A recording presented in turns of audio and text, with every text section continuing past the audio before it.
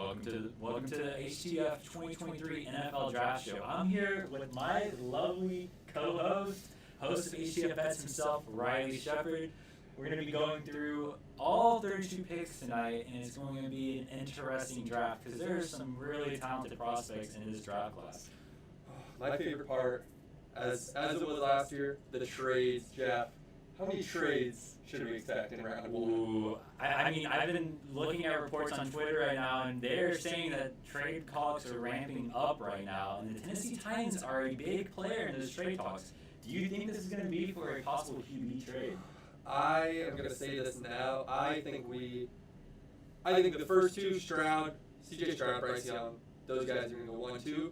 But I would not be surprised if somebody like Will Levis, somebody like Anthony Richardson, also gets drafted in the top 5, and maybe Hendon Hooker? Not Hendon Hooker. No, not Hendon Hooker. Not Hendon Hooker, unfortunately. But would you be surprised if somebody trades up, gives a haul for somebody like Will Levis or Anthony Richardson? I wouldn't be surprised. If they do choose Will Levis over Anthony Richardson, I will be surprised, but it's expected. The Indianapolis Colts having the 4th pick in the draft, everyone's projecting them to pick Will Levis. But there's some analysts in Indianapolis that are saying, don't look at the bright picture. Look at the project and Anthony Richardson, his size, his athleticism, his instincts. He showed it all at the University of Florida, and I think that he's going to prove over time in the NFL that he's a better pick than Will Levis is. As two SEC guys, the spread right now for SEC players to be taken in the first round is 11.5. Really? Do you think that would you slam the over or the under on that? I'll slam the over. Yeah. I'm feeling weird about the draft tonight because there's a lot of speculation. I mean, whether it was the diagnostics test that came out last week that kind of put CJ Stroud down under. I think that there's a lot of things that have come up, whether it's because analysts want to get their names out there, they hear something from teams, but I just have a weird feeling about the draft tonight. Yeah. The top 5 is gonna be crazy. We don't know if somebody's gonna reach on Will Levis. Like we've seen the last couple of days, his name has been circulating. Now he's the second-rated guy over Stroud. Are you reading into that Wonder League test that Stroud did abysmal on, that S2 test, whatever? Are you reading into that at all? The S2 test does not matter, and we've listened to a lot of ESPN analysts over the week go through it and say this is more of a intelligence, test-taking, test-making type of quiz that is given to QBs, but it doesn't make or break their athletic ability, whether their competitiveness, a lot of different features that makes a QB whatever QB really is. Right, and Stroud said he's not a test taker, he's a football player. Yeah, no, 100%. And we've seen it. Remember the Georgia game? Right. He had an electrifying performance against a top-tier defense that will have multiple players picked in the first round, whether it's Nolan Smith, Jalen Carter, Keely Ringo. There's a lot of Georgia defensive players that are going off the board that played against CJ Stroud in that game. Right, and I want to touch on Jalen Carter again because that is a number 1 overall type talent. Mm-hmm. How far do you think Jalen Carter is going to fall? And I might be biased, but he's only 30 minutes up the road from Apopka, Florida, and then you go up to Athens in Georgia, and everyone in Athens raves about him. Besides the 2 deaths that happened, which is a huge besides, because that is a huge situation that no one would want to anticipate or expect from a top-tier player like him. I think that he stays within the top 5. Yeah. I think that if he drops to Seattle at number 5, they have to go Jalen Carter because Jalen Carter is a stud, and there's no other interior defensive lineman in the past 2 or 3 years of drafting that have been as talented as him. No, absolutely. And that's a number 1 overall type talent in any other draft. Same with somebody like Will Anderson. That's a number 1 overall talent in any other draft class. And I don't think I've ever seen a class just with that amount of talent at the top. And I think 1 through 5, you're getting elite talent. Oh, 100%. And I'm curious, do you think at number 10, the Philadelphia Eagles go with Bijan Robinson because they lost Miles Sanders to the Carolina Panthers? Kelly's team ended up taking the NFC champions running back. Do you think that they're going to slide Bijan Robinson? We've seen, the last running back to be taken in the top 10 was Saquon Barkley with the New York Giants in 2018. It's just so hard for me to take a running back that early. We know how short a running back shelf life is in the NFL. As sad as it is, running backs are very impactful, but you can get somebody just as talented in the second and third round. And Bijan Robinson is elite talent, but I don't think you need to take him at 10 if you're the Philadelphia Eagles. I think you can maybe even trade down to 16 or 17 and get him. Maybe get an extra pick as well.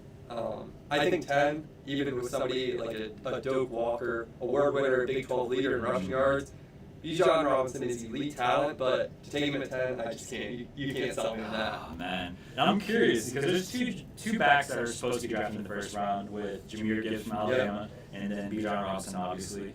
Do you see Zach Charbonnet from the UCLA Bruins possibly sneaking into the first round for a team that's hungry for a speedy, talented guy? That's a great question too, because I think the gap between those three guys, especially Gibbs and Robinson, is very slim. It's really not as big a gap as people think. So I wouldn't be surprised. I mean, I really wouldn't be surprised if Charbonnet gets taken at 29, 30. I think the Cowboys are in the mix for that as well at 26. I can see the Chargers probably sneaking in there because Austin Eckler getting up there in age and injuries have proven over time that Austin Eckler isn't indestructible. Right. I feel like they can go out and replace his draft a high-quality talent and run a 1-2-back system. They need speed in that Los Angeles Chargers offense with Jay Herbert, throwing the ball.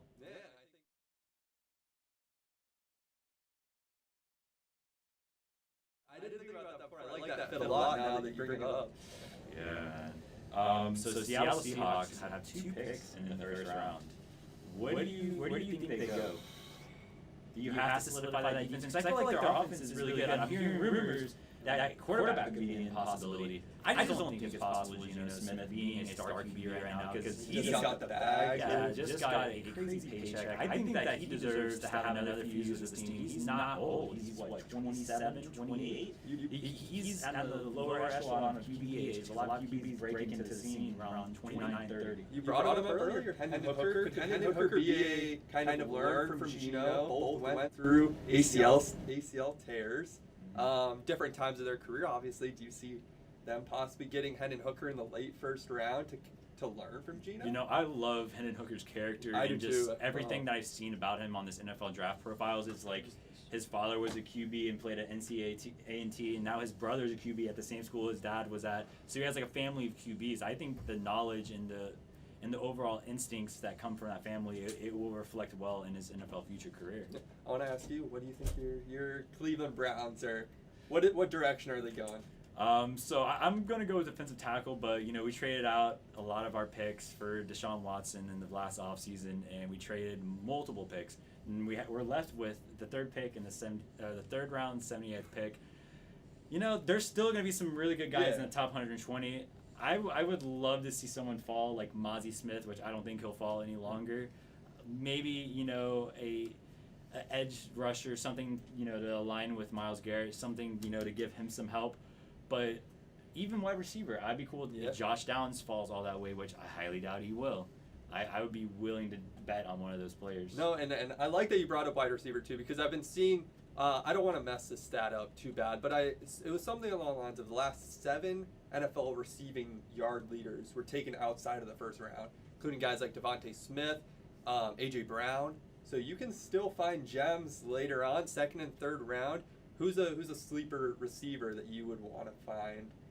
Ooh, I don't know if I would declare him as a sleeper because people are knowing about him, but I think he's going to still get chosen third or fourth out of all the wide receivers. Quentin Johnston. Absolutely. His size, man. You know about size in wide receiver room. Having Calvin Johnson, having Kenny Golladay, tall, big, athletic wide receivers that can beat their man downfield.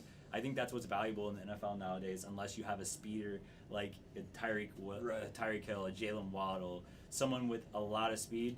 Then you need to go with someone that can dominate cornerbacks and get it over the top of the safeties. Yeah, a one-on-one, Quentin Johnston, he's just had so many dominant performances. Sadly, against my Michigan Wolverines is one of them, but that's besides the point. But outside of the national championship game, no, Quentin Johnston, he just balled out every single week just because defense was so focused on him. And I think he's a great, he's going to be a great steal later on. Mm-hmm.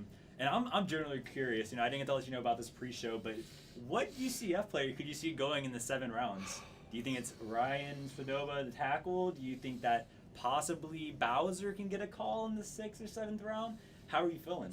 I really wouldn't be surprised if Bowser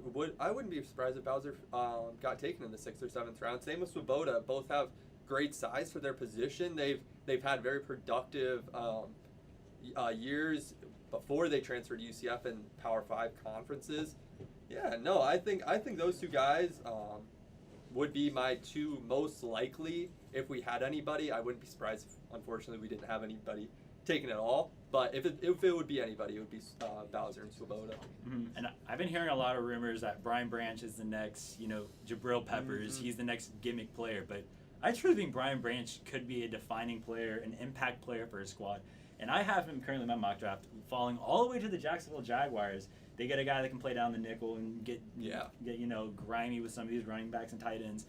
I think that safeties are devalued in draft classes. How are you thinking about that? No, he is by far the best safety. He's the best safety by a mile in this class because of how many different positions he lined up at Alabama. You talked about it. Lined up at the nickel, lined up at like a hybrid linebacker spot a few times. And I think that hybrid linebacker blitz occasionally is really where he's going to thrive because he's strong, stocky, he's tall for a safety as well, runs a 4.5 40, so he has the speed for it. Yeah. And don't forget, he played in the SEC, as a lot of people like to say. He played for a pretty good program. Over with Nick Saban. Yeah. I feel like a lot of players off of that squad are going to come into this draft like Byron Young, defensive lineman. He's probably a second, third round pick. There's a good bit of SEC defenders that are supposed to go in the top 3 rounds, which just shows the strength of being in a tough conference. Yeah, what would you say is the strongest position in this class?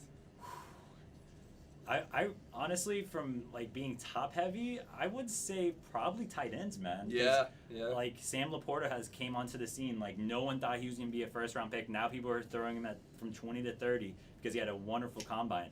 You have Michael Mayer. You have Darnell Washington from Georgia. You have a lot of Dalton Kincaid from Utah. Yeah, the man that's supposed to get drafted first. I mean, I feel like tight ends are really top heavy, and you can find some solid picks in the 3rd and 4th rounds. And if it wasn't going to be for tight ends, then I'd probably go cornerbacks because cornerbacks are also very steep. There's a lot of good defensive backs.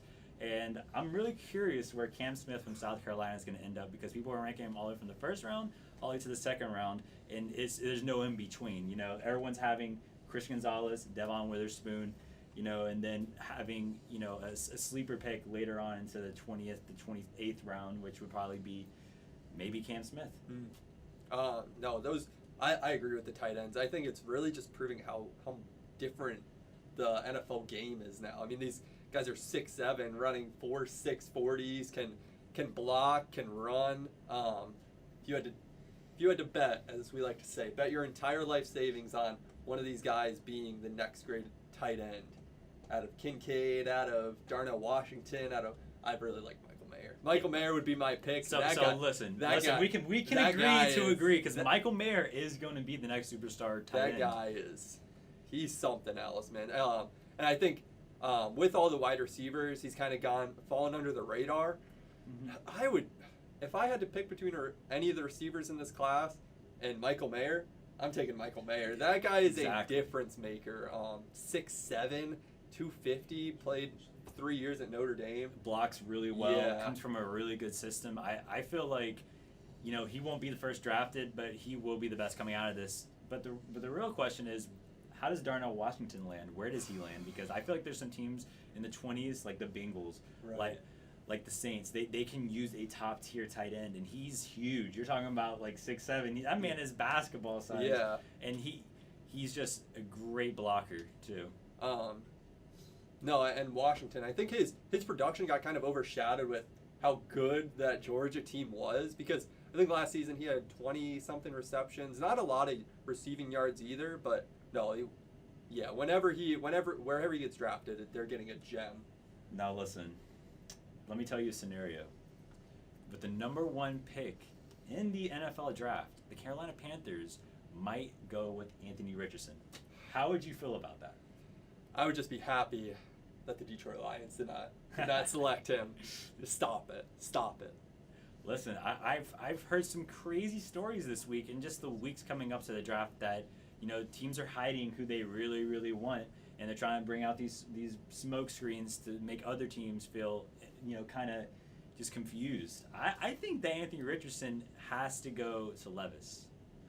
So, with our first pick in the NFL draft, we are going to bring on our favorite guest, Calijah Campbell.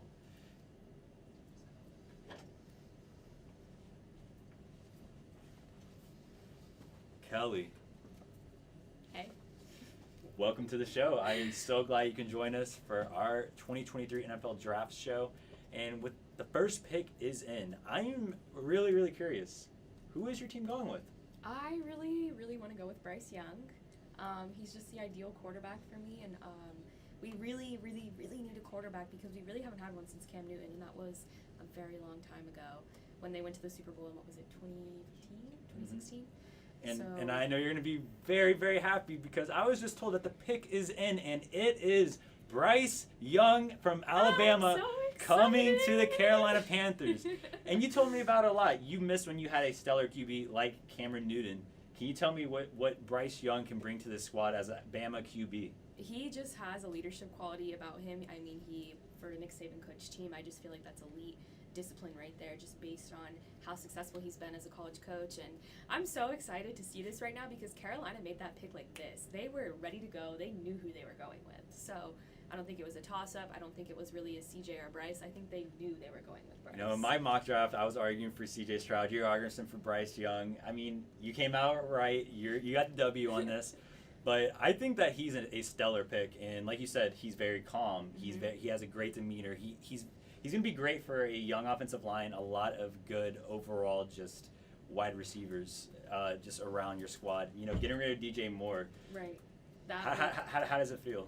It doesn't feel great, but I think we did pick up a couple good ones like Miles Sanders. So DJ Moore was one of their best receivers for sure. So they're definitely going to have to build the wide receiver room back up a little bit. But with a quarterback like Bryce Young, he's going to be able to have those weapons, and we really also need good offensive line. Yeah, you got DJ Shark. You got Adam Thielen from Minnesota. I know a lot of Minnesota Viking fans are crying about that one because they missed their boy Thielen.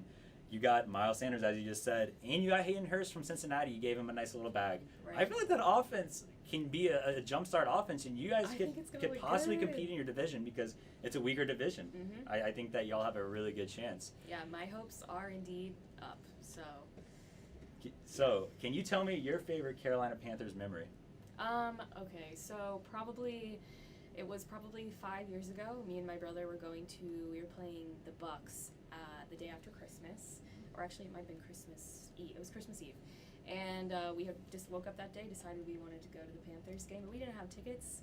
So we walked around the stadium, and about halfway through the first quarter, we bought some tickets for $40 and made it in, lower bowl. It was a great game. We came back and won, so that memory with my brother, I would say, is probably my favorite. And Cam Newton was still there, so.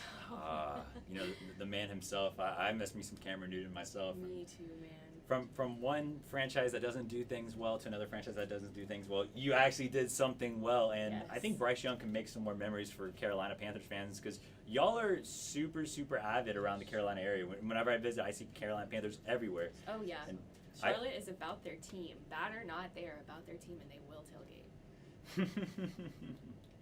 You know, I really had a feeling that it could be CJ Stroud. Maybe, do you think the Wonderlic test could have possibly, played a role into them choosing Bryce Young over him, or do you think that's all just hoopla, it's just a smokescreen, it was Bryce Young all along?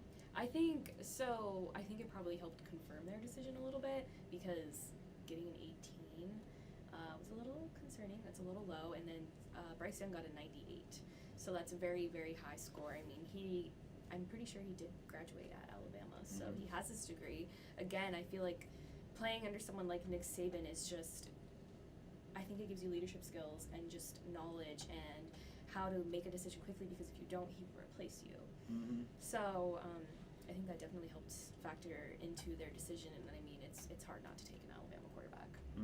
And Bryce Young was slandered on his height, on his weight, on everything. But we've seen small QBs do it in the past. Right. Whether it's Drew Brees, Doug Flutie, and he's one of the original creators, Doug Flutie. I feel that Bryce Young could be that next guy because he has that superstar potential inside of him. Right. What else do you see from Bryce Young? I, like you said, mentioned his height. People are saying he's short and stuff like that. I'm really excited to actually see how he's going to work with Miles Sanders because back in college he had a short quarterback and they were a dynamic duo. So I really think he's going to be able to get to his receivers well, pass it off to the running back well. I think he's just going to be a leader for this offense, even though he is coming in as a rookie. I think they kind of need that strong quarterback position filled because it has been so long. And as you said earlier, he's a leader, and I can only see success in the Carolina Panthers' future. You know, only 2 years ago you had Baker Mayfield as your starting QB. Now you have Bryce Young, Alabama, the young stunner, the young gunner himself. I'm so happy for your franchise because it's a really impactful, you know, pick. People were saying, oh, they should trade it. They should trade a pick that they just traded for. I'm like, why? This is just hoopla because at the end of the day, they need to get their guy, and they got him. So, you know, now coming up, we have the Houston Texans on the clock, and now they're probably throwing a curveball because they thought maybe you picked C.J. Stroud. Right. So now, do they go C.J. Stroud, or do you think that they should go defense to, you know, a Jalen Carter defensive lineman or an edge rusher and Will Anderson from Alabama? I almost think they have to go quarterback because while it would be really nice to have those great defensive players, if the defense is 3-and-out every time, what offense do they have on the field to make up for that? None. They need a quarterback like C.J. Stroud, and I think he could be super successful. He can kind of break that streak of Ohio State quarterbacks not being super awesome in the league. So that also is my concern because Ohio State quarterbacks haven't always been super awesome once they got to the league. A few like Darnell Jones and who else? J.T. Barrett. Yes, J.T. Barrett. He's so good in college, but I think he has an opportunity. C.J. Stroud is different. He's very talented. I saw even in that game against Georgia in the semifinals of the college football playoffs, he's a comeback guy, and I think the Texans really need a comeback guy right now. They're going through a lot of stuff, so it would be nice for them to come out on the other side of that. I've been hearing some really funky things about what the Texans could possibly do because I heard that they're going to try to trade their number 12 pick and move up and jump up to number 4 and number 5. And I just don't know what the reasoning would be. Maybe to secure a QB and a defensive player. I just don't know. A lot of people are saying right now with pick number 2 and pick number 12, pick number 2, go defensive player just because there's a superstar in Jalen Carter or a superstar in Will Anderson, or you know, they can go QB and then defensive player. I think they should go QB defensive player. What do you think? Here's my thoughts. If they do that trade up for the 2 and 5, do you think they go defensive player and then take Anthony Richardson at like 5 or 6?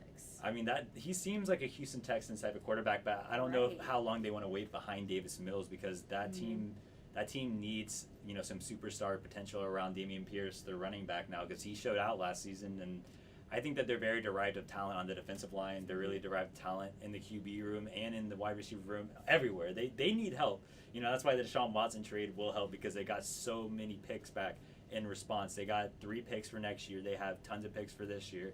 I mean, I don't even know what my team's drafting because we trade so many picks.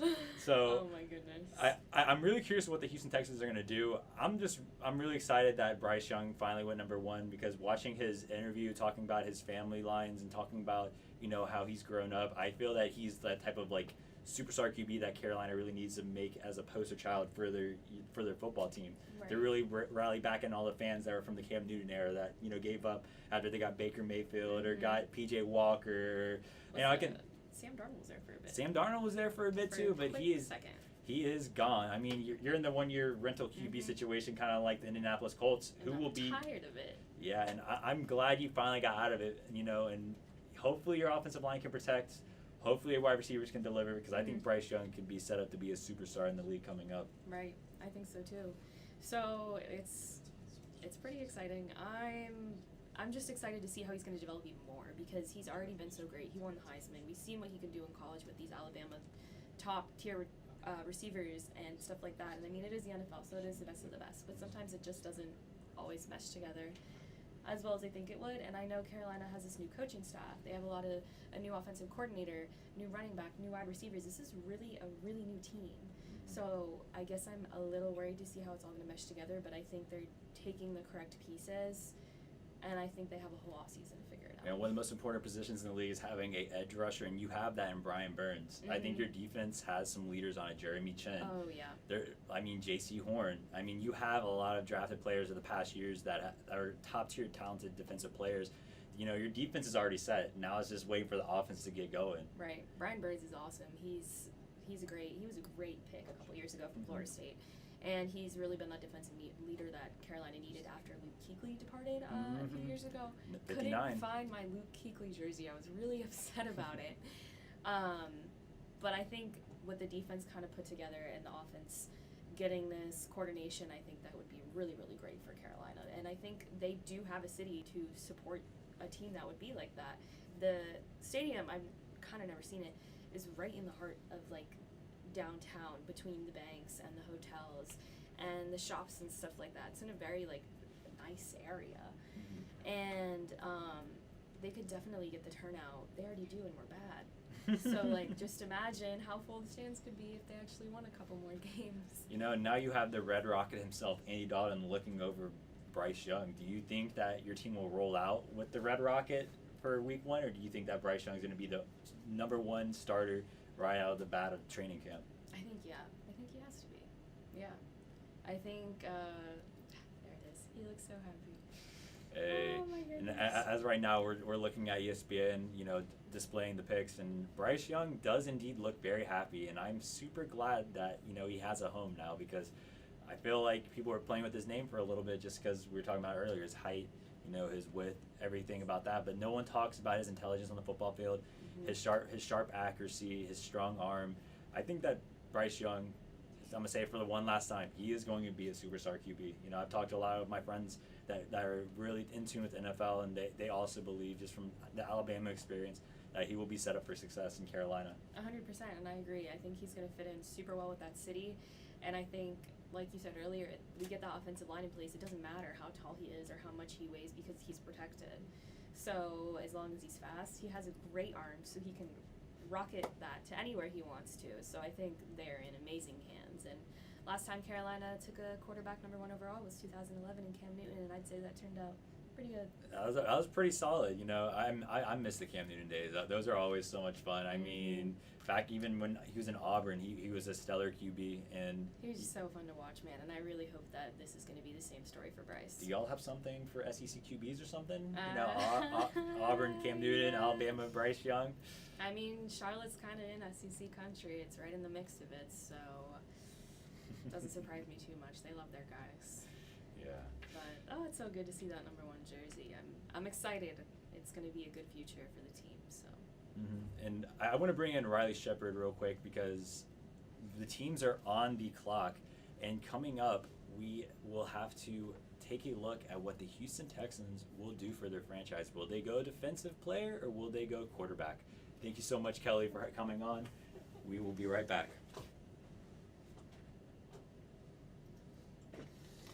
Ooh, Bryce Young.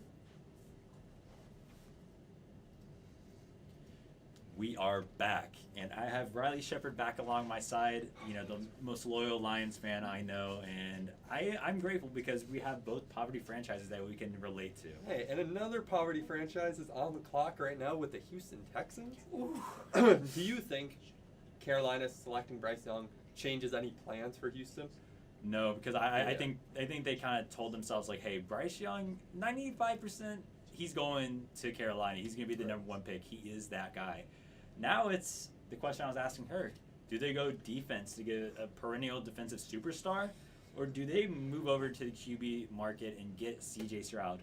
And listen, if they pick Will Levis, I will jump off of this set. I will physically leave the school of Nicholson, because that is the most insane talk I've heard all week long, that Will Levis could be the guy right after Bryce Young just because of a Wonderlic test. No, and to answer the first part of your question, if I'm the Houston Texans, I go either Jalen Carter or Will Anderson. Honestly, Really? I think they have maybe not as high of a ceiling, but it's a safer pick at 2. If Carolina would have gone a different direction, maybe I would have considered doing Bryce Young or selecting Bryce Young instead. But Will Anderson and Jalen Carter, like we talked about earlier, that is number 1 overall caliber talent. Those are difference makers, day 1 starters. So, No, I agree. I agree. So. You know, in my mocks, I've been projecting the same 2 guys to them: JSN from Ohio State, and then C.J. Stroud. C.J. Stroud number 2, and then JSN number 12. I think that's just a match made in heaven. I mean, that was his favorite wide receiver besides Harrison. You are going to be very happy to hear that the Houston Texans have selected Ohio State quarterback C.J. Stroud, number 2 overall. Nice. Okay, so, in my bets mock draft show, I had, Bryce going here and then C.J. Stroud flipping. Either way, I'm very glad because they did not screw it up this time. They did not pull a Browns. And thank you, Houston, for actually trying to rebuild your franchise. I think Davis Mills is a solid quarterback. I could see him possibly going to Johnny Jackson's Commanders, taking over from where Tyler Heineke left. And now they have UNC quarterback Sam Howell, who I don't think is an above-average starter. I don't think he's going to do much. So I could see, him Davis Mills taking off from Texans now. They move in C.J. Stroud. But do you think that they do that, or do you think that they want to keep C.J. Stroud behind him? I think they're going to say it's a competition to make it a competition, but it shouldn't be. C.J. Stroud should be Week 1 starter. Davis Mills tied Dak Prescott for the league lead with interceptions last season with 17, either 17 or 15. Nonetheless, that's still not company you want to be in for either one of them. C.J. Stroud, he could have gone for first overall. He 41 touchdowns last season, 6 interceptions, 12 interceptions over the last 2 years. C.J. Stroud is a stud. There's a reason he was a Heisman finalist last 2 years. Do you think it's a competition at all in Houston? No.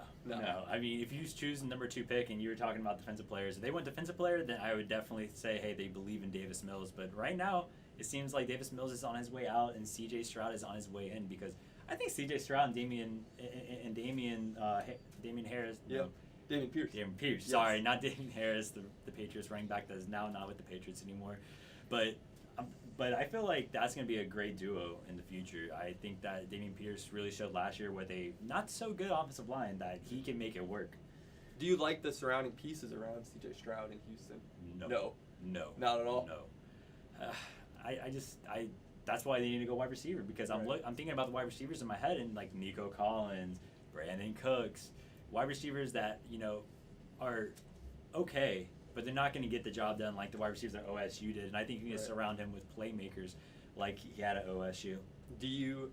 If you're the Houston Texans, do you consider taking one of his guys? You heard what I was saying earlier. Yeah. Jackson Smith needs to go to the Texans, and it's super, super straightforward. Get him his favorite receiver weapon, and then he'll make the offense float around him. The thing about C.J. Stroud coming out of the draft was, is he, ready to read defenses at the NFL level? And with the Wonderlic test coming out, proving those naysayers right, I think that C.J. Stroud needs to have a complimentary wide receiver like a JSN. Maybe they go out and trade this pick to get a wide receiver that's unhappy. Maybe a DeAndre Hopkins comes back, which I highly, highly doubt, because he did not like Houston or the organization. But they definitely have to get a wide receiver. I don't think there will be a good enough defensive player to replace a JSN pick. Yeah. What is C.J. Stroud's ceiling, in your opinion? Do you think he has Pro Bowl All-Pro talent, or do you think he's going to be a 10 to 12 year long-term starter in the NFL? I think he'll be a Pro Bowl talent. Yeah. I think he will, and only reason that it wouldn't go that way is because the franchise around him kind of collapses. We've seen in the past, Houston Texans aren't the most reliable franchise. I'm talking from a franchise that's not reliable, so don't take that too personally, Houston Texans fans, aka Jeremy Brenner. But I think this is a great pick for them, and it was the total value pick if they weren't looking at defensive players, because C.J. Stroud is better than Will Levis, is better than Anthony Richardson. Oh, absolutely. Now the real question is, Will Levis or Anthony Richardson? You talked about the smoke screen. I think a lot of this, C.J. Stroud potentially falling farther than 2 was just, was just the Houston Texans kind of trying to stir rumors up, trying to possibly get a big trade package in. But they made the right pick. And I think Will Levis and Anthony Richardson, I think Levis will be a top 10 pick, but Richardson should not be top 15, maybe top 15. Really? I highly disagree. And we don't have many tapes or many games to go through for Anthony Richardson, because he did not have the best career. But also, I can't name another guy besides Osiris Torrance, the offensive guard from Florida, that is in the draft this year or draft eligible. I don't think that you know, Florida's offense played to his strengths at all times, and I think that he could possibly be one of those guys. You know, coming up, you know, I'm going to be replaced here by Nate Marrero, and I'm excited to see what the Arizona Cardinals do with their pick because, actually, switch it up. We are actually bringing on Grant Wheeler. Throw the audible in. The man, the myth, Grant Wheeler is going to hop on set to take the pick. And the Cardinals pick is in. So, Grant, walk on up and tell us who the Cardinals should be taking. Grant with Bryce Young, CJ Stroud, a lot, you know, the top 2 picks that a lot of people figured for a long time. Do those 2 picks change any plans at number 3? You know, they could. Now, I understand Kyler Murray, they just signed him to an extension, right? So, why would, I don't know why they would get rid of Kyler Murray per se, but the Cardinals, they could draft a QB and start over again, but my gut is they may draft a high-level skill position guy and stick with Murray for the long term, at least foreseeable future. What is the best pick for Arizona right now? They can go for a wide receiver. They can go for a skill position guy, maybe a tight end. Wow. Yes. Do you think they would go receiver at 3 instead of guys like somebody like, we talked about it, Jalen Carter, Will Anderson? Do you think they go receiver instead? So Jalen Carter, I would suggest him, but with all the off-the-field issues with him, he's probably going to go down probably towards the top 10. Right. That's my guess. Who is somebody like that? You mentioned a receiver. What is the best receiver available for them to go at 3? You know, it's tough. This draft's got a lot of great receivers. On my list here, honestly, Jordan Addison. Out of USC? Yeah. What do you like so much about his game? You know, he had Caleb Williams last year, right? That Right. obviously helped. So he had a great quarterback throwing him the ball. He had, you know, consistent production last year. Has a lot of quickness in open space. Was able to make catches outside his frame. However, not a consistent basis. Worst contested catch rate in his class, which is a small sample size, but that's something worth noting. Sorry, I didn't mean to cut you off. The Arizona Cardinals have traded the number 3 overall pick to the Houston Texans. Houston is back on the clock. Well, my AFC South rival. You know, this is a franchise that's kind of in turmoil right now. Quarterback-wise, it's a mystery. Davis Mills is obviously not the future there. We know that. Right. The team itself really, like, it's not, like, super bad, but, like, they're still in a rebuild mode. And obviously a new head coach coming in. That's going to be a question mark to be answered. But Right. I think quarterback, they could go for a quarterback here. They could go for maybe they get Anthony Richardson. So, Maybe they do. So the Texans traded up from 12 to 3 to select Will Anderson, edge out of Alabama. What do you think? You know, for defensive purposes, that definitely alleviates their front 4 and their pass rush. But, you know, I'm surprised because quarterbacks are the most important position. And they're not going to get a throwaway. Will Anderson with the sack that will end the first half. Tony in motion. They should have had these drafted. Trask set to throw. And he is not going to get it. And he fumbled it as well. And Alabama's got it at the 10. 2 of arguably the most important positions in Tim Smith. Current day and age of football. And that's Tim Smith, the true freshman. He knows the Oh, I football. just realized they drafted CJ Stroud. Come on, Grant. My Get into bad. the pro, Grant. No. What do you think? What would you grade their draft right now? So far with CJ Stroud and Will Anderson, probably a B+, A-. Yeah. I know Stroud, that test, he didn't score high. Now, granted, players who don't score high in that test usually don't pan out, though. That's something worth noting. And Ohio State really isn't OSU, isn't really quarterback U. I mean, that university hasn't really produced many quarterbacks in the NFL at a high level. Stroud may be the difference, though. He may prove them wrong. So. Are you reading into that test at all? A little bit, because again, players who don't score well on it usually don't turn out well. But maybe Stroud, maybe he's the outlier. Maybe he'll make a difference. He did go on. I mean, he did say he's a football player, not a test taker. I think it was kind of just a little blew it out of proportion a little bit before the draft. But to put it in perspective, Bryce Young scored a 98, and C.J. Stroud scored a 15. You know, guys like Will Levis scored in the 90s, lower 90s. I mean, I don't have the entire haul for what Houston gave up to trade up to 3, but it has to be a lot, right? They probably gave a lot of assets. And do you think it's going to pan out with getting Will Anderson, getting C.J. Stroud. They jumped from 12 to 3. So it should pan out, but again, the C.J. Stroud thing, that kind of concerns me. But if he overcomes that, then yeah, I think it's going to work out for Houston. I really do. Yeah.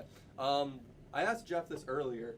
What do you think Stroud's ceiling is in the NFL? And I don't think telling somebody they're going to be a long-term 10 to 12-year starter, maybe you get a Pro Bowl in there, 1 or 2. Do you think that's Stroud's ceiling, or do you think he's an all-pro kind of long-term star quarterback? Well, he's a great pocket passer. Right. So that's definitely big for me because, if you're a traditional drop-back passer, that's going to go a long way in the NFL. But, again, the whole test situation. But if he's mentored right, if he has good coaches around him, good coordinators, if he's in a good system, he may thrive and maybe last 7 to 10 years, 7 to 11 years, and he may have a quality career.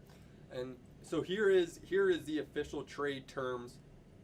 The Houston Texans are sending picks 12, picks 33, a 2024 first, a 2024 third-round pick to Arizona for number 3 and number 105 this year.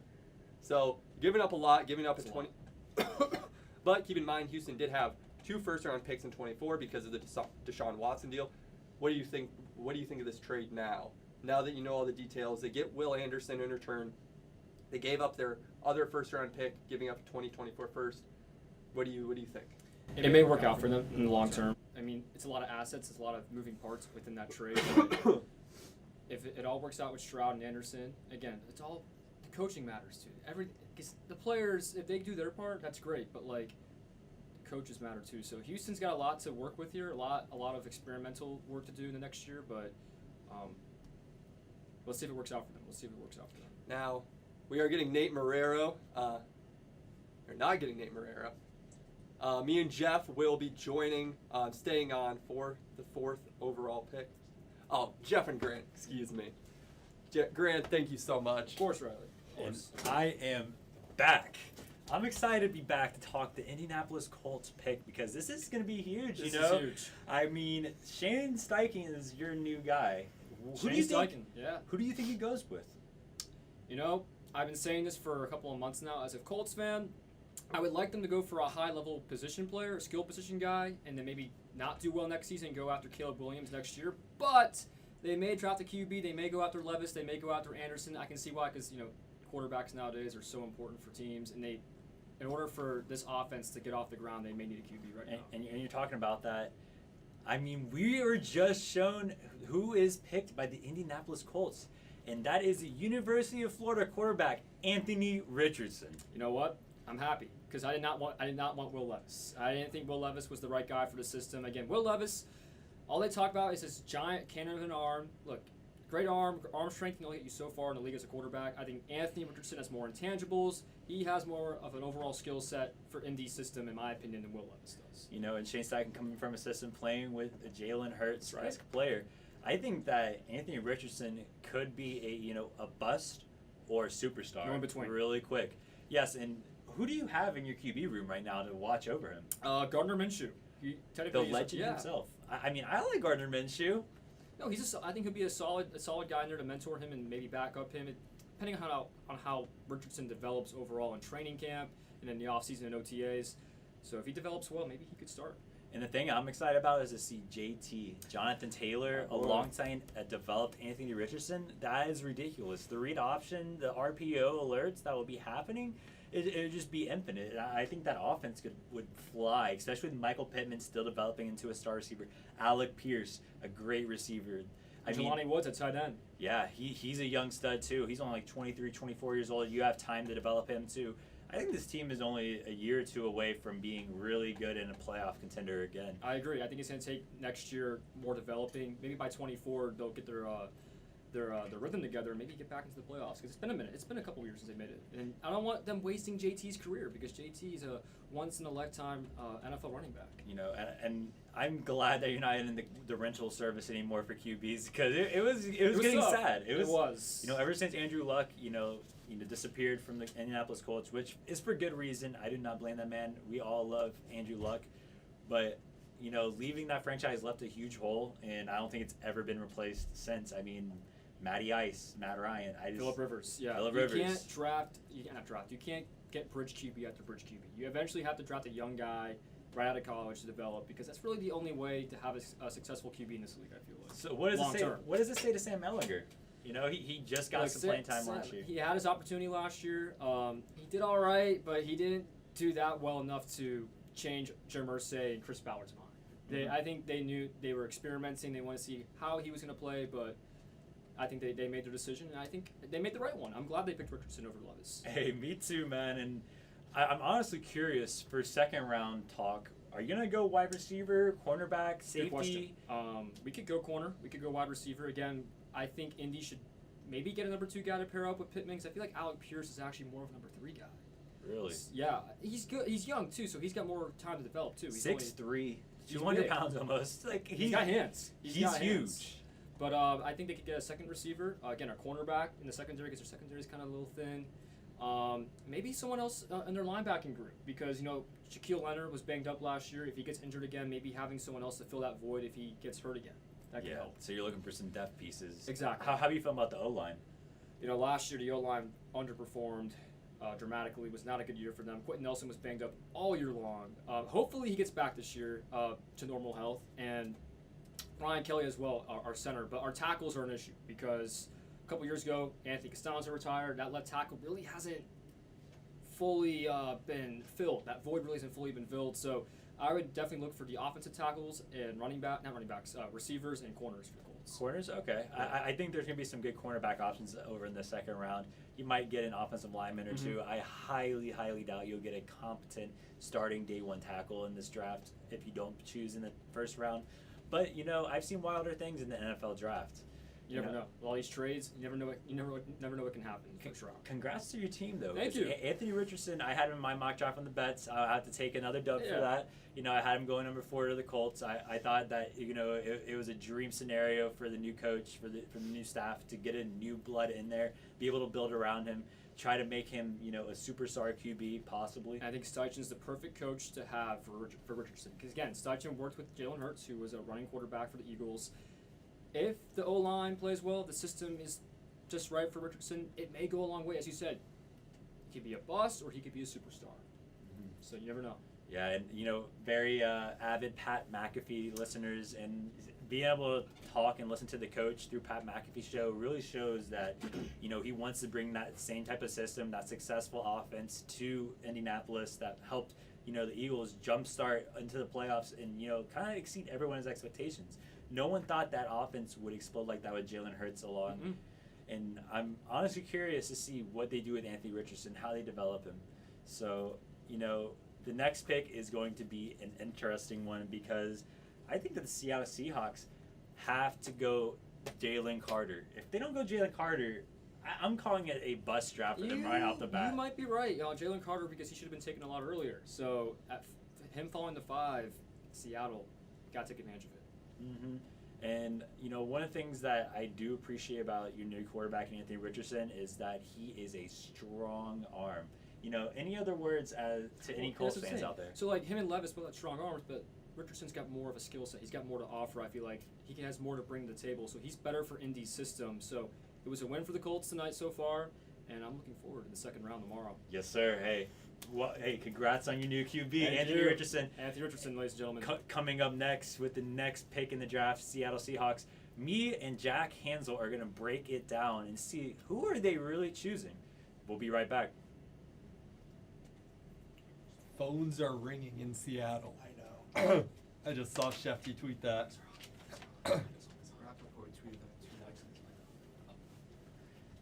And as you can hear in the background, Riley is saying the phones are ringing, and that's good news, because I know you don't want to see a fellow NFC team do any type of work.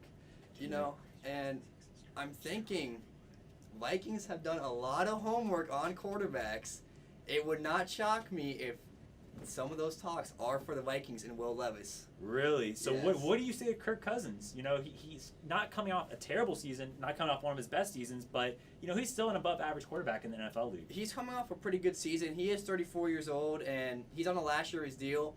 And to be honest, I think what solidified his fate is throwing a 3-yard pass on 4th and 8 in the playoffs. If he didn't throw that pass, he might got a contract extension. I think that solidified it. Yeah, and if the Seattle Seahawks do stay in this pick, I highly, highly suggest that they go edge, defensive tackle, or O-line.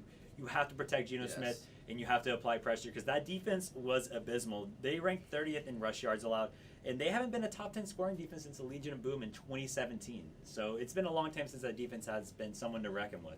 Yes, that defense, the defensive line, as you said, has been really bad. The rushing defense was not good in yards per carry, yards per game, and no statistic. Their pass defense, their secondary is young, good. They got they got Devin Reed, Devin Bush, and whatever's left of Bobby Wagner and linebackers. They need some defensive line. And I think Jalen Carter, if they do keep the pick, he's the best player on the board, so he's the clear value pick. And I was saying earlier, only 30 minutes up the road from us from Apopka, Florida, Jalen Carter. I really think that he could be another Warren Sapp-esque player who's another Apopka born, raised player. Warren Sapp took a fall in the draft because of draft day news from things of that nature, and Jalen Carter is kind of suffering the same fate right now. Do you think that Jalen Carter could possibly fall past the Seattle Seahawks if they keep their pick? Yeah, I mean, the Jalen Carter stuff, there's a lot of teams that are worried with him just because of all the off-field issues. Now, I don't think Seattle will be that team just because Pete Carroll's been there for a long time. They have such an established culture that I think they could take anyone, and they've been known to take players that have had a little troubled past. So I think they could really take anyone and mold them to fit the culture and be a good, abiding civilian. And with all the talent Jalen Carter has, I think it's pretty clear that Seattle should take that. And we have about 2 minutes left with the pick, and I'm curious, do you think that Tyree Wilson, the edge from Texas Tech, the long man himself, do you think that he could possibly jump Jalen Carter in this 5th pick? He's the one that could. He has the size and athleticism is just off the charts.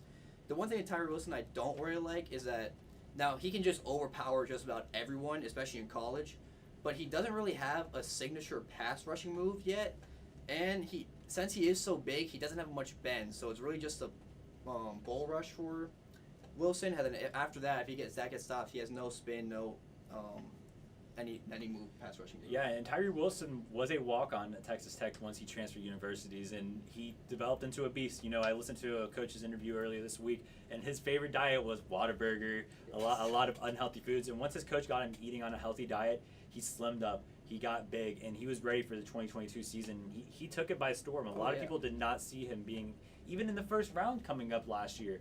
Now he's a possibly top 10 pick. I'm generally curious if he will be a top 10 pick because his production. He's an absolute lock for top 10. You're locking it in? Locking in for top 10. Locking it in? Okay. I think the lowest he goes is down to Atlanta, who needs a pass rush desperately. But what is he, like 6'7", 240? Like, the size is off the charts. The athleticism is off the charts. And like I said, in college, but even in a great conference with great O-linemen like the Big 12 is, he has so much size, so much athleticism that he just bull rushes every single lineman and just runs them over. He can defend the run. He's raw against the pass, but with just how athletic he is, he can still play good pass rush as well. And I've been hearing a lot of reaching in, the upcoming picks, and I heard Nolan Smith is a name from Georgia that could possibly sneak into the top 10. Do you think that is total baloney, or do you think that's a possibility, the Georgia edge? I don't really love Nolan Smith as a top 10. I think there's a lot more value on the board. I would have those two defensive linemen over Nolan Smith. And I'm quarterback. Like, they've just paid Geno, but they're really only locked into Geno this year. I would even go a quarterback before I go Nolan Smith at number 5. And then you have all the corners that are good. So I don't see Nolan Smith getting a top 10. I think there's plenty of value still. Yeah, and my studio behind me is saying something important is happening right now. I'm trying to see what that is real quick. But wow, that's a shocking pick, actually. So from Illinois, before even cornerback Christian Gonzalez is gone, cornerback from Illinois, Devon Witherspoon, is now a Seattle Seahawk. And that's not something I saw coming. It's not something I saw coming, especially with the emergence of Tyree Wilson last year. But Witherspoon is probably the most technically sound corner in the draft. He's definitely the best press man corner in the draft, which is Legion of Boom vibes where they press up, they're big and long. Christian Gonzalez obviously had the athleticism, but I think Witherspoon is better at just fundamental cornerback. So I had him as my number 1 cornerback on the board. I just did not expect that. With Morgan throwing it deep here on the first play of the drive. Yeah, and that's why I was leaning so hard for defensive line, because you gotta alleviate the pressure on your secondary. That's not getting things done. I mean,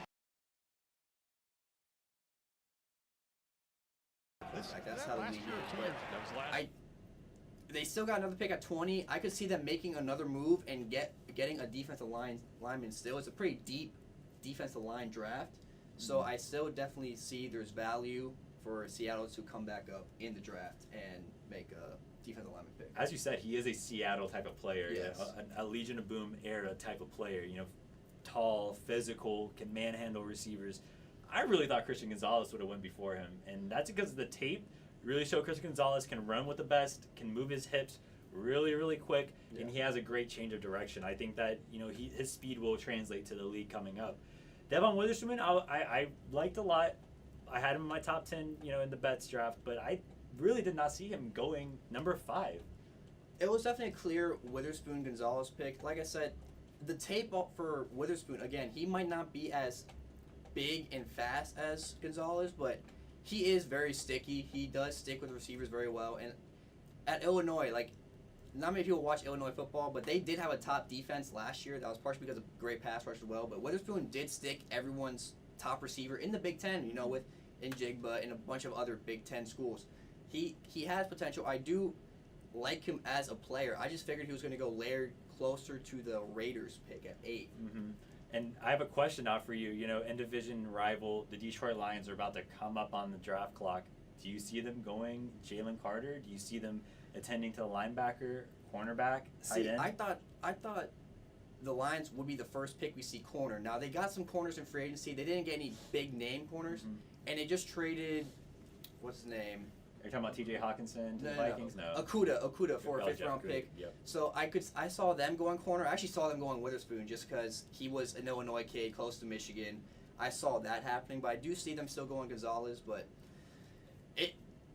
I mean, Jalen Carter is the best player on the board. It's pretty hard to deny a pass rush of Jalen Carter with Hutchinson. Can I throw you a crazy question real quick? Will they draft a tight end at this spot? No. Is a tight end worth this pick? No, not at all. No? And I tight end. The defense has plenty to work on. They were one of the worst. They were probably the worst defense last year. So you can go any direction here. Offense was explosive. I think they'll be fine. Cornerback, Jalen Carter. I think I'll be all good. All right, awesome. Well, thank you for coming on. I'm excited to see what your Vikings do upcoming tonight. And we'll be right back because the pick is about to be up for the Detroit Lions, and I'll have the homer himself, O'Reilly Shepard, back on with me. Thank you, Jack. That's crazy.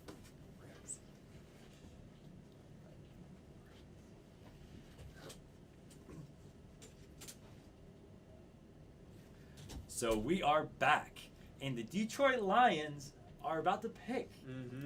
Who are we riding with, especially with Jalen Carter falling? That would be ridiculous to put him next to Aiden Hutchinson, next to James Houston, next to Josh Pascal. A lot of edge rushers that you just added this past year. I think that young defensive line could wreak havoc in that division. Yeah, and Jack kind of touched on it a little bit.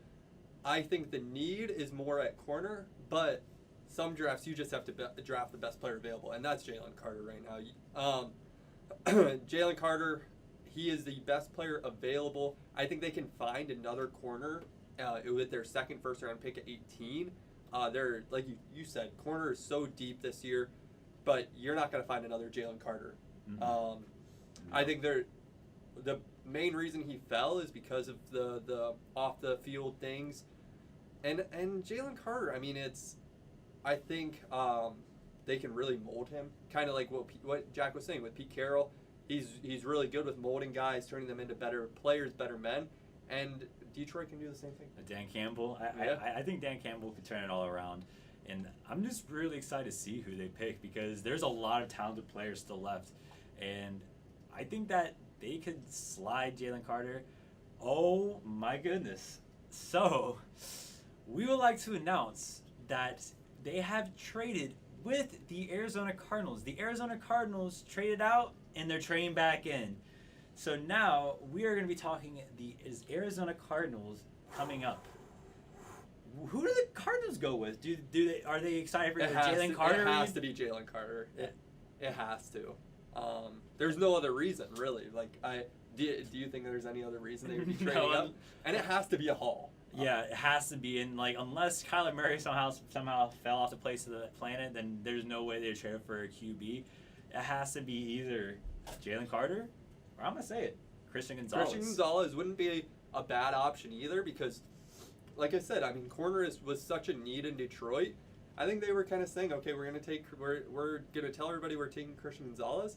That's when Arizona came ringing, said no, we want, and I think it could have also gone the same way with Jalen Carter.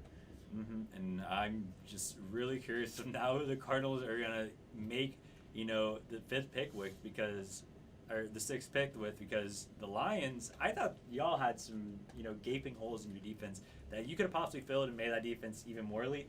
Now, I'm really interested in who you're going to be getting back in, compensation. It is the 6th pick for the 12th pick and the 34th pick.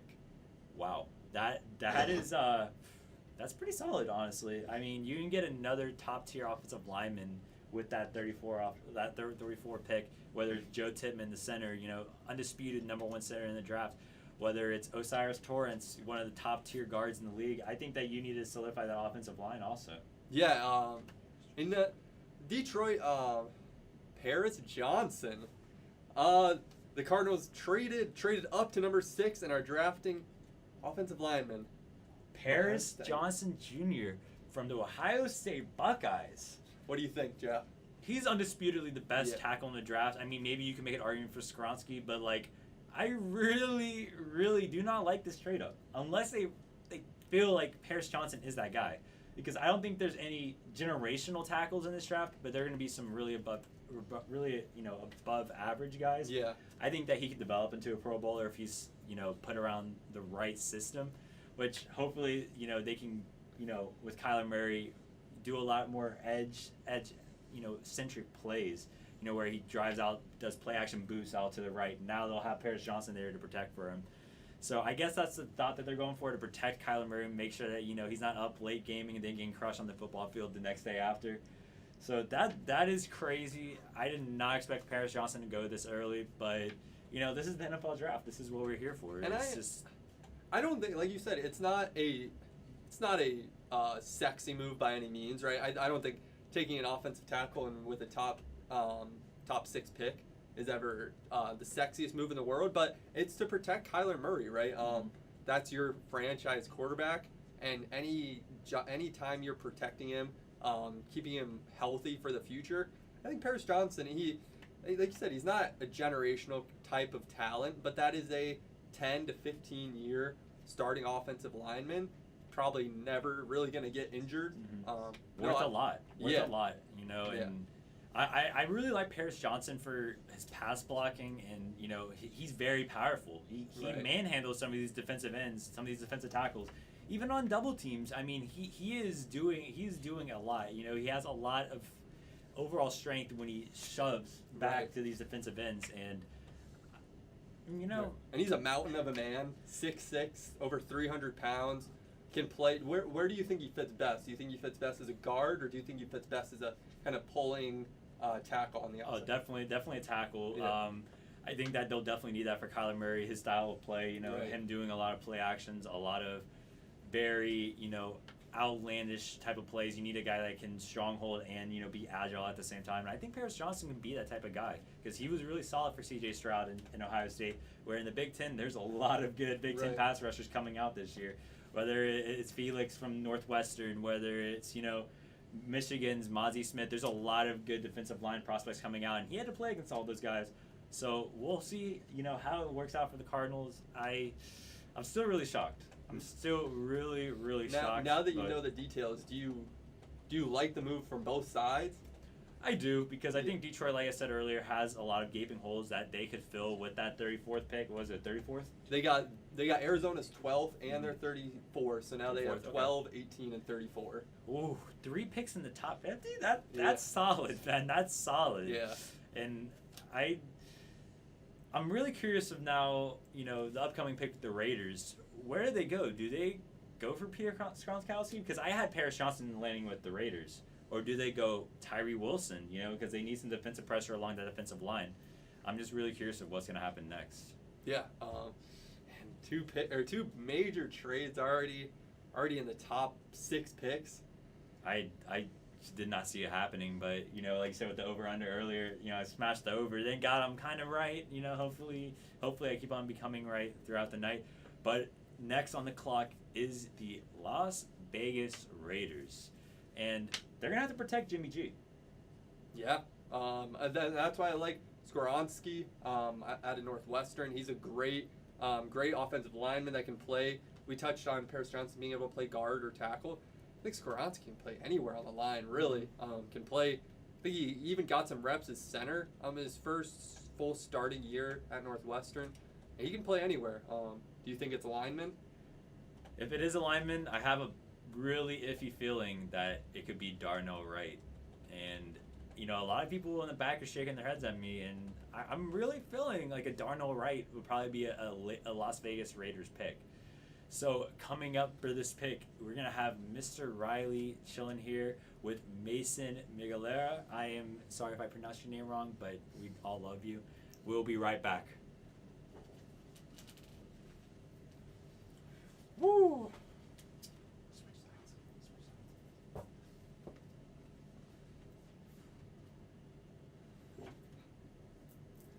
Mason, your team? Not your team. Not really my team, but I'm here to talk about it. I was wearing a Dolphins jersey, or not jersey, a jacket earlier, but this green screen behind us, it kind of bled through, so I had to change into this ugly yellow little. I don't know what's on the back here. Can someone tell me? I don't even know what's on the back. You got a little tiger or something. Some kind of fox. Okay. Some kind of feline. We're gonna let it go. But yeah, we got the Vegas Raiders. What is their biggest need? I think that their biggest need is going to be on defense. Honestly, I know they got to protect Jimmy G, but this defense was not very good last season. Yeah, I mean, who do they have? They have just like Max Crosby. Like that's pretty much it. I mean, I'm looking at it right here, and their cornerbacks, they ranked 28th in pass yards allowed last season. Not good. No. And then their defensive line was ranked 30th in sacks for the entire season. So that is also not very good. So that defense needs to improve. I understand that it's important to protect the quarterback, but who cares? They need to get a better defense because Jimmy G is not going to be there for a very long time. So. And do you think? I mean, we've been saying their names all day. Do you think it's Christian Gonzalez or oh no, they're Carter? they're going Jalen Carter. Jalen Carter? I think so. I mean, it kind of fits the Raiders kind of, vibe with their first round picks, They get one and he kind of just does something bad. And, well, Jalen Carter's already done that. He's had a very big situation that is the reason that he's dropped this far because he is an absolute raw talent. Mm-hmm. Like, he is a beast on the defensive side of the ball. So I think that the Raiders are just going to do Raider things and pick up this guy that has some history off the field, but they're just going to, go with that. And I mean, tell me a little bit more about Jalen Carter. What do you like so much about his game? I mean, he is so quick off the ball. I mean, first and foremost, his strength and power are just his most noticeable features. I don't know if you guys have ever seen this dude, but he is a monster. Right. Like, he is absolutely huge. He's going to bully any offensive lineman that he comes up against. I mean, it's just going to be a nightmare for that offensive line and then for that quarterback, whoever he's going after. So, but yeah, as we talked about, I mean, he's got those off-field issues. But I think, as I said, the Raiders are just going to kind of ignore those things. Do you think it's anything to really worry about going into his rookie campaign? No, because I think he's going to learn from those mistakes, and he's going to realize, all right, I'm big time now, and he's going to do the right thing. I don't think he's going to turn into any of those former first-round Raider picks that we're just not even going to talk about. But, the Raiders are going to Raider, so, I mean, who knows what they're going to do. What is the Raiders' ceiling next season? Oh, man. With Jimmy G as their quarterback, I don't know, like 7 wins maybe. I mean, that division is really tough, too. I mean, they got the Chiefs and the Chargers and the Broncos. I mean, you never know what they're going to do. Yeah. But, I think that's going to be a tough year for those Raiders. So I think drafting a big-time defensive player who he will mature as time goes on. So I think that is kind of... I think that's their best bet. What do you think their best bet is going to be? I said this earlier. Like, Jalen Carter is number 1 overall talent. Mm-hmm. He is. If it wasn't for the things we've touched on, he would have gone first overall most likely. Tyree Wilson is the edge out of Texas Tech. Wow. Tyree Wilson, not Jalen Carter. We're just gonna that's gonna be our guy tonight. He's just gonna. When is it gonna be Jalen Carter? Mason, Tyree Wilson. Did it come as a surprise? Yeah, I mean, I honestly didn't even have my eye on him, if I'm being completely honest. So I'm trying to look for him here in this little draft sheet that we got. Oh, there he is, out of Texas Tech. He is 6'6", 271 pounds, pretty big guy. Fairly traditional play style. His size is what sets him apart. I mean, he's surprisingly quick as well for his size. His run stopping is good. His pass rush technique is absolutely phenomenal. And as an edge, he's an edge, but he's going to play more as a defensive end. And then creep through for a moment, and that comes out. And it looks like Tech's going to get He finds his way through the hole, but as he gets spun around, here, watch as he gets turned around, the hit then drops him right to the ground. Ball pops right into the defender's arm. Which comes in motion. Flea flicker back to Martinez.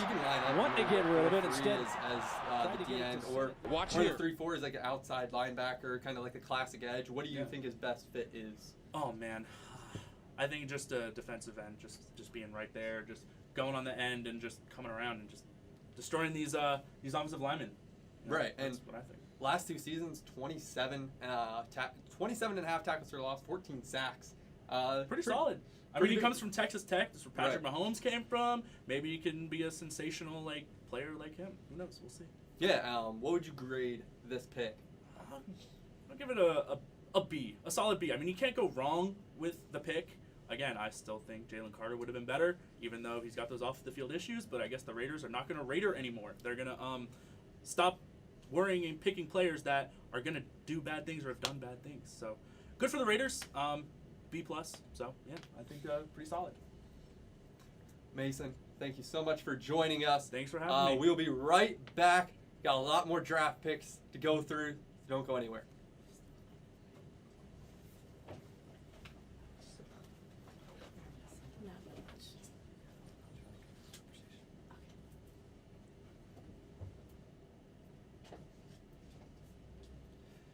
We are back, and I have Lexi Zolo in the building, and we are going to go through the Atlanta Falcons pick that is going to possibly be in soon. You know, we have our analysts on the side right here letting us know what is happening, but they are on the clock right now. And honestly, if I was them, I would go Jalen Carter. They were talking about Jalen Carter a lot. I think Jalen Carter, he would be a blockbuster pick right now. I mean, no one thought he would drop this far. You know, I had a little birdie in my ear past week with my buddy Chris, and he kept on saying, watch him drop. And I just no, because he's so talented. But now the Atlanta Falcons are coming up. They need a lot. They need a quarterback. They need a cornerback. They need an offensive guard. They need linebackers. They need edge. I just don't know where they're going to go here because they still have Will Levis, the Kentucky quarterback, on the board. They could possibly draft to have Desmond Ridder watch over him, and then hopefully he can take the reins from Desmond Ridder because that offense was not sliding with the QB position at all last year. Lexi, I know you've taken some notes. You've done your studies about the Falcons. What can you tell me about this team? I know that they need just about everything. I'm really hoping they go with Jalen Carter because, I mean, he's from Georgia and he's really big and he's a great defensive tackle that we need. But if they choose to go more offensive, I'm really hoping that they go with Peter Skoronski or Paris Jr. Paris Jr. as well, or Paris Johnson. It's all good because he just went off the board. So now you're left with Peter Skoronski, which I think would be a solid pick for y'all because he is a big-time boy from Northwestern. He is about his business, and I think that you need any help anywhere with the Atlanta Falcons right now because things are not looking too hot for the talented squad. I mean, you just picked Kyle Pitts from the University of Florida last year. He was a great tight end in the league for a rookie year whenever he did play. I think that, like you said, Jalen Carter would be a super, super solid pick. And, you know, I'm really curious. Do you see them going quarterback at all? Or do you think you ride out this year with Desmond Ridder as your quarterback? I think they can ride it out this year with him as the quarterback. I think they'll be okay. He only has 1 year of experience so far, so you can't really throw him in the dumpster just yet. You know, he had a below-average season, not the best season, but there are also a lot of dysfunctional things going on with the Atlanta Falcons franchise, whether it's with coaching schemes, with, players leaving, Calvin Ridley getting busted for cheating. That was crazy. And I can't imagine losing your star receiver for a whole year for sports betting on a sport, that he didn't anticipate, to get punished for. But I'm wow. My side analysts have just said that the running back Bijan Robinson out of the Texas Longhorns is now an Atlanta Falcon. Oh my gosh, I was not expecting that. And I was talking about this earlier with my buddy. I thought Cordell Patterson's getting up there in age. They have Al Greer they drafted last year. They have a few guys like Caleb Huntley also that were drafted just last year. I did not see them going Bijan Robinson. That is a massive second down and goal at the 1. Here's Robinson and walk into the end zone. First down and long. Like my former Card sideline. He's got it. Bijan Robinson got picked. With the 8th pick in the draft, I did not see a running back going this high. No, I didn't. I honestly wasn't expecting them to go with a running back because running backs are easily replaceable. I feel like, so I was expecting them to go more defensively because that's what they need. I feel like more than second and long. Yeah, like you're saying, it's hard to replace a defensive lineman. And we had Jalen Carter. Jalen Carter. What are we doing? I don't know, but that is the Atlanta Falcons right there. I am so honestly confused by this draft. Trading up to get Paris Johnson Jr. and now the Falcons picking. I thought he was actually going to fall to the Eagles, and I thought it would have been a dream made in heaven. But now he is a Atlanta Falcon, and he's going to be, possibly a guy you have on your jersey someday because he's going to be a superstar. I think he is defined as a superstar, and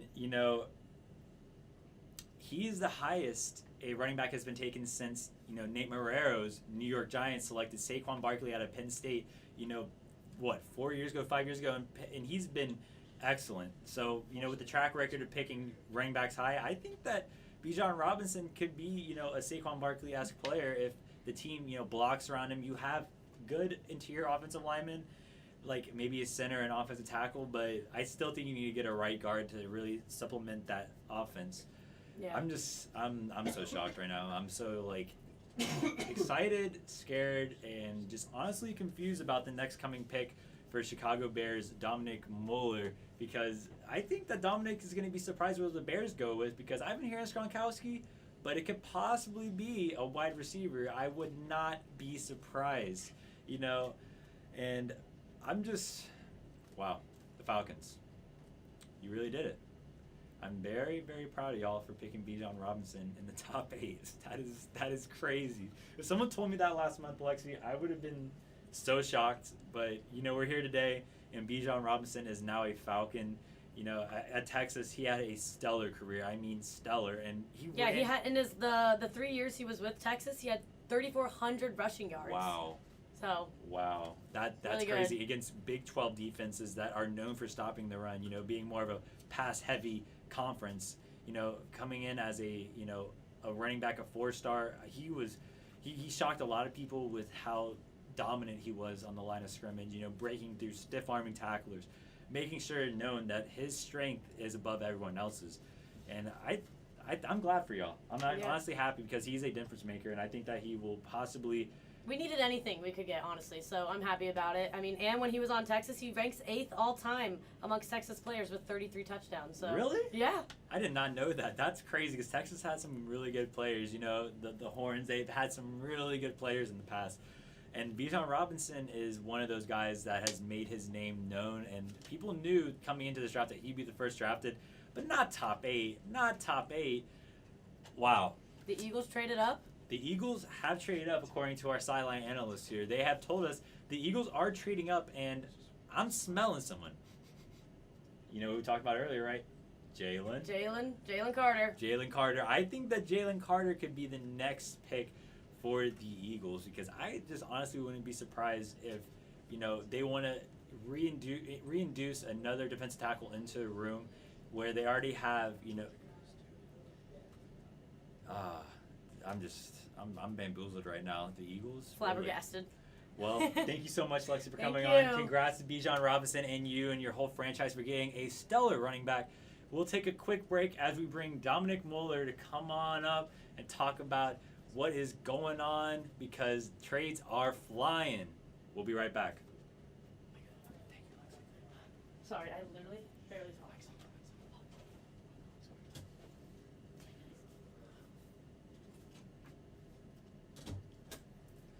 Dominic. Jeffrey. What is happening in this NFL draft right now? You know, I was stoked coming here because I was like, you know what, the Bears are going to take Jalen Carter or, Jackson. I want a superstar on this team right now. I didn't want them to take Peter Skoronski, Peter Griffin, and it looked like they were. Like, I'm not going to lie. And they said, you know what, see you later. We're not even going to draft right now. We're trading out of there. So now the Eagles take our pick, and it's even worse. Well, yeah, it's a no-brainer. I mean, it doesn't take a brainiac or Albert Einstein to know that one. The Bears were supposed to take Jalen Carter, and guess what? The Eagles just took him. I mean, I just don't get it from the perspective because I'm pretty sure teams know going in who's going to get picked after they trade their pick away, and now Jalen Carter. I mean, I think the Eagles, they have a lot of good players on their defense. I mean, they have Jordan Addison, Georgia Bulldog from last year that they drafted. Now they're bolstering that line. They had Fletcher Cox, better. Works right inside. He's almost on his way out. I think that Brandon Graham and a lot of these other guys. The ball is out. Georgia's got it. And they're going to continue, emphasizing being a strong defense up front and then talking back, taking up the ball. Their first down. Georgia bringing pressure. Because we've been taking all the Eagles' defensive secondary and all their players in free agency. I mean, we got a lot of cap. We're the rich kid on campus right now. And they just took our pick. And I think it's a great fit for the Eagles. I'm not going to lie here. Jalen Carter's a great defensive lineman. My bad. Defensive lineman, and for the Eagles, they needed that. They were losing everybody. They were dropping like flies. Their whole defense was gone. But Jalen Carter's a great young guy. Yeah, and if we can talk about your Bears a little bit more, please, I love it. Doing some draft scouting about them, they needed a good bit. I mean, they needed to protect Justin Fields. I mean, last year he threw for 60%, 2,242 yards, 17 touchdowns, and 11 interceptions. But that man was sacked 55 times. That is crazy. What? 55 times? I mean, he would have had to been throwing a centimeter off the ground to make any completion going. No wonder he was running the ball half the time he was running for his life. Yeah. I think it's a tale of two takes right here. Jay Fields, and I'm going to say this live, they're going to make the playoffs. They're going to make the playoffs this year. And with the upcoming team making a trade, the pick is in. So we'll be right back, and then we'll have Luka and Eliana on to tell you about their team, the Eagles draft pick. We'll be right back.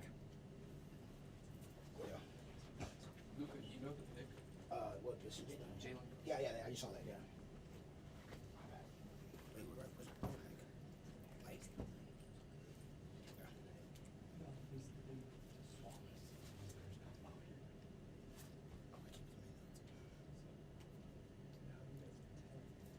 And we are back, I guess. With the Eagles' number 9 pick, they do take Jalen Carter. We already have Jordan Davis over here at the Eagles. So go ahead, Eliana, tell me, how much does this pick mean for us? He had talked about earlier how he would want to come to Philly because of Jordan Davis, his former teammate. How does this make our team better? I think it was interesting because we didn't expect Jalen Carter to be picked not so low, but y'all slept. We were not expecting him to be a viable option for us. So I think this is really important. We were talking about in the hallway. I mean, the Eagles are an old team, We got some oldies, old heads, I know, but I think it's good that we got Jalen coming in. I think it's gonna be really good for our season. Definitely some assets. No, exactly. And we had honestly multiple options. We could have went with Bijan Robinson if the Falcons didn't take him. Yeah. No, exactly. And we also had the corner from Gonzalez, the corner from Oregon, who was an elite corner this year, the Pac-12. So honestly, I think it was an all-in-all good draft for us.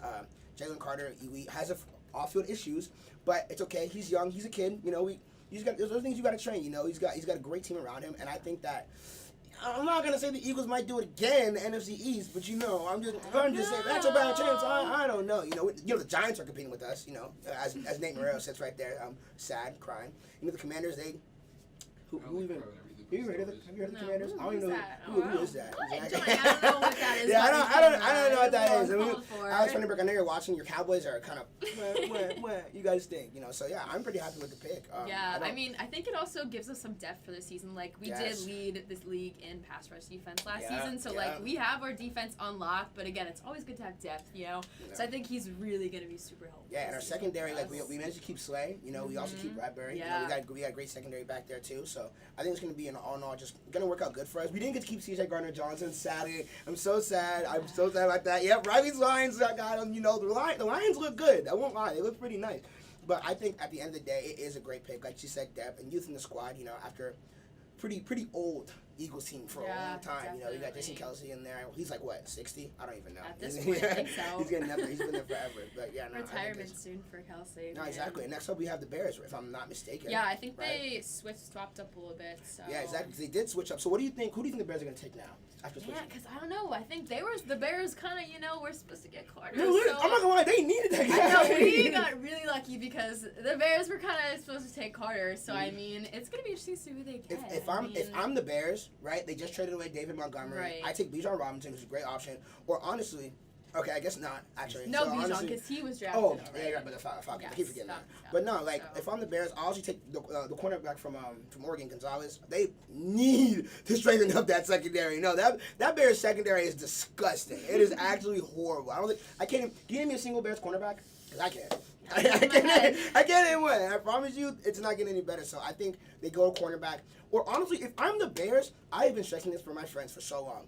You have the most cap space in the NFL. You trade your pick away. You get Derrick Henry, and then you make that work. Either that, maybe you make Derrick Henry. I don't know if you can make that work, but you get an elite running back to pair with Justin Fields. That read option is going to be great. They already have they lost. No, they have Chase Claypool, don't they? Right? If I'm not mistaken, yeah, they have Chase Claypool as well, who's obviously not wide receiver 1, but he definitely can make himself work in a system. Right. They have Darnell Mooney, who's also getting better.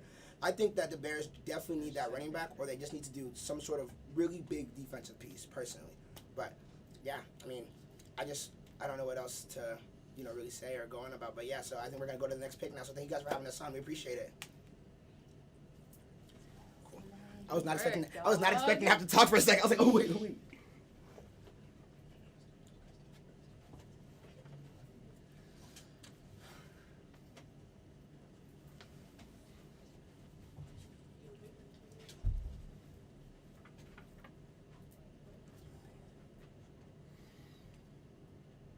And we are back, and now we're actually picking in the draft, and our sideline analyst Nate Marrero just said that the Darnell Wright from the University of Tennessee is a Chicago Bear, and I honestly think this is a fantastic pick for y'all. Why? I don't. I mean, I'm a believer in. I want some firepower. I really wish they would have taken Jackson. I get that we have all these pieces. We got DJ Moore, we got Chase Claypool, we got Darnell Mooney. Well, guess what? Let's add more. We have all this cap. Let's sign some defensive pieces like we've been already doing. Let's sign some offensive tackles because Orlando Brown's going to be a free agent. There's a lot we can do with free agency. I get that we're drafting and we're thinking, okay, this guy will develop, or we need to put this here right now. Free agency is still there. I don't know what the Bears are doing. I'm glad they didn't take Peter Griffin. That was the one thing I was hoping they wouldn't. Nothing against the man, but I was really hoping we wouldn't take an offensive tackle. And as we talk Peter Griffin, Peter Skoronski, who I thought would honestly end up with the Chicago Bears because he had connections within Northwestern to Chicago, and he was being linked heavily. Now it's just smoke screens. They picked Darnell Wright. He's going to be a solid tackle for y'all, and I saw it a lot last season when he was playing for Tennessee. He played extremely well against top-tier talent like Byron Young from Alabama, like the Gators defensive line. All these SEC defensive lines are all-star players, all former 5-star, 4-star players that have a chip on their shoulder to get to the NFL, and he was playing against them, and he was blocking really, really well. And the one thing I like about him is he can move. Yeah. He can move. I mean, I think that's what we're going to switch for. We're going to run for more of a running gun type of offense. I think that's what we've already been doing with Justin Fields. But like I said before, I didn't want them to take an offensive tackle. I'm kind of shocked that they didn't take Peter. I know I say it before, but I didn't want them to take him.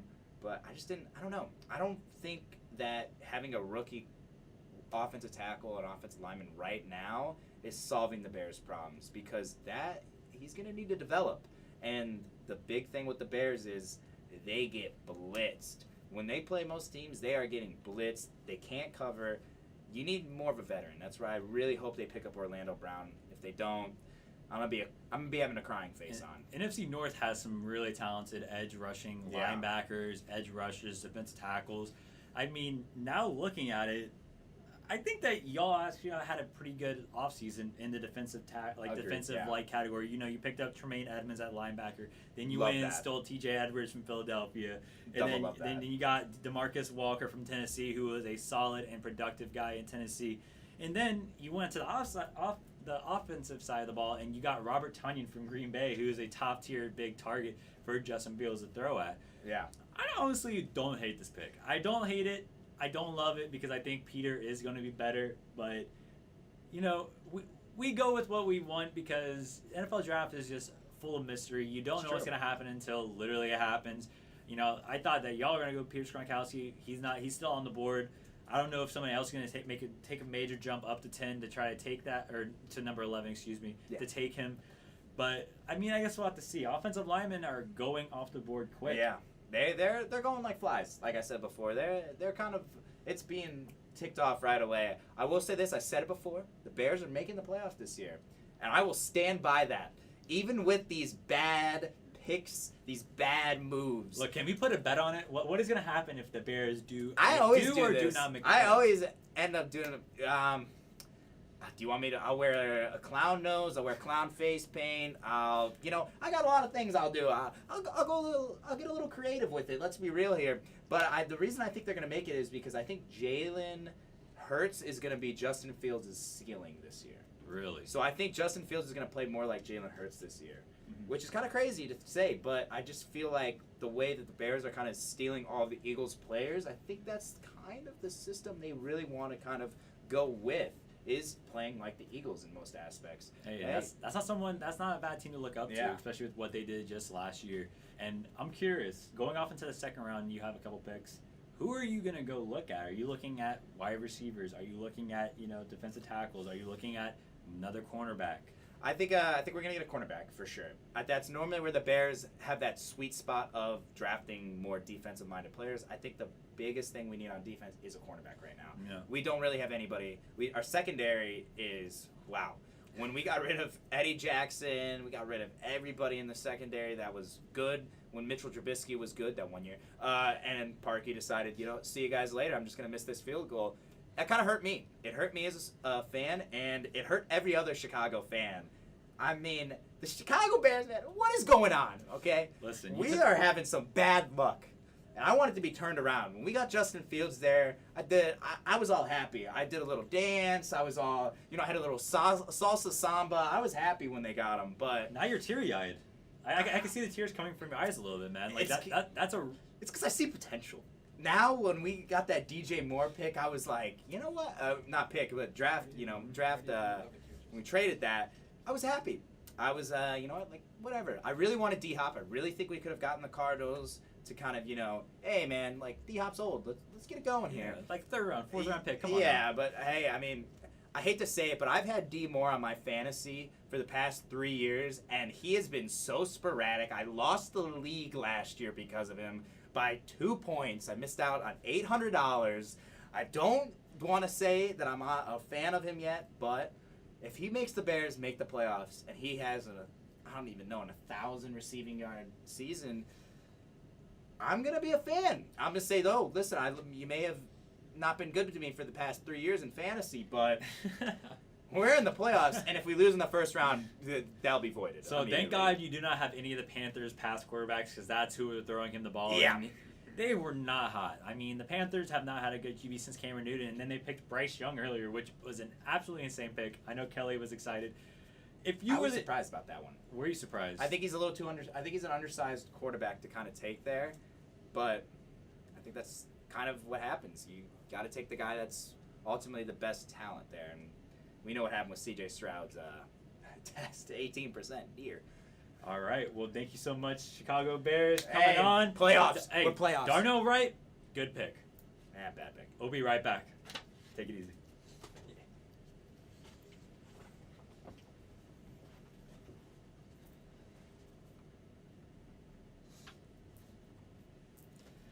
And we are back.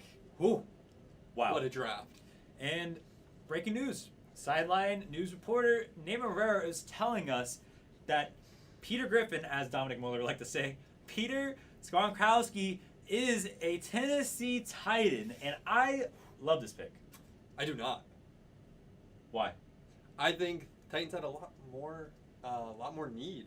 I would have liked them to go with receiver, somebody like Zay Flowers, or our boy, or Camden's boy, Mr. Jackson Smith out of Ohio State. Mm-hmm. I think they had a lot more need, honestly. But I don't hate it. I would grade it like a C+, B-. He's a really great offensive tackle, can play anywhere on the line. Could have been easily a top 10 pick.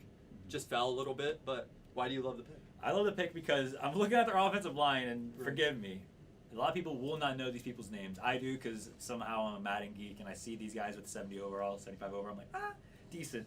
Andre Dillard, free agent, came over. He's a solid left tackle. But then you have question marks at left guard with Jahmyr Jones, center Aaron Brewer, right guard Daniel Brunskill, who's also a free agent they brought in. And then you have Nicholas Petit-Frere, who's borderline right tackle for the Tennessee Titans. I think they really needed to solidify one part of their line, having Ryan Tannehill on his last leg there, and then having Malik Willis in the background. I thought they could possibly jump to QB just because the QB situation is so dire there. Yeah. I don't think they would have jumped the gun on a quarterback. But I think protecting Derrick Henry is never a bad thing at all. No. We keep calling him Peter Griffin. No, he is easily the most decorated offensive lineman in the class. He was a 3-year starter at Northwestern, played over 30 games, played all over I see on Jeff's note card right now. He played everywhere. Played tackle, played a little bit of center, played a little bit of guard. Can play anywhere. He's probably going to translate to a guard at the next level because he has little short arms, little pterodactyl arms. Yeah, that's all good. That's all good. Nate Davis also had that for the Tennessee Titans, and he moved on to the Bears, and he's a solid inside offensive lineman. I think once you get that scheme sharp through, I think that they know, hey, we're blocking for King Henry. We have to go downhill. We need to pull. We need to push. One thing that I was thinking about, you said it earlier, wide receiver. What do they do wide receiver? But they drafted Treylon Burks last year. I think that he could possibly be a wide receiver 2, wide receiver 3 in the future. He showed a couple of flashes. But I'm scared about the QB position, man. Yeah. Really. I'm not confident in Ryan Tannehill. I'm not confident in Malik Willis. I mean, now at least Malik Willis has someone to protect for him while he's running behind in the pocket. Right. I don't know how they're going to get better on the offensive line overall also, because I think they have, like I said when I mentioned that line, they have a good bit of holes, and they have borderline starters playing for them right now. And King Henry needs people to block for him out front. He can break a tackle or two, but he's getting up there in age. Yeah, and we've talked, running back shelf life is not long in the NFL. Derrick Henry has proved that the last couple of seasons, getting banged up a lot. Do you think that was a lot of Tennessee's front office's thought process? Derrick Henry, when healthy, is the best running back in the NFL. Has been over the past 5 years. Do you think that was Tennessee's thought process, is to protect? This is a protection move for. Oh, 100%, 100%. And they saw the hole in the right tackle and the left tackle position. I don't know which position they wanted to move Peter Skoronski to, but, I'd like to see him, go out there and block him for him downhill. I'd like to see that Northwestern type of offense, implemented through Tennessee Titans, even though, it's just one player. They need to play to his skill set. And like you said, he has shorter arms, so they need to get him out there pulling, blocking, just make sure he makes an overall impact. And he'll most likely be a guard. I don't see him really playing tackle at the next level, but he played guard.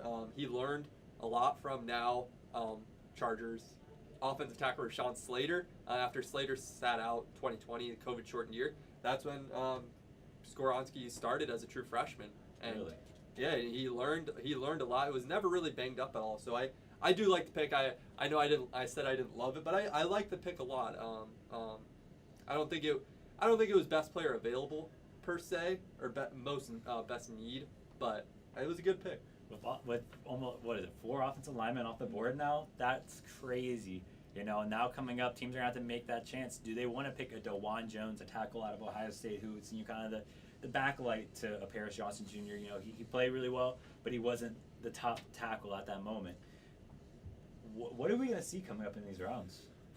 I was about to ask you, what has been the flurry of offensive linemen? Why have we seen 4 taken in the early going? I think that offensive line is kind of like defensive line, where they're not replaceable. Teams have learned that free agency will not patch about offensive line. You would easily make an offensive lineman upset one day and then another. Now with the Bengals left tackle Jonah Williams wanting out.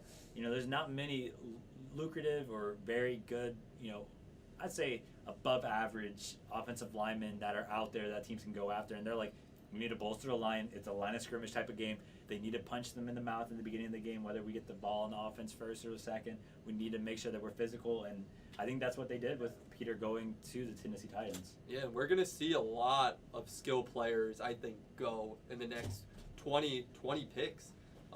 There's a lot of offensive linemen off the board that we could have seen a lot of fall to the mid-20s, but my Detroit Lions are now on the clock. Let's go. I'm excited to see who I'll go with because you know who's still there.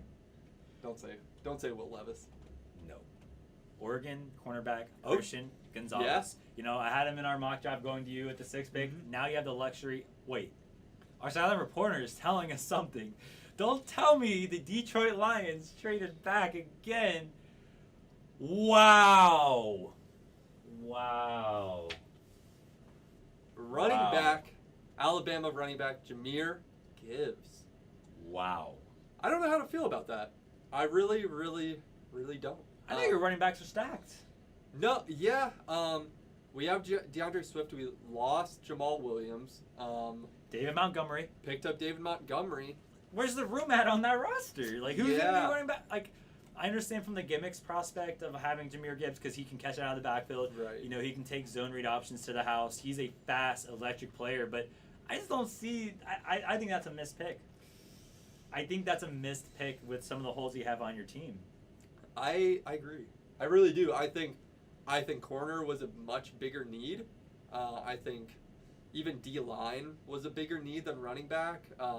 But with DeAndre Swift's injury history, David Montgomery hasn't been the healthiest back in the world the last couple seasons. Losing Jamal Williams, who had, 37 touchdowns last season from 1 yard out. I think Jahmyr Gibbs can be a big change. He's very different than how Swift is. He's much more of a speedster, ran like a sub 4.40, played in Alabama. You know who I think you're emulating in this? You know, your division rivals, the Green Bay Packers, you know, because they had two different type of running backs with, you know, Andre Dillon and then having, Aaron Jones. I felt like those guys are totally different players. Or A.J. Dillon, I apologize. A.J. Dillon and Aaron Jones are two totally different running backs, but they flew through that offense, and they did the power back plays for A.J., and then they did the elusiveness, the inside zones, the outside zones for Aaron Jones. I think that you can run with that with some of the running backs you have now in your room. And Gibbs, I mean, before he transferred to Alabama, he was dominant at Georgia Tech, dominated the ACC, he had over 30% of Georgia Tech's total offense in 2021, wow. And then he transferred to Alabama, played very well at almost totaled 1,000 yards rushing on over 6 yards per carry. His speed will kill. I watched the tape. His speed will kill, and he's a very shifty, elusive guy. I'm coming back around a little bit on this pick. You know, this draft has been exploding in my face all day. You know, I'm just like, what is really going to happen? Because now people are trading up, trading out, and I'm still shook about Bijan Robinson going so early. I thought they'd at least both drop out of the top 10, or at least one of them in the 10th pick. Now having your top running back off the board, we were talking about it earlier. Does Zach Charbonnet make his entrance? I would not be surprised if now that Gibbs and Robinson fell, or not that they fell, that they got selected in the top 12. I'm not going to be surprised at all if Charbonnet even gets picked in the top 20. I think he could get picked up by Dallas at 26. I touched on that. I'm trying to think even. I don't know who else he could be a fit for, but there are so many teams that need a second, third running back. Chargers would be another one. Home. Yeah. No, I think Charbonnet would be a great fit anywhere in the first round now, and I wouldn't be surprised to see. Mm-hmm. And you showed this to me earlier. How many picks do y'all have again in the top 2 rounds? In the next 40, they have 5 picks through pick 55.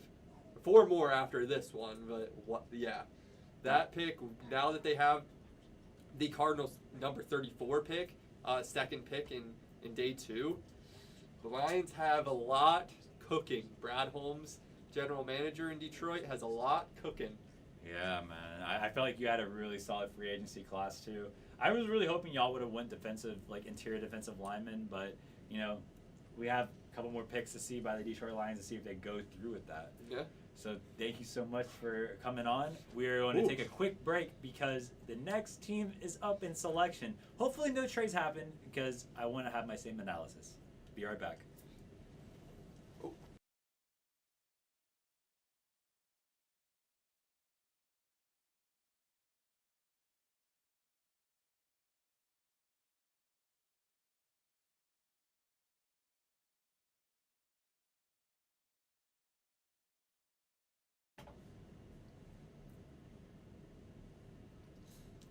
Joining me for the Green Bay Packers, number 13 overall pick is nighttime host Camden Mowry.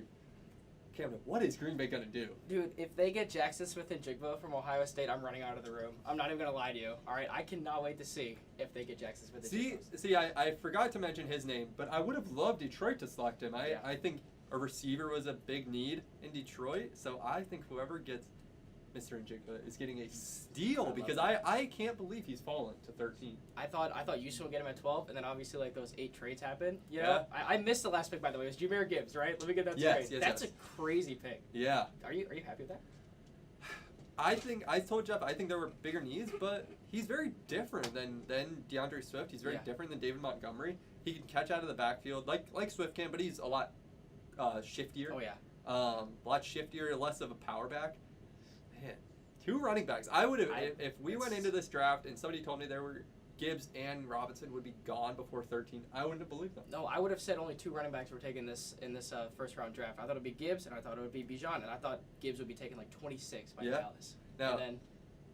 And then that's what I thought would happen. So I'm saying thank you, Johnny. I have to talk about the New York Knicks. I was gonna do it on the Jets pick, but I'll do it now. Alex Funderburg made a bet with me because I'm a Cleveland Cavalier fan, and I said Cavs in 5 easy. Well, the Knicks won in 5. So Alex Funderburg, here you go. The New York Knicks are the greatest basketball team of all time. Not only that, they're going to win the NBA Finals. Julius Randle is my Lord and Savior. Jalen Brunson, how did Dallas let him go? Go Knicks. Back to Green Bay. That was the most painful thing I think I've ever heard Camden say, and I know that he didn't mean that at all. He was actually crossing his fingers behind his back because he didn't mean a single word that came out of his mouth. No, I did not. What is the Green Bay Packers' biggest need? I have no idea. I feel like getting a wide receiver, helping out Jordan Love to be able to develop. And I'm seeing right there, if that is the correct pick, that's a crazy pick if it's Lukas Van Ness. It is Lukas Van Ness, linebacker out of Iowa. Oof. Well, this guy wasn't even a starter at Iowa. I mean, the plays do show that he was on the field more than he wasn't, but he wasn't a starter, which is kind of weird to see. But Lukas Van Ness, definitely going to be some good help on defense. Green Bay's defense already was, on the top percentile, really good 2 years ago. Last year, fell off a little bit. So I'm not mad at that pick because get a good young defense, get him cheap, they can win some games like that. And if Jordan Love's not the guy, we can get another guy later on in the draft. They go back to Brock. Yeah, and I don't think quarterback obviously was gave a Aaron Rodgers, pretty Aaron Rodgers, but I don't think that was a big need by a mile. I think filling out the rest of the defense was a great move, and whatever position Van Ness can play, whether that's edge, whether that's like a weak side linebacker. Yeah. I think his potential. He really barely scratched the surface at Iowa. He wasn't a starter. He was a rotational piece, which, reasons aside, nobody really knows why, but he dominated when he did play. What do you like about Van Ness's game? I mean, I've talked about Iowa's defense as a whole last year, right? As an Ohio State fan, we got to watch them play against Iowa, and guess what? This defense is for real. They're way better than the offense. This defense creates opportunities for them to score, and I'm hoping that, this is kind of the thing where they're saying, if Jordan Love can't put up enough points, maybe the defense can get some turnovers. Maybe the defense can get him some short fields next year. Maybe they can get some more points on the board for the team. So Lukas Van Ness, hopefully he can rush the quarterback a little bit better because I know we lost to Darius Smith a couple years ago, so maybe this will help him improve that. Yeah, and six sacks last season, 37 tackles as a rotational piece. Why are you shaking your head? I just don't like the pick. I'm not going to lie. I wish it was Jackson Smith-Njigba because I want him to be taken by a team I like so bad. But still, those guys at Iowa, they're smart, all right? They play the game. They are smart. They're very intellectual. They declined me from being at their place. I tried to apply for the job there. They didn't let me in. So, whatever. I don't like Iowa that much, but that's okay. Big 12, Big 10 heat.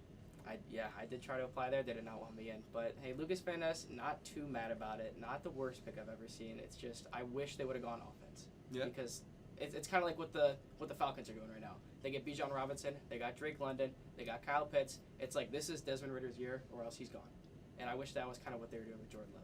Yeah, kind of put him on the hot seat. Yeah. See, would you have liked them to take Will Levis? No. No. I was talking to Tyler Broderick about this, and he was tooting Will Levis's horn. I do not like Will Levis. All right, this guy's posting gym selfies in his own mirror. He's like, my transformation's better than yours. I don't like him. I don't like his attitude. I feel like the accuracy issues and the turnover issues that he had at Kentucky are going to follow him into the pros, because even when he has time to throw, people do say he still doesn't make the best decision. So I'm not the biggest fan of Will Levis. The reason I ask is, do you think they need to put someone kind of behind Jordan Love to kick his butt a little bit to show him that, hey, you have to show out this year, or see you later. Not a first-round draft pick. I mean, there are other guys that they can get later in the draft, like a Brock Purdy-esque type of guy that can maybe fill that role if Jordan Love isn't as good, or maybe he gets injured. So no, I'm not that mad about that pick. I did not want a quarterback. Who do you think? It's so we're so early in the first round. Who do you think the biggest winner of this? The Houston Texans. Yeah. I mean, I feel like there was a way that I saw the first round of the draft going, and this is not what I thought. Right? As soon as I saw, okay, number 3 is getting traded. Arizona's traded their pick. All right. And then I saw us to Houston. I was like, whoa, they just got a cornerstone for their offense, and they got a cornerstone for their defense at 2 and 3. Now, yes, they gave up a little bit of pieces, but I feel like it's a fair trade for Will Anderson and CJ Stroud. Yeah. No, and look, they only gave up their later first round pick was 12, 13. Gave up a 4th, I want to say. Yes, no, and they got your guy Stroud. I'm gonna keep saying, there were 4 guys in this draft class that had number 1 overall talent. That was Will Anderson, Jalen Carter, CJ Stroud, and Bryce Young. Any other draft class, any of those guys could have gone number 1, and they got 2 in the top 3. Oh yeah, definitely great pick. I mean, Houston's winning right now, if you want my opinion. Yeah. The pick. The Steelers have traded up. We don't have trade details just yet, but they were at the number 17 slot before. They've traded up to 14. Why? That's what I'm going with. I mean, I thought I saw a couple mock drafts where they would take Lukas Van Ness, or maybe like later in the second round, and then maybe Joey Porter in the first round. So I don't know if they're coming up to get a corner. Has Christian Gonzalez been taken yet? I've been running around. Please tell me if he has. No. And I'm very surprised by that, because I'm pretty sure Steelers lost one of their top corners last year, and so to get Christian Gonzalez, a nice corner out of Oregon, that might be the pick they're going with here. Yeah. Do you think, outside of cornerback, what are the Steelers' other needs? I feel like they have so many holes on their roster. They're a little expensive there on defense. They're a little old. All right, they need to get some youth there. I feel like just filling some of those holes. I feel like offense, do you think Kenny Pickett is the guy? That's the question they need to answer. They're in that Desmond Ridder type situation, I mean, if they drafted a receiver, they already have Deonte Banks. They already have George Pickett. I believe they have a third guy that is okay as well. So I don't know about receiver. Do they need a tight end? I don't think so. So I feel like defensive. They got to go defensive here. Yeah. Or offensive line. Yeah. We will be right back for the Steelers now. It's Patriots turn Steelers pick. Camden, thank you so much for this very confusing Green Bay Packers pick. We'll be right back.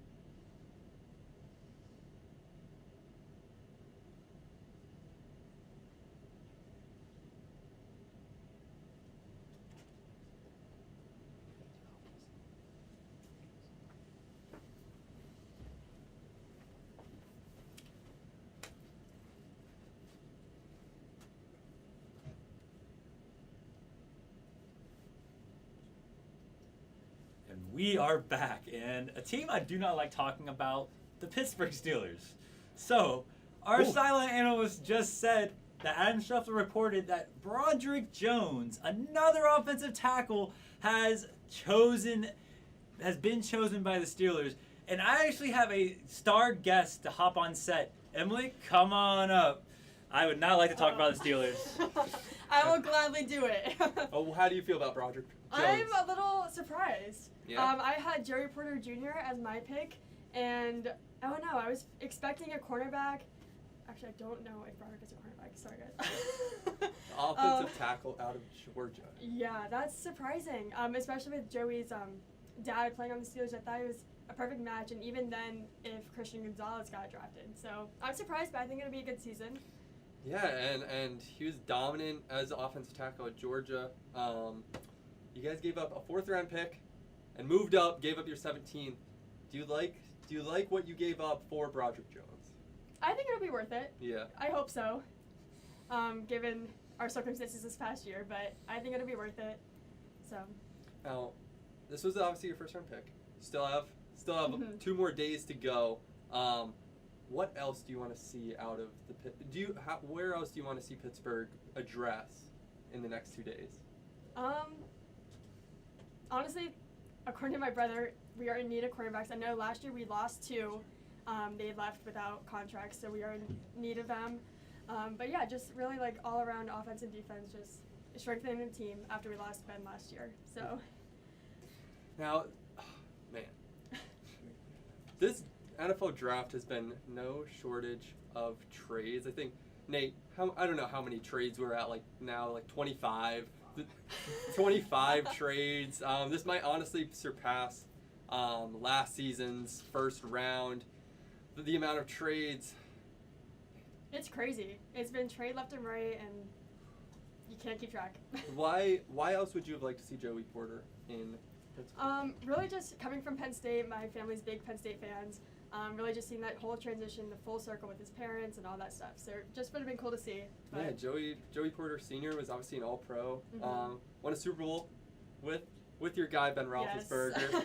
Yes. Now Broderick Jones, he was a very, very tantalizing prospect. Somebody is on the clock right now. The Jets are on the clock. So we will toss to a quick commercial break. We will be right back with the New York Jets selection.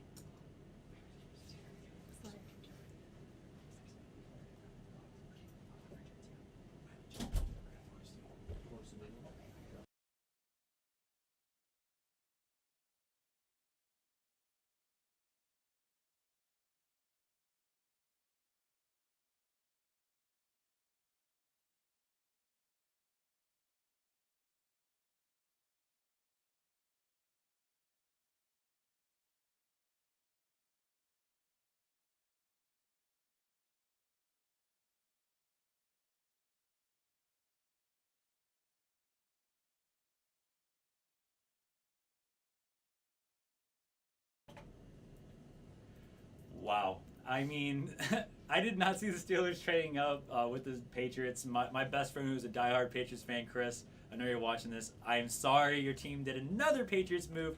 Instead of drafting an unknown offensive lineman out of northern Montana, you traded it away. And I mean, he was chanting JSN at me. JSN. Jackson Smith is still on the board. Yeah, him and Christian Gonzalez have to be the 2 best available. Who do you think is going to be taken next? The Jets have to go wide receiver. Yeah. I mean, they either wide receiver or a tackle or guard or something to help Aaron Rodgers because they have A-Rod in the building, and that man looks like he's excited to get back with Nathaniel Hackett, get things flowing on the offense again. I feel like New York is going to jump with glee if they can get a JSN or they can get a tackle. But we are taking it from the webcast room to the studio, so we'll be right back. We'll take a break. See you soon. See you soon.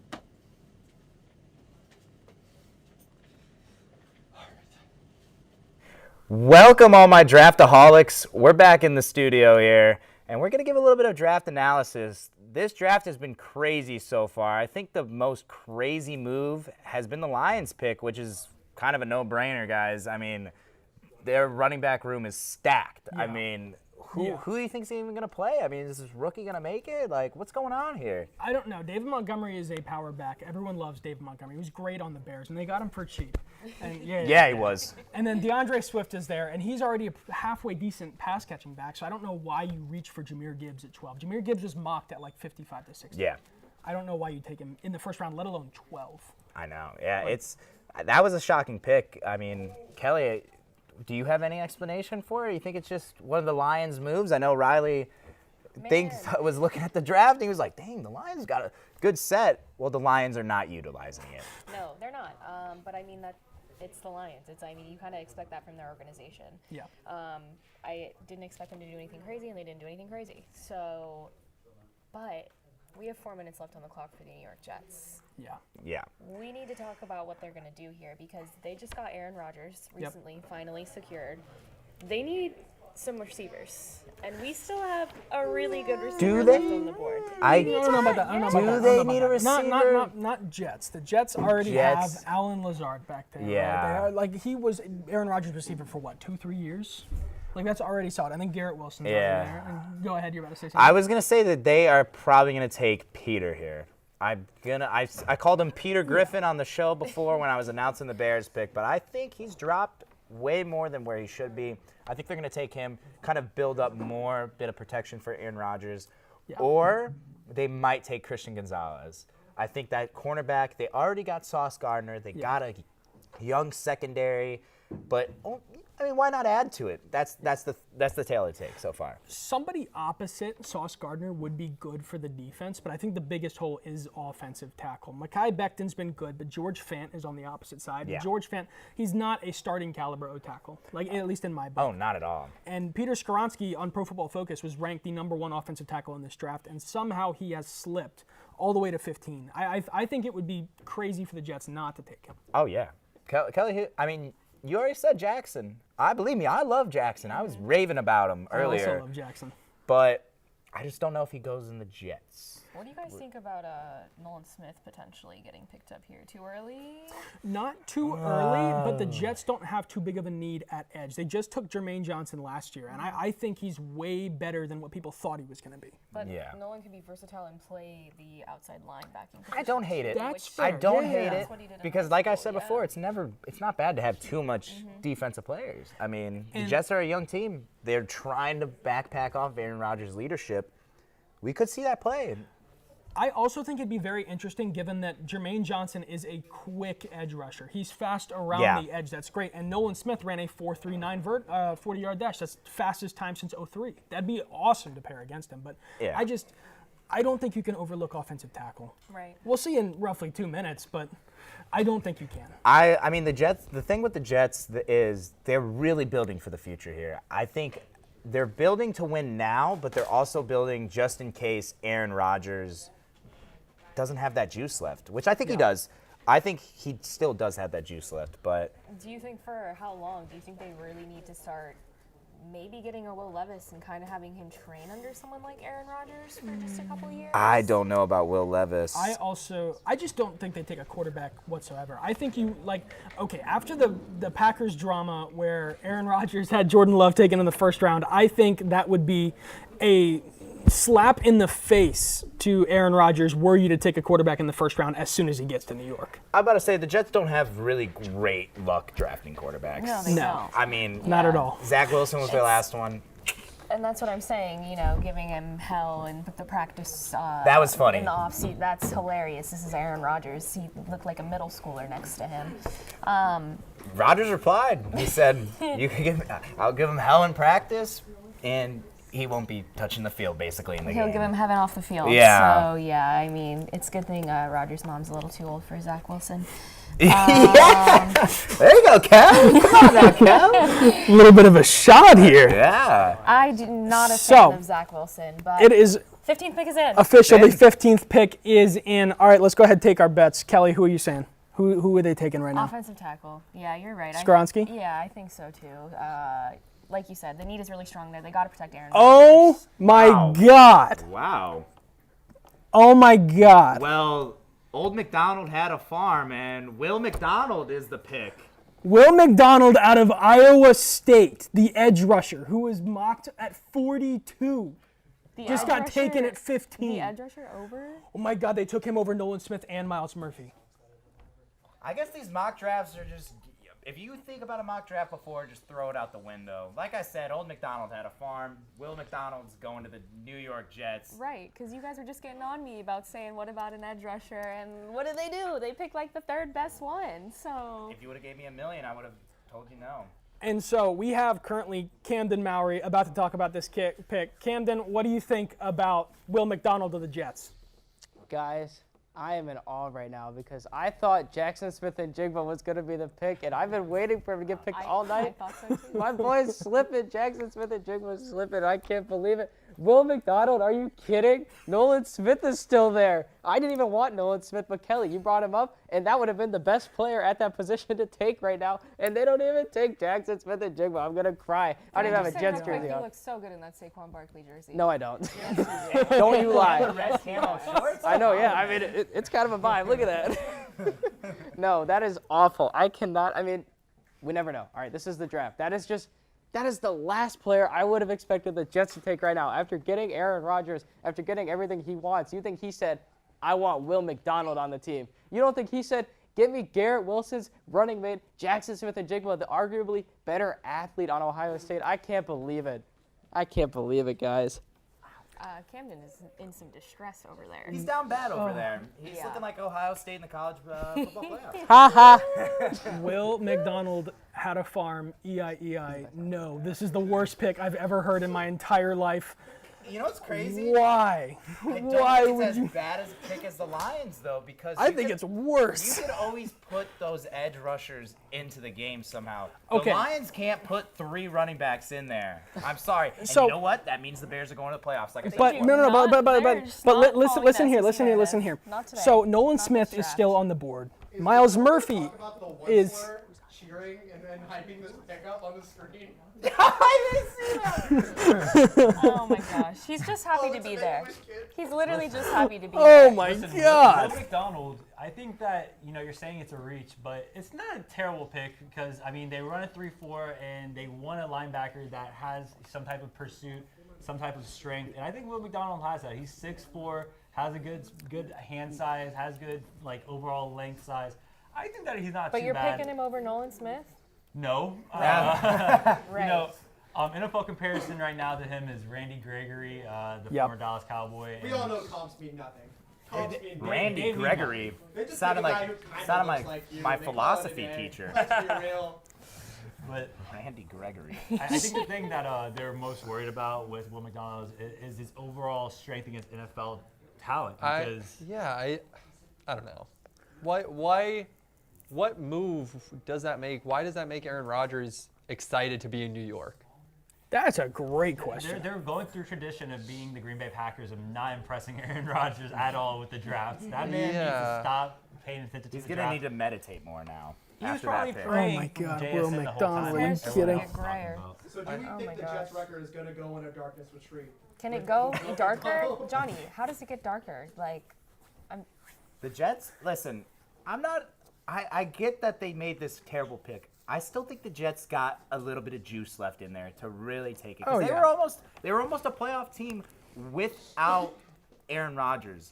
Now you got Aaron Rodgers in the mix. I honestly think Will McDonald is just a practice squad player. I think this was just a waste of a pick. It's sad to see, but Not the first time. So, but Practice here's am I He's wrong? like me in slow pitch softball. He's a glue guy. Will Oh McDonald's my a glue God. guy. We do have the Washington Commanders pick is in, and it is a cornerback, but it is not Christian Gonzalez. It is Mississippi State cornerback Emmanuel Forbes. Oh my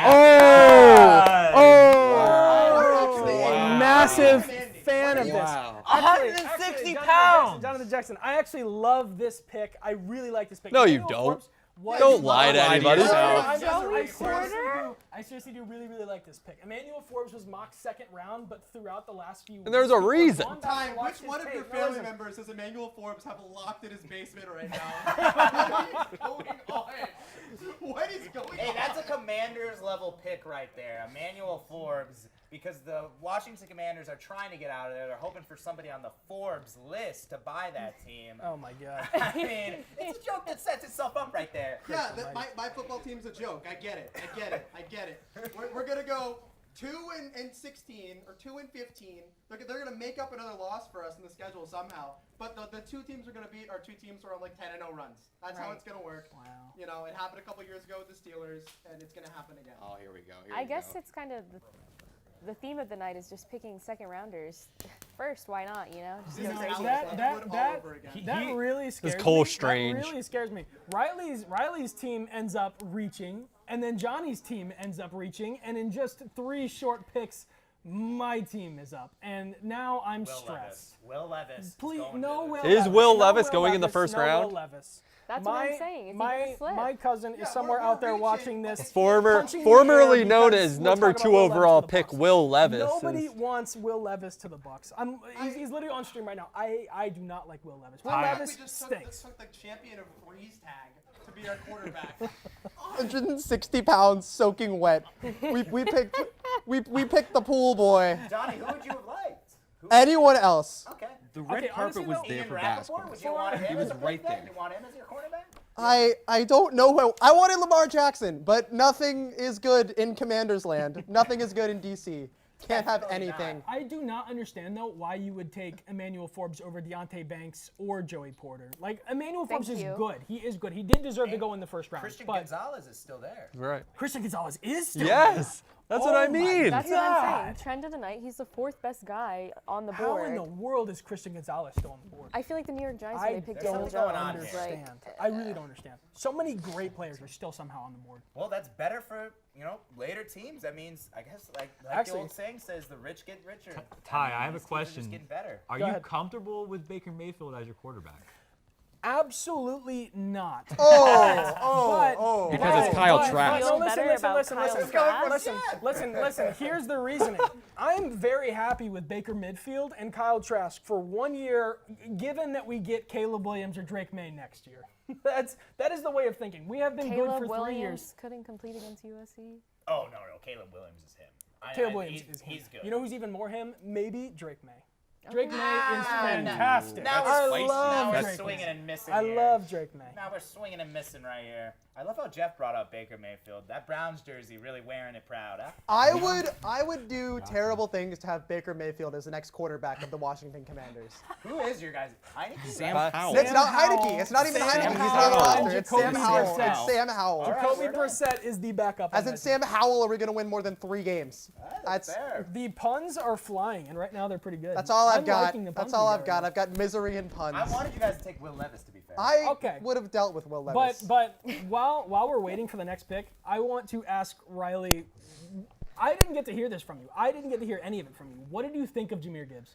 Listen, I didn't love it at first because I would have loved Christian Gonzalez more. We had the 31st ranked defense last season. How is that not the first place you address? But considering the fact that we have 4 more picks through pick 55, I think they'll be okay. I think that corner is so stacked in this year's draft, outside of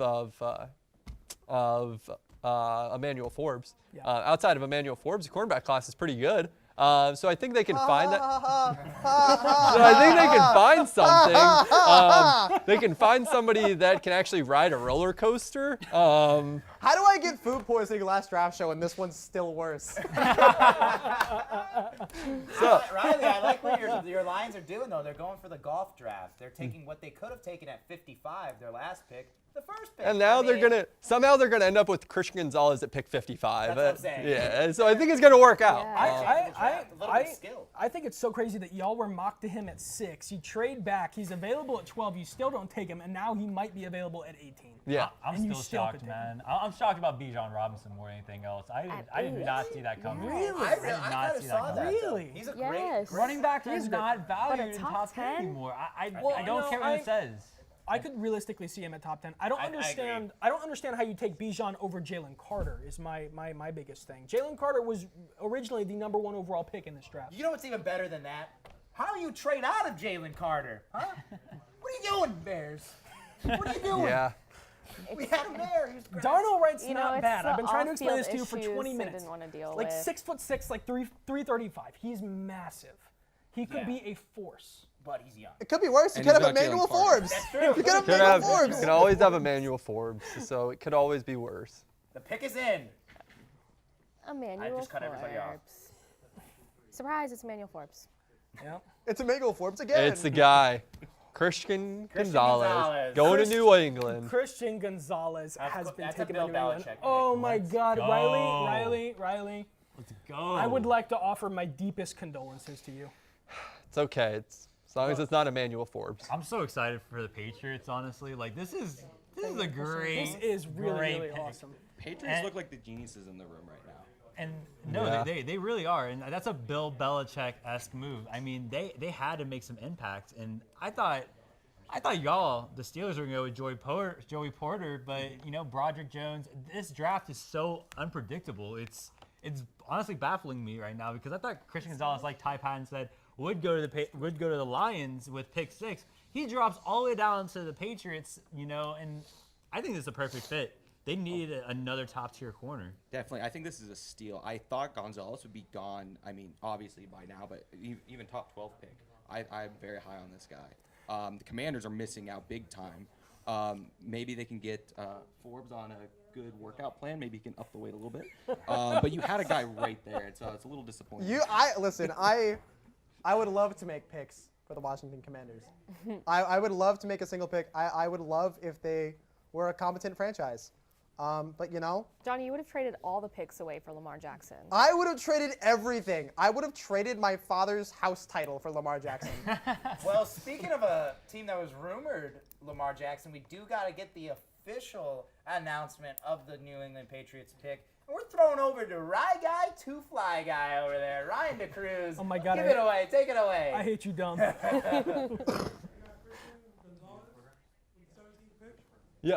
I think it's a great pick.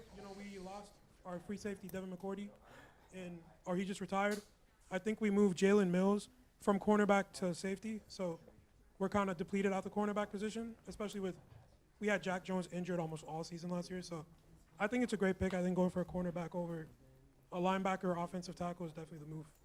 Yeah, and Ryan, I want to ask you, Christian Gonzalez was viewed as top 10 talent. Why was he viewed so highly, and why do you think he's going to fit so well in New England? Everyone says he has a great NFL build, so I think that's why everybody valued him a lot. I was hearing it was definitely between him, Deonte Banks, and Devon Witherspoon for the top cornerbacks in the draft. So I guess that's why, and I'm really happy that he fell to the Patriots. Yeah, hey Riley, I think it's ringing ding ding. The alarm clock's going off. The Lions are back. Riley Shepard, the Lions are on the clock. What are you thinking? I really don't know. I was going to say if Gonzalez is available, that's obviously the clear pick. Joey Porter, I know Kelly will love that. I like to the Lions. Deonte Banks, I think the corner. I was about to say. Physical, he's mean. He'll get up in your face. I think that's what you need in Detroit with a Dan Campbell-led team. Like someone that is willing to fight through the tackle. He plays bigger than what he is at 6'2" right now, and I think he's his 40 time was really good too. So he's a speedster. He's everything that you could be looking for. And you asked me earlier, what's the most talentful position right now? And that's corner. And now corners are starting to go off the board left and right. Right. Hopefully y'all make the right It decision. has to be a corner. I would be very disappointed in Brad Holmes if it is not. I don't know if it necessarily has to be a corner. I get that's a big part of what you guys need, but it's obvious you guys aren't going for cornerbacks necessarily. Brian Banks? I don't mind a Nolan Smith pick here. I'm not going to lie with you. I don't mind that. You already got Aiden Hutchinson, who's playing out of his mind. You kind of have Nolan Smith, who is more of a dynamic player. He can play linebacker, but he can also come off that edge. And it's just a best of both worlds, I think, for the Lions. I think Nolan Smith is the pick here. You know what I'm smelling, right? Dom, you kind of reminded me. Calijah Kancey. Calijah Kancey. I have been talking about this guy for so long. Jeff, can I piggyback off Calijah Kancey Yes, real you quick? can. Calijah Kancey. Okay, I want to say this out loud for everybody to hear. Calijah Kancey, measured in half an inch shorter and 4 pounds heavier than Aaron Donald, and he beat Aaron Donald's 40 time by 0.07 seconds this year. Every stat of Calijah Kancey has measured up to or matched Aaron Donald, and a lot of people are giving him that pro comp. You can't really trust pro comps, but it makes a pretty good case. I was going to say measurables, though, are very eluding. I agree with that. I like that, actually. I think I was talking about Cancey a little bit, but I don't know. I think I would rather have Nolan Smith than Cancey. No, I would rather have Cancey. I really would, just because he's NFL ready, man. A lot of these D linemen come in with 1 or 2 moves that they've mastered. Cancey has so many moves in his arsenal. Like he has a swim move, he has a bull rush, he can do anything, and he's, like he said, he's athletically gifted. I like it, Ty. And see, also on that same token, if you put Calijah Kancey in the Lions defense, you don't have to force him to immediately start making plays. Right. Aiden Hutchinson is already there. He's already a force. If you give him time to develop, I really think he can be a fantastic defensive lineman. But he does need that development. I think the pick is in. Oh, we do have a pick in? Oh. No, it is not in. I thought it was in. I thought I heard it. Wow. It's what the Lions need. Dominic should be sued for that. Doing insider stuff for 2 seconds, you guys. We're in shambles. You guys are in shambles. So Riley. It's in now. No, it's in now. Oh, it's for pick real. is in. He was just a little early. So he sensed it. He felt before it we coming. read off the pick and we actually is it? officially, do we have it? What is it? Something Campbell? Jack Campbell. The linebacker out of Jack Iowa? Cancel? What? Jack No Campbell. linebacker should have gone The round Detroit 1. Lions. Jack Campbell. Jack Campbell, linebacker out of Iowa. You've got to be kidding. Absolutely no way there should have been a linebacker going in round 1. That's all Riley I'm is saying. in shambles. Waste of a pick, Riley. I don't hate it. I really don't. Same old We Lions. just made the case for every other pick in this draft besides Jack Campbell. The Lions might be having the worst draft by far. Definitely a little I really confusing. can't believe some of the selections you guys have made tonight. You know, I really think the Cleveland Browns are having a better draft right now than the Detroit Lions. I hate to say Way to go, it. Jim. That fan base has just brainwashed you into just supporting every decision you're making right now. And I don't hate it. He won the Butkus Award, best linebacker in the country. That's fair. That's fair. As you see on the screen right now, I mean, C.J. Stroud and them boys are having struggles. He picked off C.J. Stroud. I mean, And Iowa's defense was one of the best in the nation. Unfortunately, the offense might have been more productive with Ellis Steffen leading them at quarterback.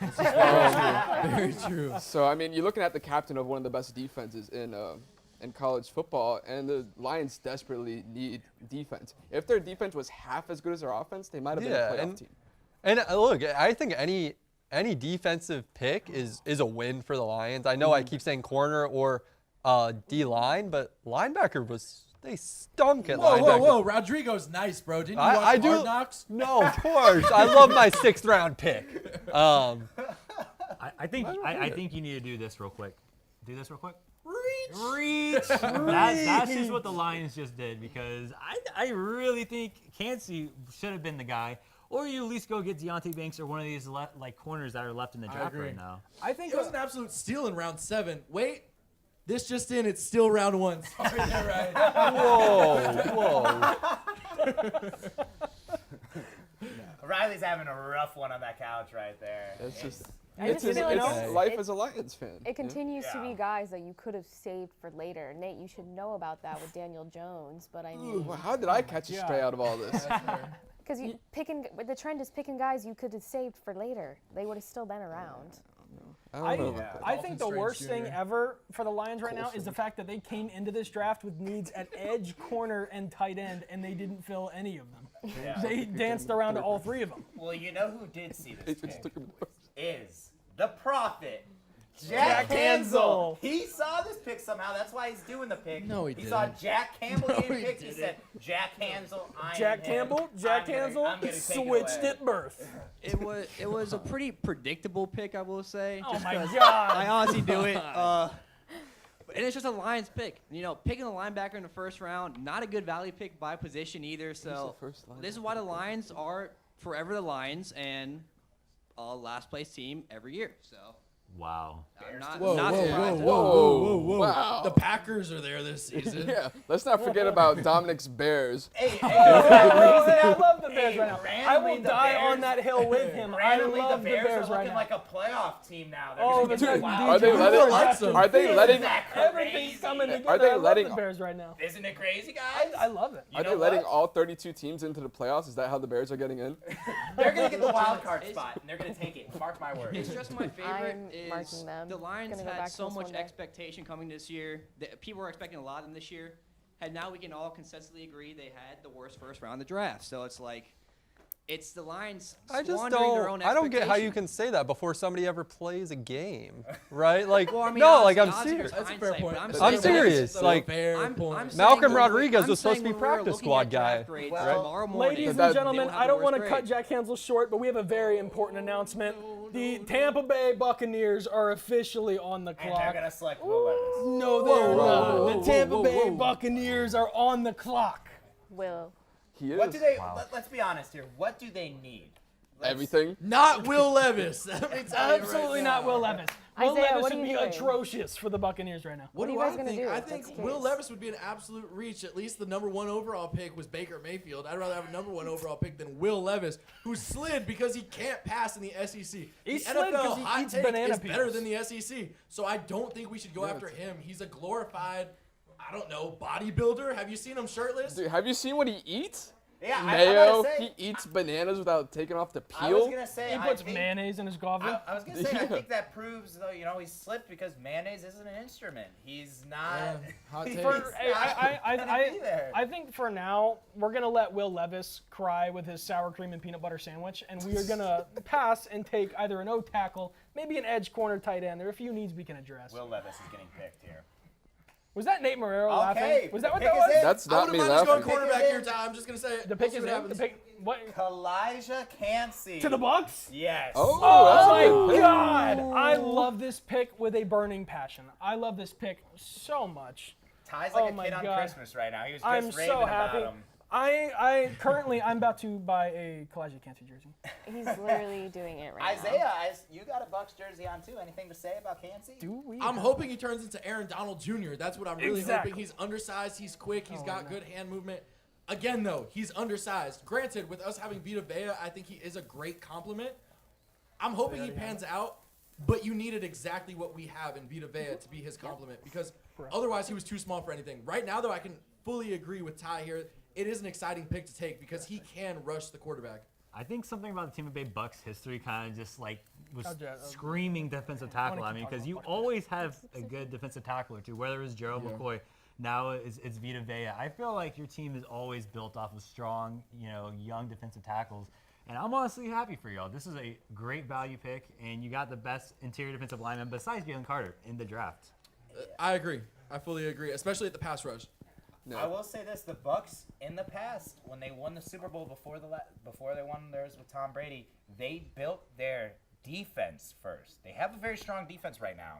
They're keeping it going with Derek Brooks. Back then, they won that Super Bowl off of just being the #1 defense. Well, so it looks see, like they're kind of doing the same thing. Here. I like this pick more than I like a lot of other potential Bucks picks, simply because we didn't have enough money to re-sign Will Golston this year. So we have a very big hole at left defensive end. And Calijah Kancey is small enough, or I say small enough, he's thin enough to the point where you could put him at defensive end or edge, and he could realistically play that position. Oh, 100%.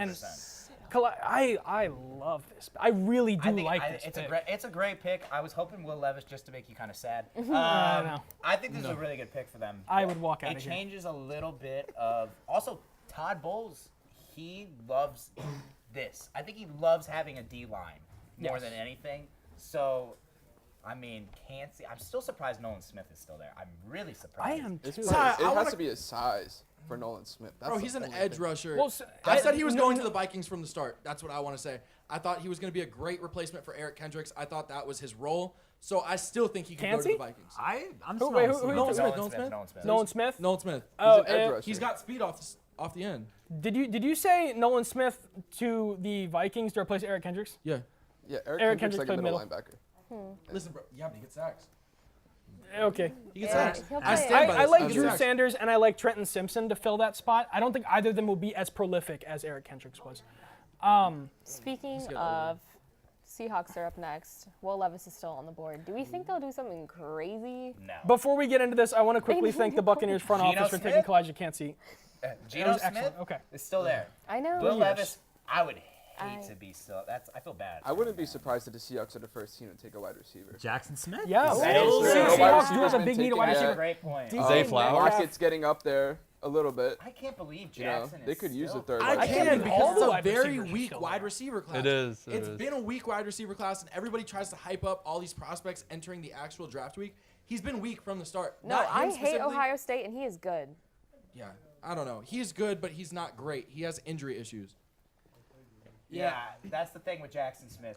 He's not, not The gonna be Seahawks that can go great a at lot of it. different directions here. They still do need some sort of pass rush and deep front seven help. They drafted Witherspoon's first pick, which was a big shock. And Levis is a sneaky pick here because they did re-sign Geno to a 3-year deal, but they're really only committed money-wise for 1 year. So I could see a situation where they draft Will Levis, sit him behind Geno for a year, have them play going forward. But I could see Nolan Smith or Will Levis being the top 2 picks for the Seahawks for this pick. No way they go with Will Levis. No way. They Why could. not? A lot No. of They people. could. Do we just A have lot some of But they people have could. mocked Smith? Seahawks taking a quarterback.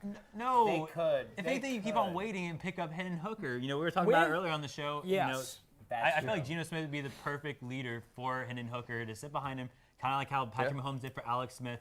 I think that would be the perfect situation. So, Do you still think he's going to be as good as he is next year after the injury? Like, do you think he's going to recover fully from Torn that? ACL. I mean, the guys bounce back from torn ACLs. I don't think it's a deal breaker. It's a big reason why he's slipping. But no, I don't think it's anything to be that alarmed about. The best fit has to be JSN. I mean, Jackson Smith, I thought he should have easily gone top 15, and now he is sliding. He is slipping, sliding. He is on out of the Same top with like 15. Jordan Addison, Quentin Johnston, all these guys. Well, so I want to propose the idea. I think Zay Flowers is a very Thank good you. comp Zay for Flowers. Tyler Lockett. I think that Zay Flowers plays very similarly to Tyler Lockett. If they've been talking about shopping DK Metcalf and Tyler Lockett for so long, and if they were to do that in the coming weeks, Zay Flowers would be a great replacement. At least I think. I agree with that. There hasn't been a wide receiver taken yet in this draft. Kind of like what Isaiah said, this is a very weak draft class on paper.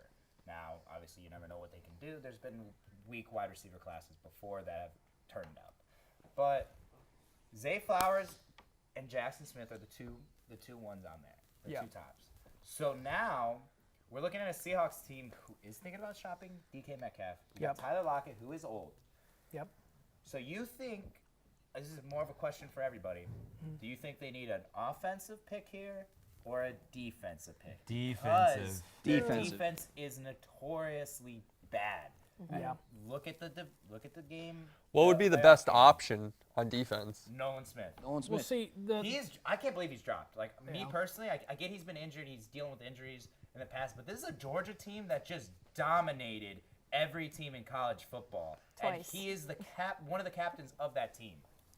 I mean, I'm pretty shocked he's dropping like this. Guys, you know what I'm shocked about is the tight ends. There's been no tight ends drafted. Michael Mayer is fantastic. Yeah, I don't understand how him, Kincaid, all these guys, I don't get how they're dropping. If they drop to the Chiefs or the Bengals, I'm gonna be very, You very know sad they for the will. league's future. You know I they am will. very sad. I do think a lot of us are overlooking the fact that the Cowboys are also still out of a tight end. Yeah, that is true. Wow, yeah. Michael Glad you brought Mayer that up. and Kincaid are both available, and Dallas and Cincinnati are both in need of a tight I end. love Michael Mayer as a Notre Dame fan. Notre Dame, I'll say it before, they're going to make the college football playoff this year with Sam Hartman leading the charge. You know what? I'll give you a That's what couple Notre shots Dame fired. says every year. I do say this every year. No. But Michael Mayer, he was absolutely insane. If he slips to the Chiefs, talk about a Travis Kelce prodigy and a replacement. Plus, the Chiefs love that 2 tight end system. I think that's a great fit. I mean, wow, I'm surprised that no real skill players are being taken right now. Of course, you got the quarterback and the running backs being taken, but that's it. Offenses, it's the name of the game has been the trenches this draft. Yeah.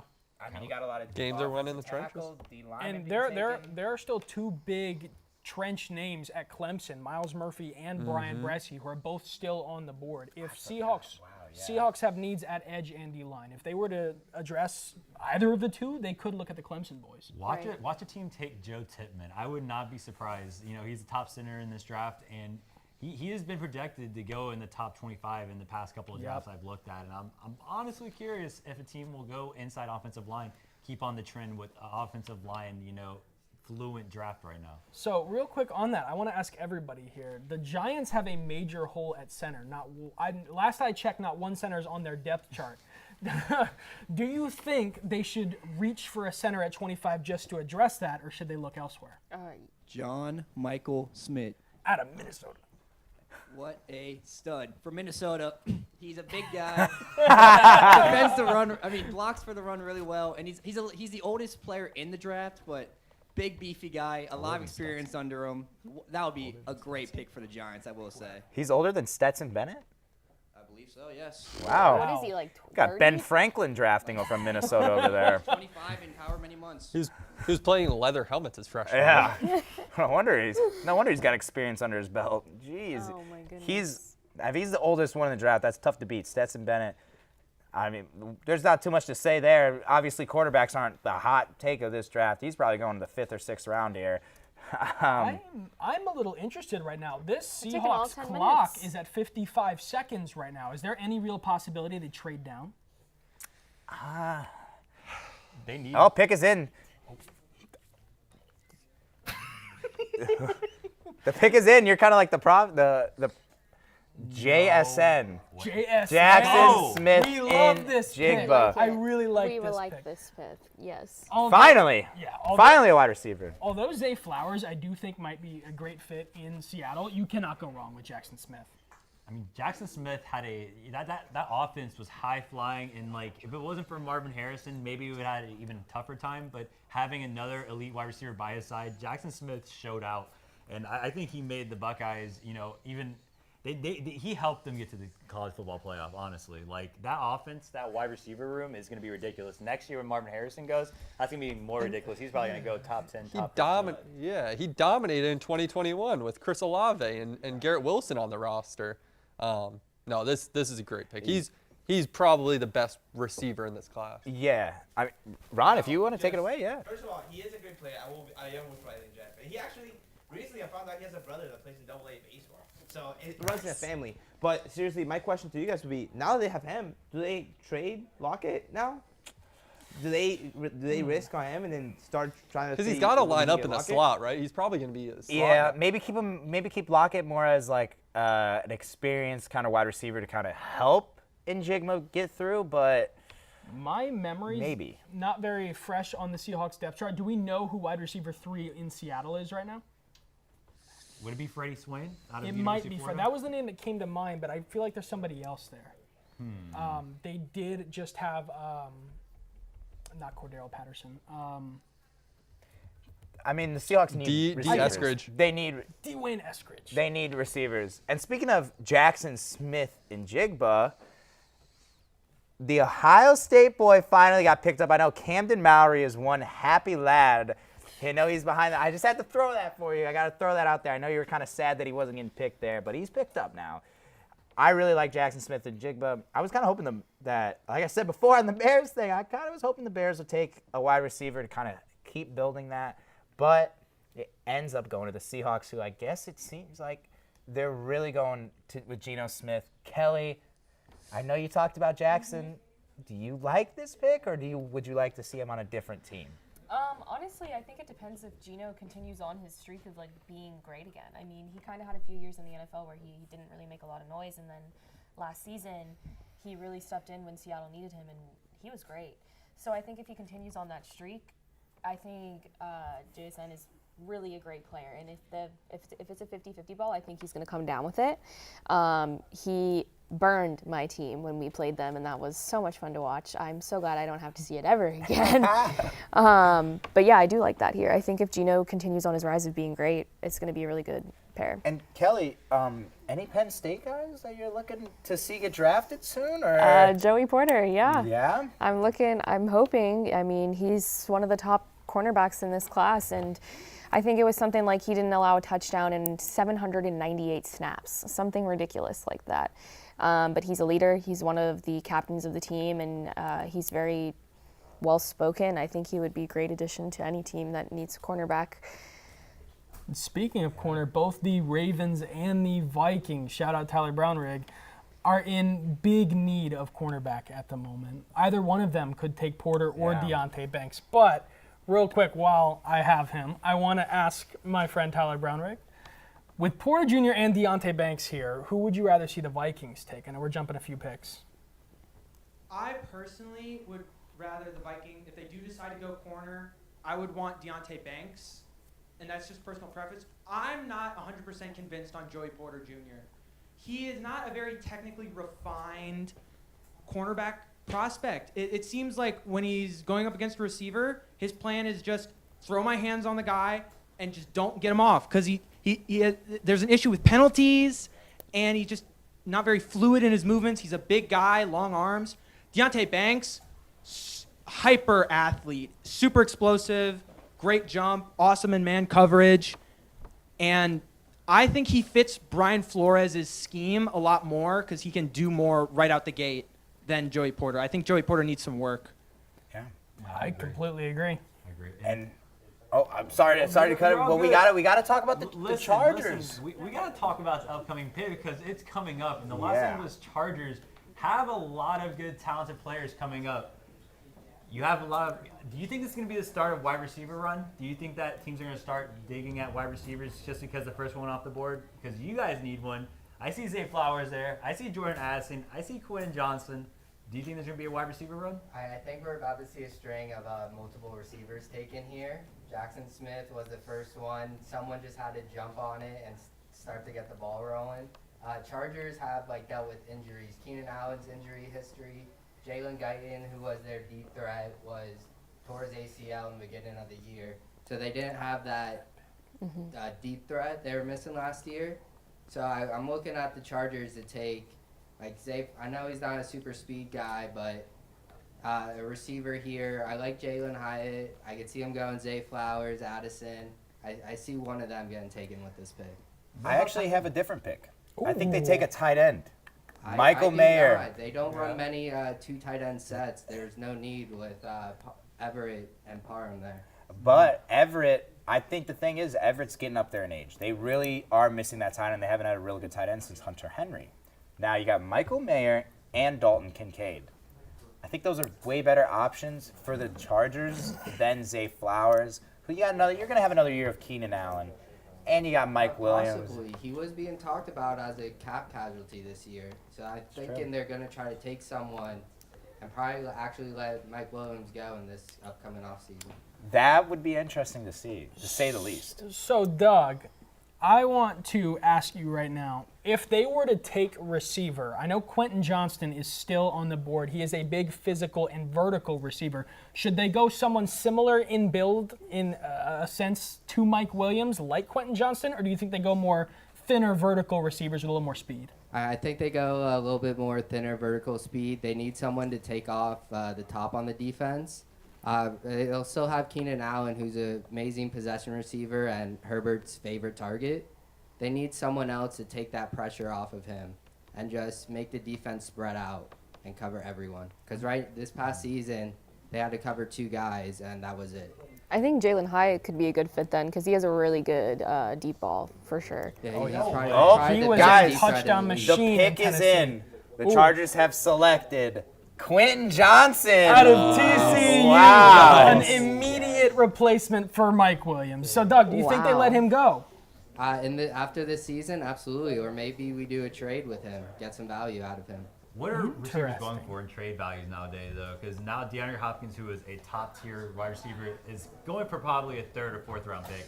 I mean, we've seen A.J. Brown go for pretty much nothing. We've seen a lot of these wide receivers go for – I mean, my team got Amari Cooper for a fifth-round pick. I mean, these wide receivers are not valued at all. I mean, there's just plenty of talent in the wide receiver position in the league right now, so people aren't going to overpay for one anymore. Yeah, he's my favorite wide receiver. Quentin Johnston, he is my favorite wide receiver in the draft. He rips the top off the defenses. He's mean, physical. He's just one of those guys that I think that the Chargers will love at the end of the day. You're probably going to have a Quentin Johnston jersey. I don't mind him, but he didn't show anything when he was really tested against that Georgia defense. He did in the semifinal, though. Michigan, He did. He had over 160 But receiving yards. And then he went up against Georgia's defense, and he caught one pass for 5 yards. Yeah, Like, but it I scares me think a that little bit. had more to do with them double teaming him than anything. I don't think that should be the biggest knock. Like, put up a 60,006 receiving line last season. I like the pick. Where do you think? I'm not upset. I just wish we went more for like Jalen Hyatt. That's who I kind of wanted, but I'm not upset with it. You do not want him. We drafted Anthony Schwartz. He was the speedster out of Auburn, a track star. But he's a small, tiny guy that can only run fast. Jalen Hyatt's also small. That can run fast. Yeah. That is considered a track athlete. 6'2", 208. So my biggest fear with Quentin Johnston is the fact that he is said to be the most physical receiver in this draft, but he's also not using his physicality the way I think a lot of people think. His contested catch percentage is a little concerning. Yes, he uses a lot of his speed for his physicality. So does anybody have any words on what the Chargers should use him for, how they should use him in their scheme? I think they're going to use him like Mike Williams, realistically. I think they're going to use him like a Mike Williams.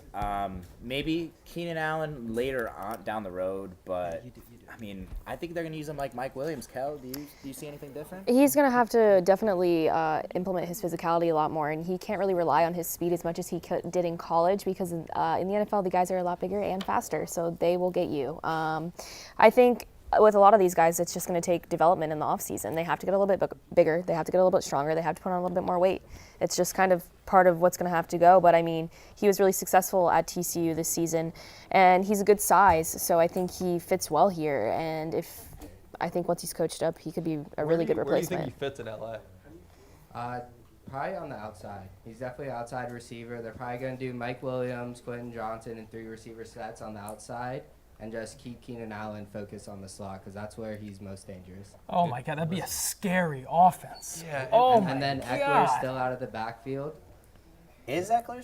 He wants out. He does want out. Do you think Eckler's going to stay?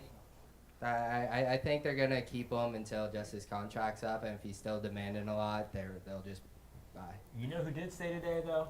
Lamar Jackson, and that is who is the next pick, is the Baltimore Ravens. And you're talking about similarities. I'm scared that they're going to get their hands on Zay Flowers, and he's the size of a Marquise Brown. Yeah. He has those type of instincts. I am honestly terrified for the league because Marquise Brown, Hollywood Brown, and Lamar Jackson were both fantastic together. And now they have a chance to get their hands on possibly the #1 rated wide receiver besides Jackson Smith in the draft. Mm-hmm. So, Mr. Jeff, do you think that Zay Flowers would be a better fit in Baltimore than Jordan Addison? Oh, 100%. I think that they want to use more of a speed option type of system where they can have Lamar Jackson getting off to the right, getting off to the left, and having a guy that make those quick, sharp cuts that can make separation. And I think that, Zay Flowers is that type of guy. You saw it at Boston College. I mean, he's ripping through guys, making sure that they turn their hips really quick. And I think he has NFL speed. And the Ravens coming up, they have some needs. And wide receiver is definitely one of them. I have a question. Do you think he would have the same issues that Hollywood Brown did with his drops? I mean, time will have to tell because I feel like he had a lot. He had 24. He was pretty inconsistent, and that would be my biggest concern is you're replacing Hollywood Brown with somebody. Like you said, they're very similar, but they also have the same flaws, which is my only thing. I love Zay Flowers, but I don't know how you give up Hollywood Brown to get a replica. I'm agreeing with Jeff. Is this pick anything other than Zay Flowers? I think Zay Flowers just makes the most sense. Yeah. I think you keep Lamar Jackson for 5 years. You keep him happy now. You obviously brought in Odell. You're bringing Zay Flowers or even Jordan Addison. I just think you bring that receiver. You keep him happy. You have to. You have to. Yeah. I mean, unless they want to draft Will Levis, and then. Hey, I was about to say it as a joke. Somebody did. Stop it. But no, I think after giving him all that money, I think they're going to draft a wide receiver. Keep him happy. I don't see why they would go in a different direction here. You also got to pair him up with the receiver on a rookie contract for those 5 years. And then when his contract's up, then you might get enough cap to re-sign that receiver. Yeah. Tyler, I see you over there, man. I want to get some of your feedback. Oh, my goodness. There we go. So the draft pick is in, and Jordan Addison, the USC wide receiver, is a Baltimore Raven, and this is a fear of mine. I did not want to see this. Tyler Brownrigg, how are you feeling? I like this pick for Baltimore. I think it's good. It addresses a key need at wide receiver. Of course, they had no wide receiver over 500 yards. And Jordan Addison, a bit of a size concern with him, only at 5'11", 171 pounds. So he doesn't have like the build of a true X, say like a Quentin Johnston. But he's probably the best route runner in this class. Sharp, crisp, and great over the middle. I think this is a great pickup. He can be a true number 1 wide receiver for Lamar. And I know he's happy back in Baltimore right now. Now, that was great analysis right there. I agree with all of that, man. And that's crazy. I had a feeling they wanted to, make Lamar Jackson happy, unlike the Jets not making Aaron Rodgers happy. How are y'all feeling about that? I really like this pick. Like this has been the number 1 need for Baltimore for a couple years now, and especially when you sign Lamar to a contract like this, you have to get him a receiver. You saw it in Green Bay, how they never drafted a receiver with Aaron Rodgers. I'm glad they didn't take that route and they got a receiver, and now that offense can really flourish. Yeah, I'm with Doug.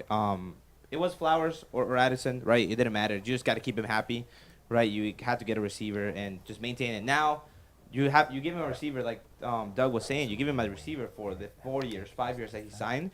And I think that's something, you kind of back that up. You gave him Odell.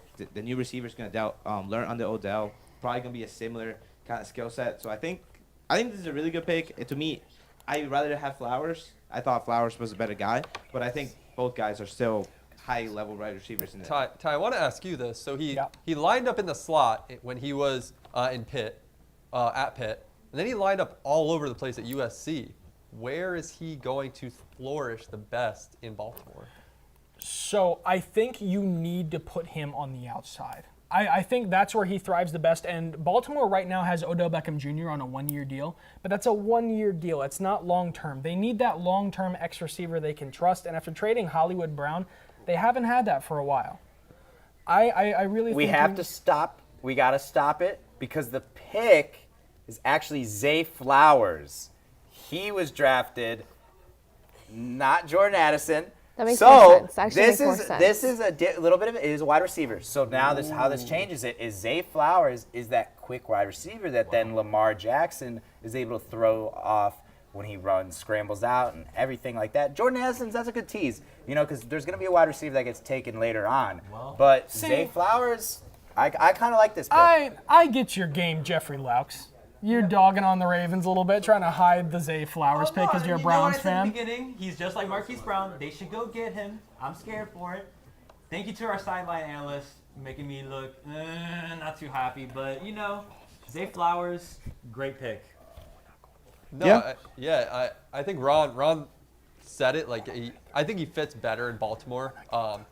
Lamar's used to somebody like Hollywood Brown, like that kind of play style, and Zay Flowers fits that. I like Jordan Addison a little bit more, just because I thought he had more versatility. But I think Zay Flowers, you had to get a receiver, right? And they got one. Now I wonder if a team's gonna trade up for Addison now. Right. That's what I wonder now. I mean, we really had 4 guys coming in it was Johnson, Jackson Smith, Flowers, Addison. I wonder if a team maybe like the Buffalo Bills, they need a receiver. Maybe they jump up a little bit and reach for Addison now. Or if you But look his- to your right, that man over there, I know the Minnesota Vikings would like another wide receiver threat for Kirk Cousins. A wide receiver would be great at 23. Too. So would corner. I think this pick, though, for the Vikings here at 23, I think it's going to be Will Levis.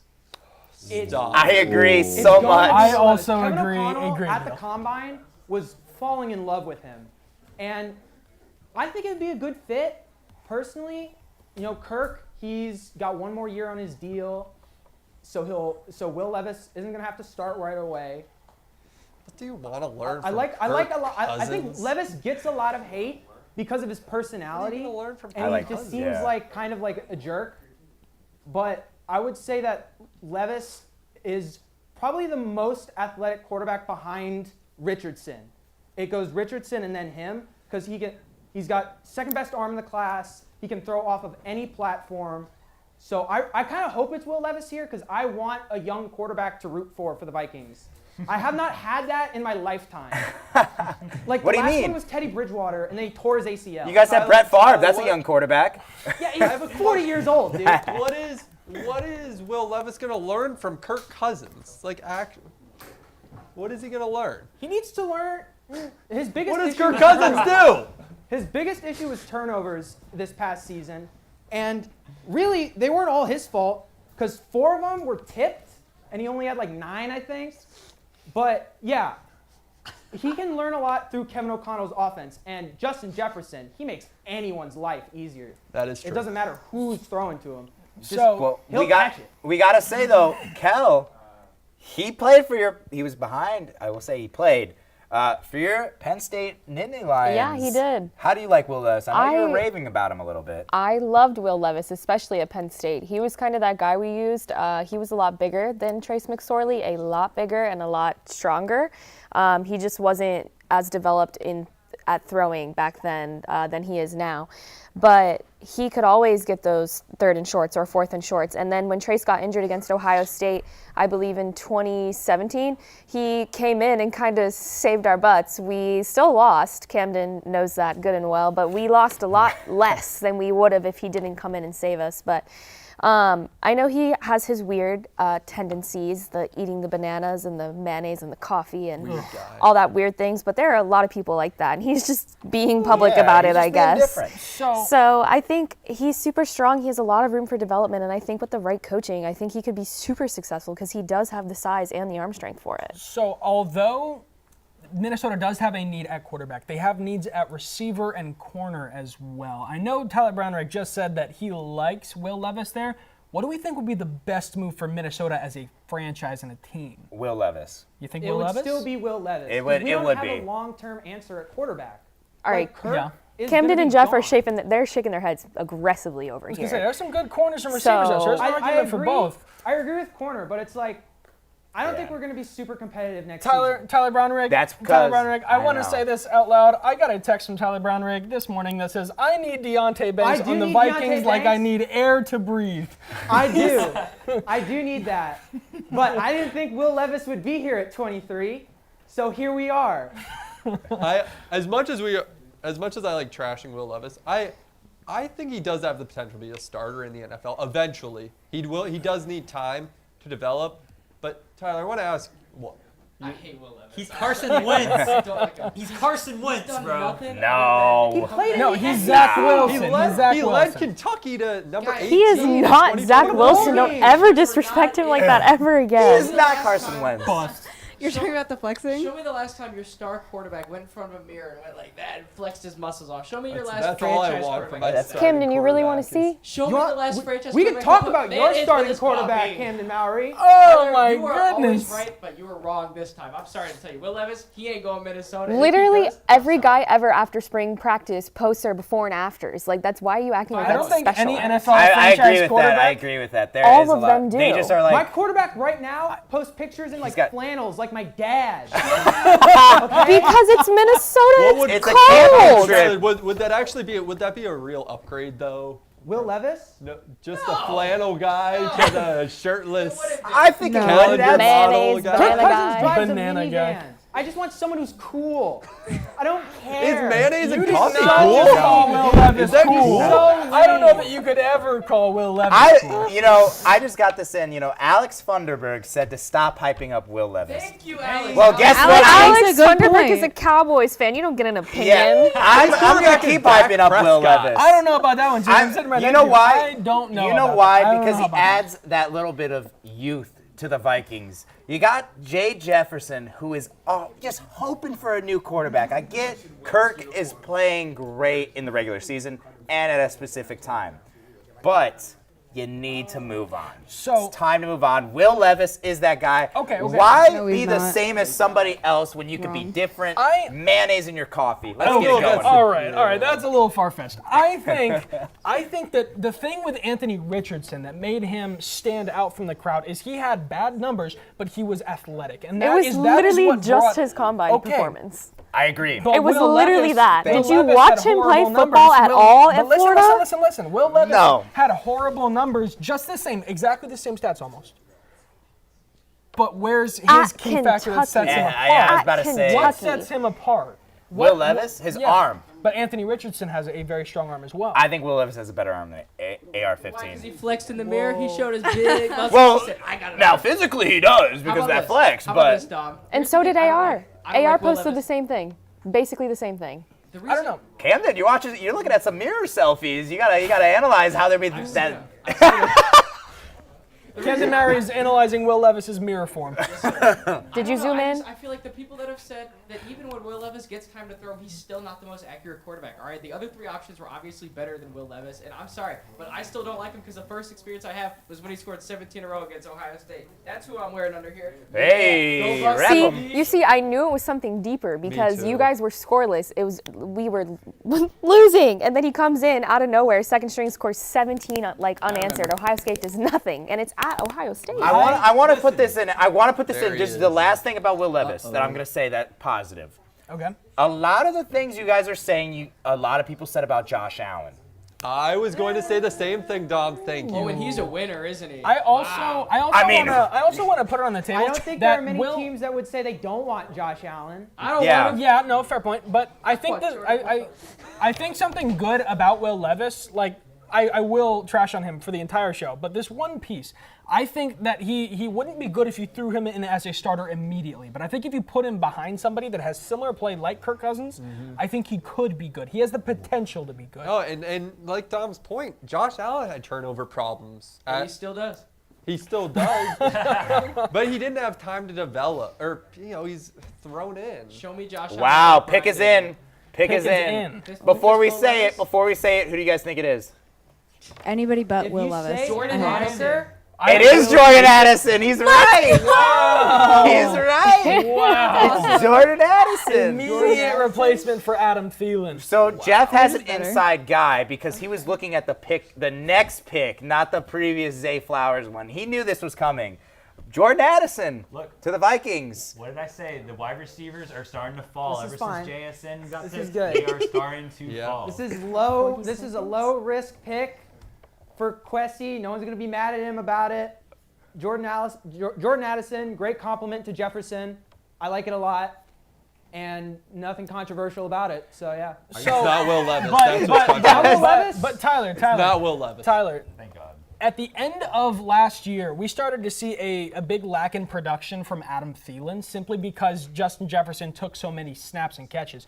Do you think the same thing's going to happen with Jordan Addison, or do you think he might break out and stand out a little bit from that? No, Addison will be a lot better right away because the issue with Thielen was that he got old and he just wasn't able to break away from defenders. He couldn't cut as sharp anymore, and he just became a red zone threat, where he just caught catches in the end zone all the time, and he'd get like 9 touchdowns and 600 yards, and it was kind of disappointing to see this legend of the game who got like 8 100-yard games in a row, like set an NFL record, become like a shell of himself, and now he's in Carolina.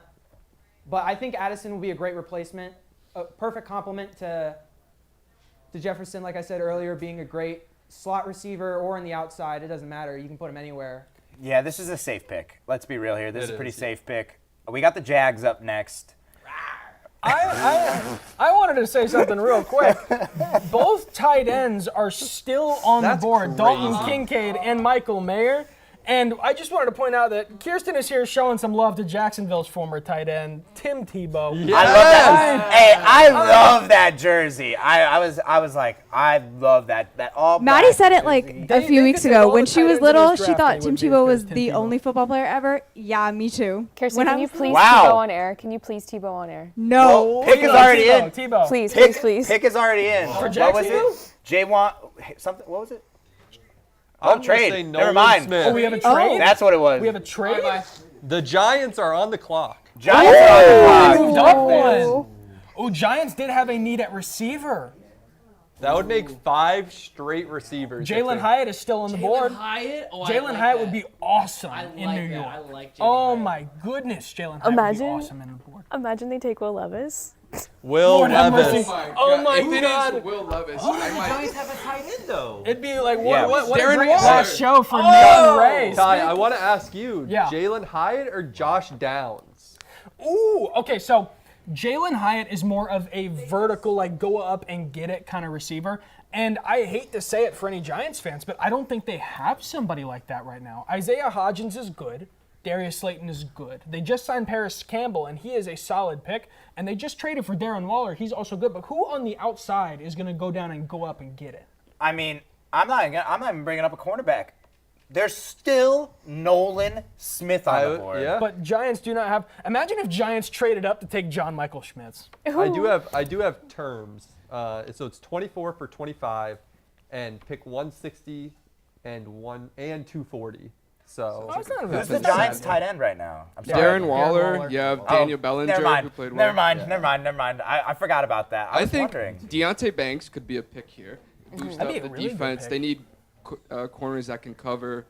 I would Jalen Hyatt, someone that can spread the field. I totally agree with that. I can see y'all going like Trenton Simpson from Clemson. Yeah, interior offensive line.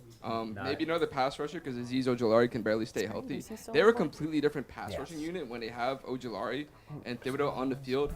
That's the thing, though. Ojulari and the depth isn't there. Yeah, you can never have too many pass rushers. Right. But we'll see what happens. This draft has been quite insane. You know what I just realized? Peter is still there. Peter Skoronski is still on the No, board. he was taken by the Titans. Hey, he was taken by the tackle. Titans. Yeah. At 11. Yes, he was taken at 11. Yeah, that boy far gone. We missed He that. was taken at 11? Yes. We missed we it. had it. Oh, my I missed Lord, it. have mercy. You I'm know saying what? I missed it. We were in the middle of transitioning the set That's what while we- Peter Skoronski went. Wow, we were saying we're like I'm It was surprised right. he's It still was right driving. after you We were left. Josh. transitioning. That's right, dude. I would have ran to Kansas City to put in a card if Skoronski was still on the board. Me and Ty were saying, we're like, we cannot believe he is still here. That was on our transition.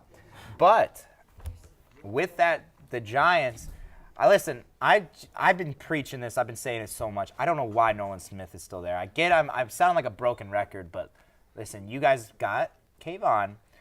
I don't think Nolan Smith is bad if you put him on the other edge. No, but they never need have an too many inside, pass though. rushers. Also, another Who are you edge gonna that take that's got on the inside right now?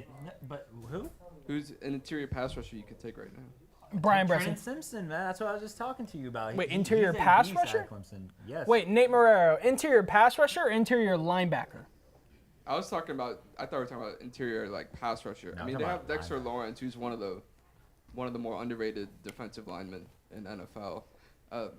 Leonard Williams has a huge cap hit, so I mean, maybe if you think a guy can replicate his production and cut ties, You can go with Ty's Brian Bressie.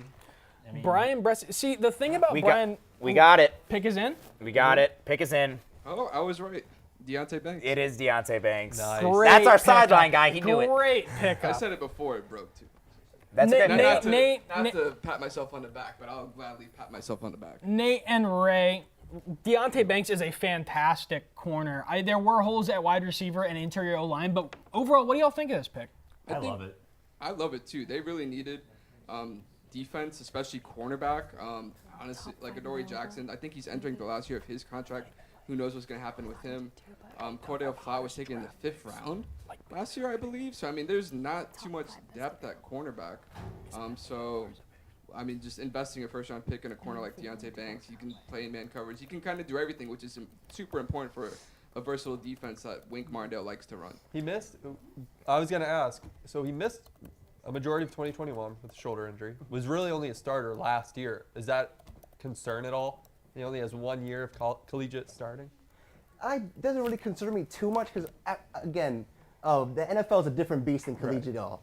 And second of all, I love going defense. First of all, I know our offense isn't really the best. Offense, rushing-wise, yes, we're amazing. But our receiving core is probably like one of the worst in the league, honestly. And one receiver isn't going to fix that, especially when you got someone like Danny Dimes throwing the ball. Yeah, I'm not a big fan of Danny Dimes. Spoiler alert, if for all y'all out there. But defense wins championships. It's an old adage. And we're an old school team. Anytime we've been successful, it's when we run the ball down the team's throat and play good defense. And getting a cornerback is one step towards that. That being said, would I have loved to get a receiver? Maybe. But then again, he might not have made a difference, honestly. Jack Campbell, what do we think? You know, I'm a little disappointed that it's not John Michael Schmitz just because that was the only chance he had going in the first round. I will not lie. But Deonte Banks, good physical corner, nice size. And this is, I think, the fourth corner off the board. This is one of the deeper cornerback drafts we've seen in a long time. So I do think this is a good value pick. I thought he was going to go a little bit higher than 24. So I like it a lot. there's not much wrong to go to the Giants. The Giants had a couple holes to fill, so they got good value, position to need, and yeah, it was a good pick. Yeah, and also with Brian Daboll, Mike Kafka, they're two really good offensive minds. With guys like that, you can maybe be a little more patient at wide receiver. Maybe take more of a project because of the scheme, ability to develop a player. Maybe you can take the corner that you know is a sure thing and maybe take a chance on a wide receiver later. And Riley mentioned it earlier about wide receivers. I mean, a statistic came out earlier on ESPN about, most of the dominant wide receivers, 5 of the 6 dominant wide receivers around the NFL, weren't drafted in the first round. Right. Mm-hmm. They were all drafted 3rd, 4th, 5th round. And I honestly think that getting Deonte Banks is going to solidify that defense. And like you said, defense wins championships. And your division has some tough defenses. So Deonte Banks, the only thing that he really needs to work on, and the only thing that came out of the combine was his technique, and that's something that your coaches can work on. Yeah, his technique. definitely. You can't teach athleticism, and he has a ton of that. He can tackle really well too. Yeah, he's got an NFL body. That's all. At the end of the day, that's what really matters. Because technique, that can be coached. You can't coach speed. You can't coach strength. That stuff's God given. Oh, we have a trade. Oh, the Jaguars traded again. Bills are on the clock. Bills? Bills. What? Buffalo Bills are trading up. Now, with this trade, we got to look at the top 5. They traded with Jacksonville. We have to talk about the top 5 available right now. Ty? So, real quick, the Bills have needs at interior O-lineman and at linebacker after Edmonds just left. Yeah, the they Bears just guys. lose Jermaine Edmonds. But I did want to mention one hole that they have that has not been addressed often, and that is edge rusher with Nolan Smith still on the board. Is there potentially a chance that he's taken by Buffalo? I think so, because I think the big top 5 right now that were on the board were mainly Will Levis and then the 2 tight ends. But they don't need that right now. So you got Nolan Smith, you got Joey Porter. You also got the two Clemson boys, Brian Brees and Miles Murphy. Here's a name that we haven't really tossed around too much. Mazi Smith. Michigan defensive tackle. Wow. That's not – I think they take a defense – they definitely are taking defense here. I'd be shocked if they take anything offensively right now. I do too. I also love Mazi Smith. I do Mazi too. Smith is a big body defensive tackle that's just known to get in a hole and sit in it.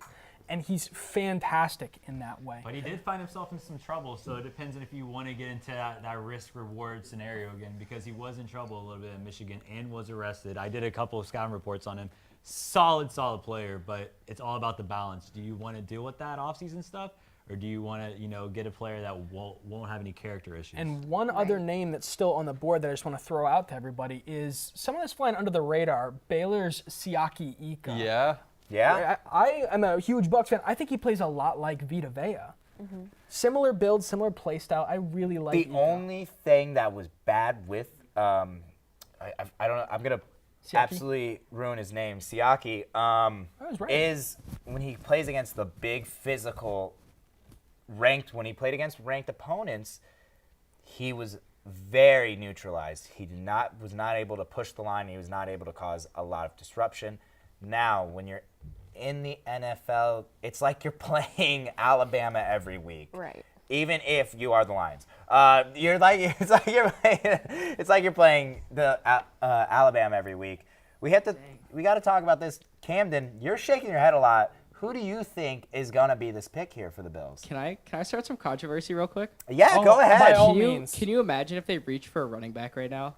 I'm just gonna put it out there. Oh, Zach Charbonnet's not bad. Because I saw on a mock draft somewhere that they were gonna take a running back, and I don't know who it would be, but if you we got the pick. If it's a running back, we got the pick. It is not the running back. It is Dalton Kincaid, the first tight end. Surprisingly, not take Michael Mayer. Dawson Knox. Mason, take it away. This is what do you got to say? Dalton Kincaid over Michael Mayer, over a Notre Dame stud. What's going on here? I just came here to talk bad about the Bills because I'm a Dolphins fan. Look at this right here. The Dolphins are going to be at the top of the East this season. I'm just calling it right now. But I got Ryan behind the camera saying no.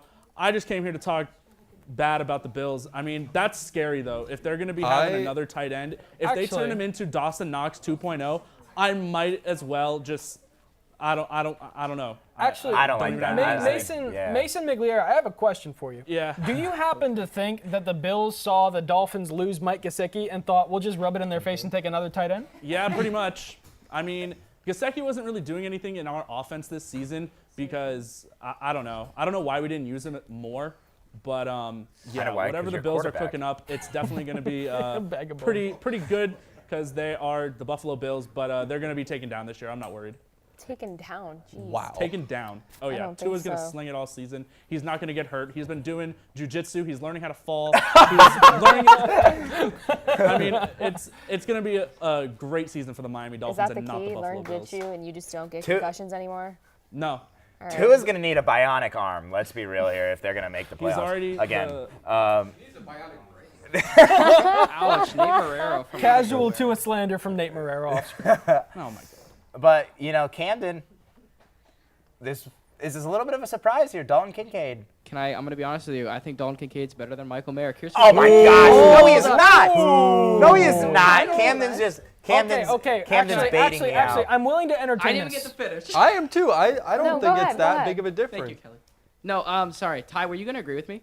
I was saying I'm willing to entertain it because I have a strong theory about Dalton Okay, Kincaid. I want Dalton to hear you Kincaid, first. really good run blocker. Okay, I think he's going to be great. He's going to be like a 13-year veteran. He's going to make a couple Pro Bowls. All right, and I watched him play against Utah. He shredded USC even though he was hurt. Look at those games where he had 13, 14 catch games. Michael Mayer, when he played against good competition, gets Ohio State. Do you remember? He only had a couple catches. Did not play really well.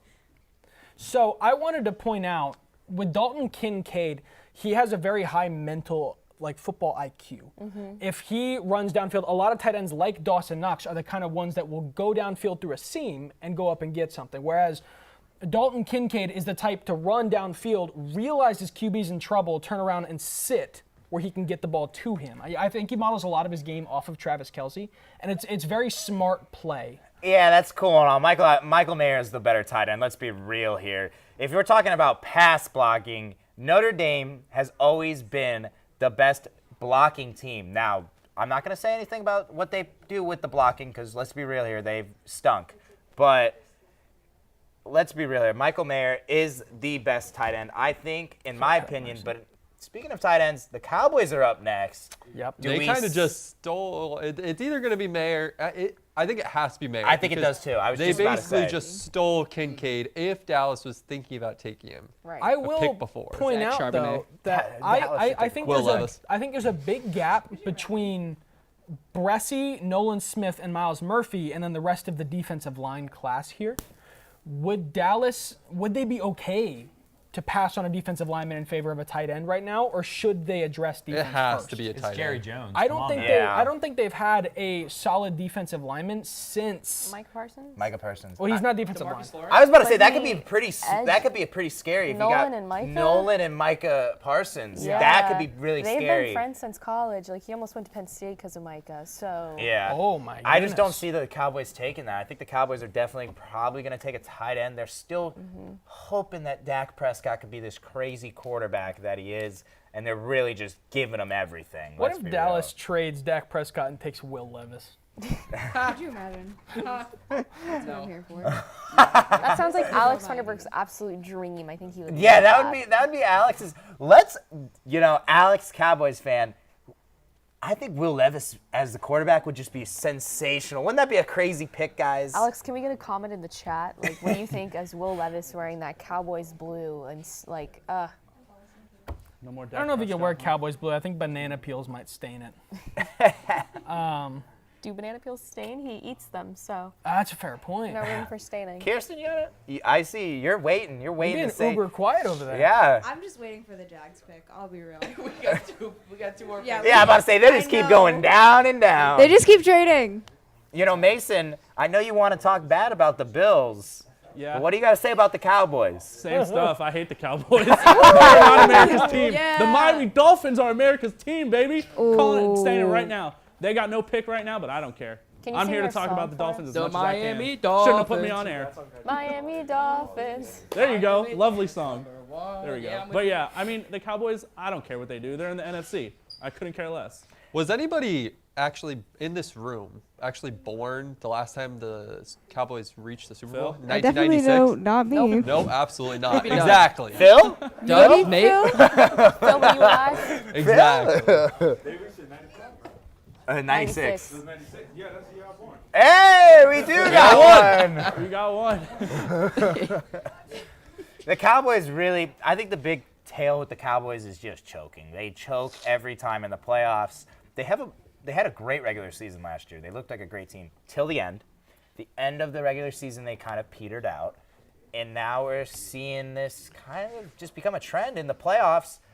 They really don't look like themselves in the playoffs. They looked like themselves the first round against the Bucks. I hate you. So I had to bring it up. Buffalo Bills, pretty much. Yeah, that was They slaughter. did the same thing. Yeah, I mean, but realistically, do we give another weapon to Dak? Do you think the Cowboys are going to do that? It might be a running Jalen back. Hyatt. That would be Ooh, a crazy yeah. pick. But, yeah. I mean, that's a Cowboys-esque That pick. is a Cowboys They don't pick. have a speedster. They have like Michael Gallup. CeeDee Lamb. He's not a speedster though. I like Jalen Hyatt. Cooks. Let me throw out Picked up Brandon Cooks. a very, very, very listening. hot take right now, just to see what we'd have with this. Will Levis. How do we think it's possible that Dallas can try to offer this pick and maybe a little bit more for someone like Dalvin Cook? Or I Austin don't Eckler? hate that because they need a replacement for Zeke. They have Tony Pollard. Let but- Tony cook. That's Well, really do they want to let Tony cook? I want to let him cook. Are you kidding me? That guy, Alex Funderburk loves I Tony do Pollard. believe Pollard is still on a franchise tag. If He I'm not is. mistaken. Yeah. He'll So be a free they agent will next need a season. long-term replacement. Right. I like the Dalvin Cook play. I just don't think the Vikings would go for that. I really think the Vikings. Will Levis is still on the board. There's no. Listen. I thought the Vikings were taking Will Levis. If they didn't take him, then they're not going to trade and take him now. Maybe it's all part of their scheme. Their master plan. Do you think New Orleans will take him? I think so. I think if who does New Orleans have as quarterback right now? Derek Jameis? Carr. Derek Carr. Golly. They just signed him. No. They just signed him. You're right. They're not going to take. Why See, not? I don't follow the nobody quarterbacks getting signed because in a year they're gone. Let's be real here. You think Derek Carr is going to stick around on the Saints? What's his deal? Does anyone know off the top I of their think head? wasn't it like 3 or 4 years? 4 years, 150 Yeah, million Oh dollars my for a little gosh. bit. Not a For year. Derek That's Daniel Carr. Jones money. That's Dak Prescott money. Dear All God. who don't deserve it. Also, I think we're all overlooking the fact that a team early in the second could trade up into the first if they see someone fit. That's less cool. They don't get drafted. Arizona passed on edge, and everyone thought they were going to go Will Anderson or Tyree Wilson, and Nolan Smith is just sitting there for the taking. Like I said, I've been saying it. I don't want to say it too much. I don't know why Nolan Smith is still here. Is there something that we missed? And He's just a little smaller for that position. he is injury prone. That's probably the How only do you know? thing. He hasn't Prove it. really grown or put on weight since high school, like at all. And at Georgia's program and their nutrition team, he should have and he didn't. So Yeah. I think that's kind of the Jeff, issue. Part of me feels like that can work into his advantage in getting around a big That is true. offensive tackle. That speed is crazy. A 4.39 40 is unheard of Pair for him with edge Micah. rusher. I think Nolan, if I'm not Micah's wrong, bigger than him, but I think yeah. Nolan Smith went to IMG Academy in Yeah. high He was the school. #1 recruit in 2019. I mean, this kid's a star. Ever since high school, you're just surrounded by pro-level talent and pro-level coaches. The reason I bring that up is because I remember watching him, and I like watching IMG. They let's played be real Modern here. Day that year. Yeah. Yeah, first game of the season. Yeah, I and watched he that played too. great. Yeah. He was Yeah, I want to add something to that, Dom. Like in 2021, we need guys like Jordan Davis, Devontae Wyatt, and this guy named Trayvon Walker. Nolan Smith, he produced too. I mean, he had over 50 tackles, 4.5 sacks, and 3 forced fumbles with those guys on the roster. Those are NFL guys that he's putting up good numbers with. So I agree. Nolan Smith is a stud. I think it has to be his size. Yeah. That's the only reason. The same with Bryce. Bryce was the #1 recruit in high school. He was the #1 overall rated player. And we're seeing a lot of these guys where they go out of high school to college, and it doesn't translate into their NFL draft stock. It really is kind of crazy to see because you look at the NBA, if you're the #1 draft pick, the #1 player in that class, you're a one and done, and then you're going into the NBA draft as the top 5 player. Ladies and gentlemen, the pick is officially in. I don't believe we have a name just yet, but they're showing Michael Nate Mayer Barrow's got on the it. feed. Boom! It is Nolan Smith. Oh, Wow, that is going to be scary. Him and Micah Excellent play. Parsons, bro. Excellent play. Him and Micah Parsons are going to be a nightmare That's for crazy. offenses in the Oh my NFL. That was DeMarcus actually Lawrence a is really still there. smart pick. Ooh. Get rid of DeMarcus Lawrence. Oh, yeah. Wow. A dangerous defensive front. I feel like Micah had heavy influence on that pick. Mike Parsons. We got some going on, it seems like. It's not Nolan Smith. It's Mazi Smith. Oh. Who? What? Who? Mazi Smith. What? See, we saw the Smith, Oh, and we okay, thought it was gotcha. Nolan. It is Mazi's. They gave out the wrong They name. gave out the wrong name. Somehow the Cowboys have pulled a name back. I don't know how. So they gave I out don't know why. a little bit of background. They gave out the wrong name. Wow. So it is Mazi Smith. We're false reporters. So it is Mazi Smith. See. Indeed, it is Mazi Smith. Being like, dang. Wow. Mercy. I believe they had given up Nolan Smith and then took it back last minute. See, I believed in the Cowboys for a second there. I said, Nolan Smith, great pick. Mazi Smith. I know. We were just talking about how good that pick was for them. Yeah, I take it back. I don't like Michigan players. Sorry. Boo. That I'm is not biased. For one, nothing against Mazi Smith, but like Jeff said, he is a handful he's a lot to handle coming out of Michigan. He's been Cowboys arrested a love little bit. off-field issues. They do. You got a guy like Nolan Smith who is sitting there. That's what keeps Jerry Jones alive, all those Off-the-field issues. Off-the-field issues Love he's it. got to deal with. What do we think the Cowboys see in Mazi Smith that's so grand that they're willing to jump Brian Bresee and Siaki Ika? Oh, I know and what Miles they see. Murphy. And Miles Murphy. And Nolan Smith to go get Mazi. What do we think is there? I think Mazi Smith showed at Michigan against some top-tier offensive linemen that he is powerful and he is big. And overall, I really like this pick. I know y'all are kind of frowning on it, but I do too. I think that sliding him into the nose tackle spot, to the defensive tackle spot, he can definitely cause a lot of pressure for offenses and keep a lot of the double teams off of Micah Parsons. They need to help Micah Parsons out because now they're starting to double team, triple team. They're starting to equip, know what they're getting into when they're about to face off against Micah Parsons. So now, adding Mazi Smith, he'll be able to come in. He's a big boy. He's gonna man. tear it up. And I really liked him. When we had a second-round pick, if he's going to drop, that's who I wanted us to grab. So I'm glad. I'm not mad about the pick. I'm just disappointed. I was gonna say you're like Alex Funderburg, our favorite That's what I Cowboys was fan about to here. say. Always Also, He said, Ooh. he and I quote, "Finna cry." About that pick. That's Alex right there. Don't fret too much, Alex Funderburg. Mazi Smith is not terrible. No, Also, I think the Cowboys' starting defensive tackle, if I'm not mistaken, is Osa Odigizua right now. And he's not essentially a starter, in my opinion. Oh no, not at all. So I don't know if Mazi Smith is a day one starter, but I do think he provides some much needed depth at the He position. has a ton of upside, but I think he's going to take time to develop. But the athleticism is there. I mean, Jeff said that is a big man, 6'3", 320. He had 34 reps of 225 at the combine, which beat the next closest person by 3. He has the strength. He's going to take a few years to develop. He won't be a day one starter, but I don't hate it. So, Not Nolan Smith, though. Miss Kirsten Blaylock, Jaguars. the Jaguars are officially on the clock, so I'm putting you on the spot. Who would you like to see them take? I want to watch them take Nolan Smith. Hey! I want to watch them take it. I'm actually kind of glad that the Cowboys didn't take him because that was who I was keeping my fingers crossed for Jacksonville. Reunite him with Trayvon? Yes. That would be That's gonna be crazy. Jacksonville's defense is already looking pretty scary. That is gonna be a That would great just make addition. it scarier. Yeah. Close to I home, will too. add, although Nolan Smith is on the board, the Jaguars have a glaring need at safety, and Brian Branch Ooh, is I still like Brian Branch. on the board. I like Brian do we think Nolan Smith is the way to go, and because he's the number one prospect still on the board, or should they look towards Branch? I think they're gonna go Nolan Smith here.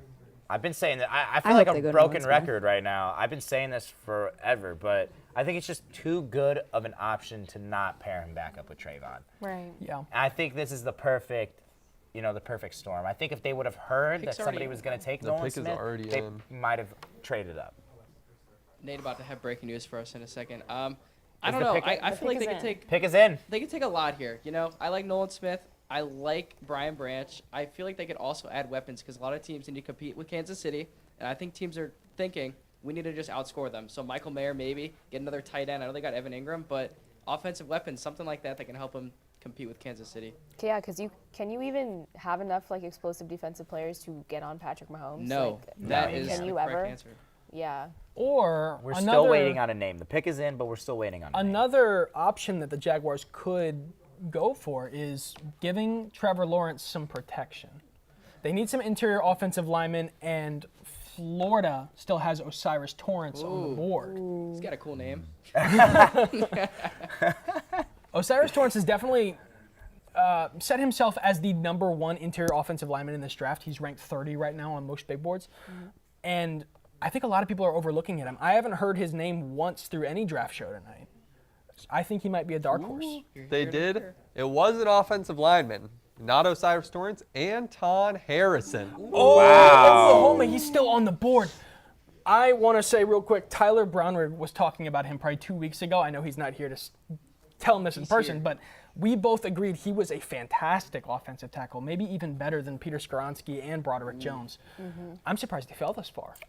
I'm surprised they took an offensive tackle here. There's so much defense where realistically, the name of the game is to stop Patrick Mahomes in your division. Let's be real here. I'm surprised they didn't go defense here. I mean, I get they want to give Trevor a little bit more time and a little bit more protection, but Kelly, how are they going to stop Patrick Mahomes? I get they have a great defense already, but I think it goes back to what Camden was saying, because if you do not have the opportunity to stop on defense, you're going to have to outscore on offense. And I think that kind of looks a lot like Big 12 football, like where they're, for the past few, they've been getting better at it. For the past few years, there's not a ton of defense in Big 12. It's kind of just who scores the most and kind of who scores last. It's usually a pretty close game. So I think maybe that's what they're trying to do here, is more protection for Trevor, because he's also a great quarterback. But he needs more time because Kansas City has Patrick Mahomes and they have a really good D-line. So it's like you have to pick your struggle, and they're picking of trying to score more points. And I think that's the name of the game in that division is you got to be able to beat the Chiefs. If you guys want to make deep runs, I think all of the AFC really has to go after the Chiefs. Surprising. Emily Aaron's so happy. Every time you guys mention Patrick Mahomes or the Chiefs, I wish we had the jib, if Chad was doing the jib, because Emily Aaron is just, I'll mimic it for you. She's just dancing every time Patrick Mahomes is brought. I love Patrick Mahomes. I think he's the most talented quarterback ever. Awesome. I just think Jacksonville saw that Houston ended up getting Will Anderson and realized they needed some more depth for when he runs over their tackles. That's true. That is true. Now, next up is Cincinnati. Michael Mayer is on the board. Ooh, this is terrifying. I think this is going to be the pick here. I'd be kind of shocked if it is not. Ezra's about to be so happy over I know. Ezra's smiling ear to ear right now. As a fellow AFC Norther, I do not want to see Michael Mayer. We don't want to see Michael Mayer. We don't want to see Darnell Washington. We don't want to see any of those good tight ends. Please. Leave them alone. Draft Will Levis. Go draft Will Levis. No, Joe Burrow, no, if you no, don't no, draft the please, offensive line, I mean, you did pick up some good offensive line pieces, but like, what if Joe Burrow goes down? You need a backup. You got mayonnaise, man. Ezra, Will Levis, right? Absolutely not. No way. This is tight end central. But I did want to say, I wouldn't be too mad if they went Brian Branch here, because they did just lose Jesse Bates and Von Bell in the offseason. But this just has tight end written all over it, realistically. So Darnell Washington should probably go here. If, of course, Michael Mayer's still there. I think Michael Mayer would probably be the better pick here, and especially for the long term of their team.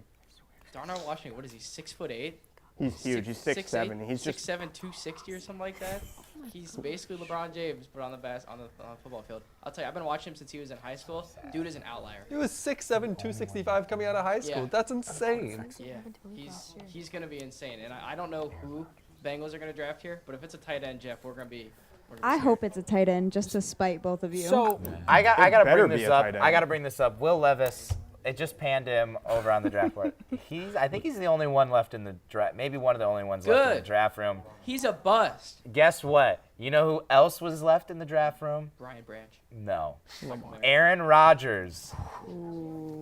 There's no way you just compare Will Levis. I'm just throwing it out there. They're both kind of weird. Please don't listen to him. I'm just saying they're There's both no kind of. way. You know, Riley's right. We're going to stop talking about weird. Will Levis. I'm just throwing that. I'm just throwing it out This there. is quite literally not the pick for Will Levis. I'm just throwing it out there. I'm just throwing it out there. I want to ask Ezra a question real quick, because since you are our Cincinnati Bengal expert, The Bengals just signed Irv Smith Jr. to a 1-year deal, so they currently have a tight end on roster. They did. Do you think they need to take a tight end and draft one now, or do you think they're comfortable with Irv Smith for a year? Well, Irv Smith has been dealing with a bunch of injuries over in Minnesota for a little while, so I mean, he's a very good low risk reward pick, decent reward pick for them, signing for them.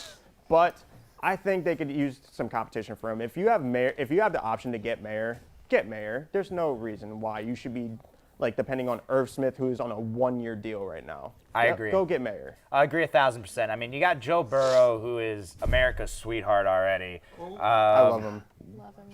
Oh, Lord have mercy. Miles Murphy. Wow, pick is in. It's Miles Murphy. Miles Murphy. Oh, wow. Defensive end. That's a good Ezra. Not I mean, another at least it's defensive end. defense, I guess, but that should have been tight end all over. What? You already have Trey Hendrickson. I mean, that's a good 1-2 How punch do on the edge. That's not terrible. But no, it's not bad. But it should have been tight end, really. It should have been tight end. It should have been tight end, 100%. Yeah, there's a lot of depth at tight end though, so I'm guessing they don't think there's gonna be a pass rusher in the second round like Miles Murphy, and there'll probably be a quality pass Emily catcher Aaron's at tight probably end. dancing when they get Will the Mallory. tight end. No, in Kansas literally. City, It's going to be Michael Mayer. Somebody in that Cincinnati looking room. like it. You have to think they just looked at Nolan Smith's name and brushed right by it onto the next guy. What is going on with I'm this? assuming it's the size. I guess that's literally the only thing I could think of right now. It might be his medicals. I think he had a pec injury, and on top of him being a little undersized, usually your durability doesn't get better in the NFL. Do you think no one came to his birthday party? Sorry. But honestly, Miles Murphy was a great pick. Ruby. I mean, dude has size. He played really well in the ACC against some top-tier offensive linemen. I think that his size will translate over to the NFL, and he's going to be a versatile piece that the Browns and I am not going to be too excited to face. So thank you for making me scared about my offensive line, Cincinnati Bengals. You know what I think potentially could be a great fit for Nolan Smith is the Cardinals just traded with the Texans, and they now hold 33. They are a big fan of those speedy kind of edge and linebackers, especially Isaiah Simmons. Yeah. And I if love Nolan that. Smith is paired with that speedy defensive group, they could set their entire defensive scheme on speed. I can't wait to use that defense in Madden. I'll tell you that. I'll be using Isaiah Simmons or Nolan Smith. And it's not hard to connect the dots. You look at Jonathan Gannon. He came from the Eagles. He had a speedy edge rusher in Hassan Reddick, so he could possibly fit that mold as well if everything checks out. Yeah, I mean, next up is New Orleans. Now, New Orleans has a big need at defensive line. Very big. Brian Bresee is still on the board. Nolan Smith is still on the board. Joey Porter is still on the board too. I don't need no cornerback. I have been wrong at every pick. I've been basically saying, but I'm going to say I think they go defense here just because they already invested so much into their offense right now. It's they haven't really touched the defense yet too much. This is where they kind of throw their hat in and kind of grab a D lineman, I think. I'm not going to say Nolan Smith because it's wrong. I think they get Brian. Who's the Saints quarterback? Derek Carr. Derek Carr. See? Exactly, Phil. Nobody I thought the knew same this. thing. Nobody knew this. I have no faith. I said Will Levis fits perfectly. I personally, I know I'm skipping forward like 2 picks, but I just can't wait to announce that the Chiefs are going to take Hendon Hooker. God, I cannot wait to say that. I cannot wait to give Emily Aaron a heart attack in the studio. Okay, what? This could be Saints could be a sneaky spot for tight end. You look at Derek Carr's connection with Darren Waller. This maybe Michael Mayer.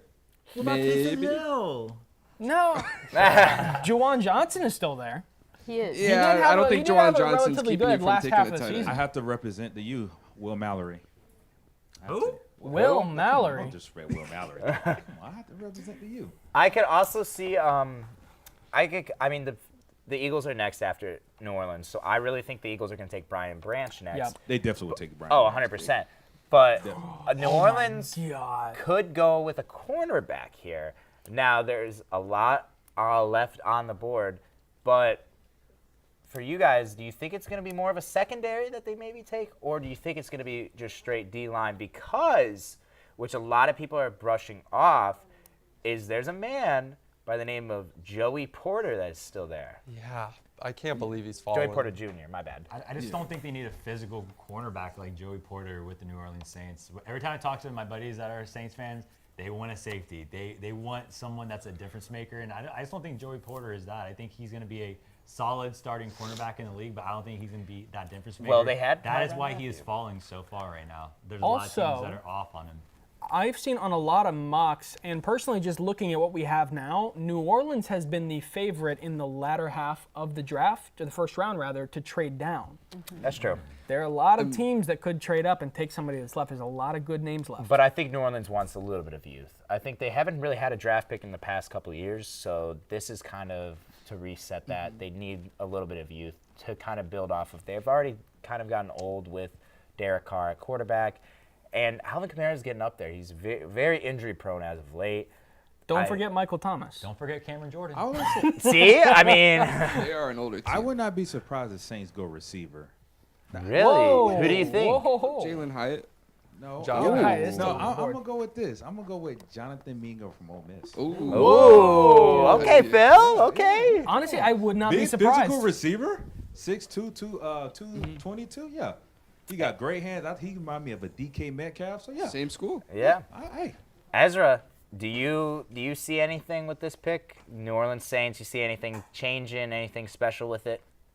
I for some reason, I really want them to just go Nolan Smith because I want him to get off the board already. I don't understand why he's still there, but I do like the idea of a wide receiver going. I do like the Jalen Hyatt shout a lot. I know it's a little bit early for him, but give Derek Carr as many weapons as possible because Lord knows whether or not he's going to be good there. So at least prepare him as much as you possibly can. Also, Chris Olave and Jalen Hyatt are both speedy guys. Yeah. How are you going to cover both of them at the same time, I think is a big question to address. I don't really hate – I will say this. I don't think it's going to be a wide receiver, though. I don't hate the tight end pick. I don't hate the Mayer pick. But if it is a wide receiver, that's going to be interesting to see. Does that mean then that Michael Thomas, they're just really going to let him walk? Because he's had a little bit of when I say little, I mean little bit of resurgence last year where he was being pretty productive for that Saints offense.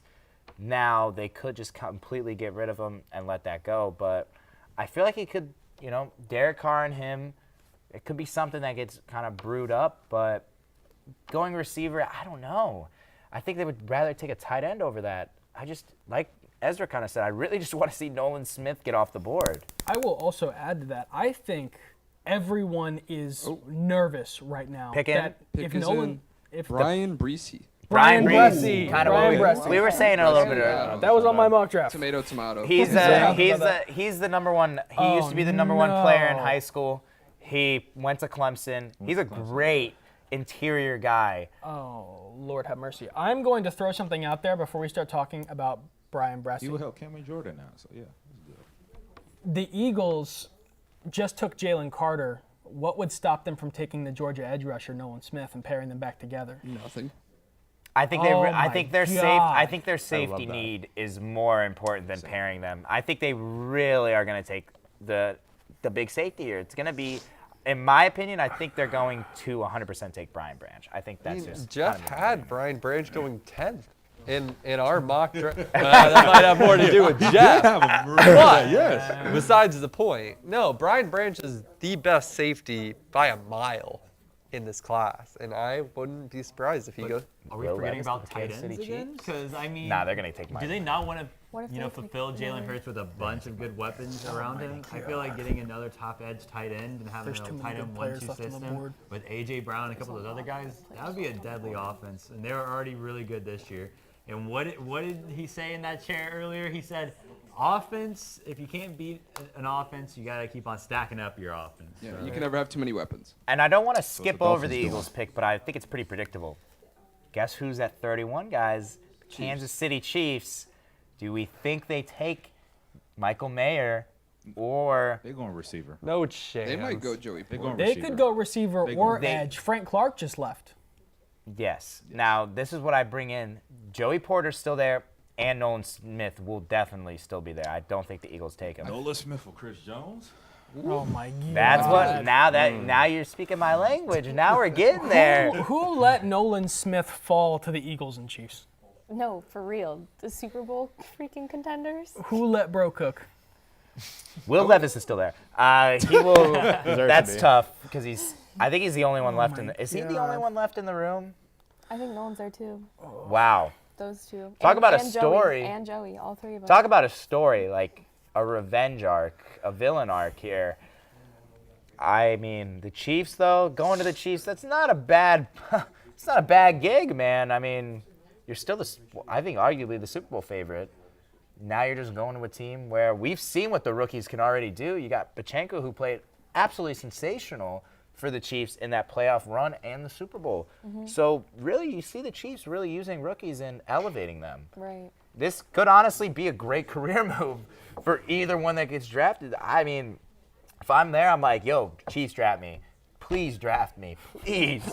I'm almost begging, because you get to the second round and it's kind of like, okay, now we're starting to go back. We're going backwards there. We almost have to wonder, was it something maybe that went wrong in their team interviews? Like, did they maybe... Has to be health. It has to be health with Nolan. I think it's definitely going to be health with Nolan. I don't know why Joey Porter slipped so much, because that is a big physical cornerback. Right. So it was kind of interesting to see that. We've already had, like, what, 4 cornerbacks drafted tonight, too? Yeah, In the first round? tight ends aren't really a hot commodity. They don't fly off the board in the draft. So you can't really say that there's going to be a lot of tight end draft picks throughout. But yeah, I don't know it. I think it has to be health with Nolan Smith. But like I said, I think the Eagles are going to take Brian Branch here. I'll be shocked if they don't, because they really need a safety. Emily, I know you're smiling over there. Don't worry, we'll get to you. We'll get to the Chiefs soon. Don't worry. I know you're giddy. Now, I'm just going to throw this out there to keep it interesting. Emily, what would you say about Will Levis possibly going to the Chiefs? I'm just throwing it out. I'm keeping it interesting, okay? I just want to talk hypotheticals. I just want to 10 years, $500 million, but okay. I mean, I agree. He's not gonna. I'm just saying. No. You never know if Mahomes got injured or something. You know, injuries do rule the game. I'm just saying. Yeah, who is it? I'm keeping it. I'm sorry. I'm sorry. interesting. Let's go back to what you just said. Mahomes getting injured. I'm sorry. He was hurt and still won a Super Bowl. Now, there are worser injuries than a sprained ankle. I'm not going to touch on them. But you never know. There could be some really big injuries. Who is their backup? Chad Henne. He retired. Chad Henne retired? So I guess they kind of... Anything All right, so possibly Shane Buccelli, I believe is his name. So, then they do need a backup, because Mahomes was injury prone. Yeah, I don't think you'll pick it. Yeah, you'll pick I it. was just doing that. Don't waste the first round pick on Blaine that. Gabbert is the second string quarterback. In Jacksonville Jaguars legend Blaine Gabbert. I'd like to point out on the draft stream, it looks like the fear has just set in for Will Levis that he knows he's going to fall to the second round. You know who's the first pick in the second round, 32? Pittsburgh. It's not. Hey. Pixon. I know. It is Nolan Smith. Nolan Smith. Oh my God. Wow. Allowed this to happen. Philly. Wow. My. Second place. I'm not upset about that. Their D-line is pretty old. Yeah. Like Fletcher Cox is up there in age, so So Jalen Carter and Nolan Smith, Georgia group.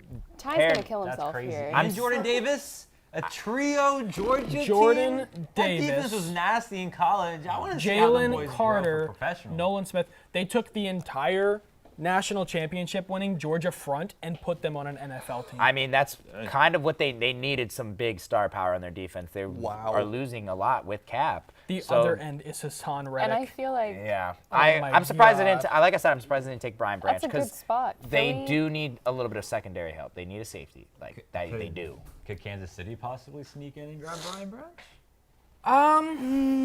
They could, but I doubt it. I think they have bigger needs. What did you say? Kansas Correct. City grabbed what? Brian Branch. Yeah.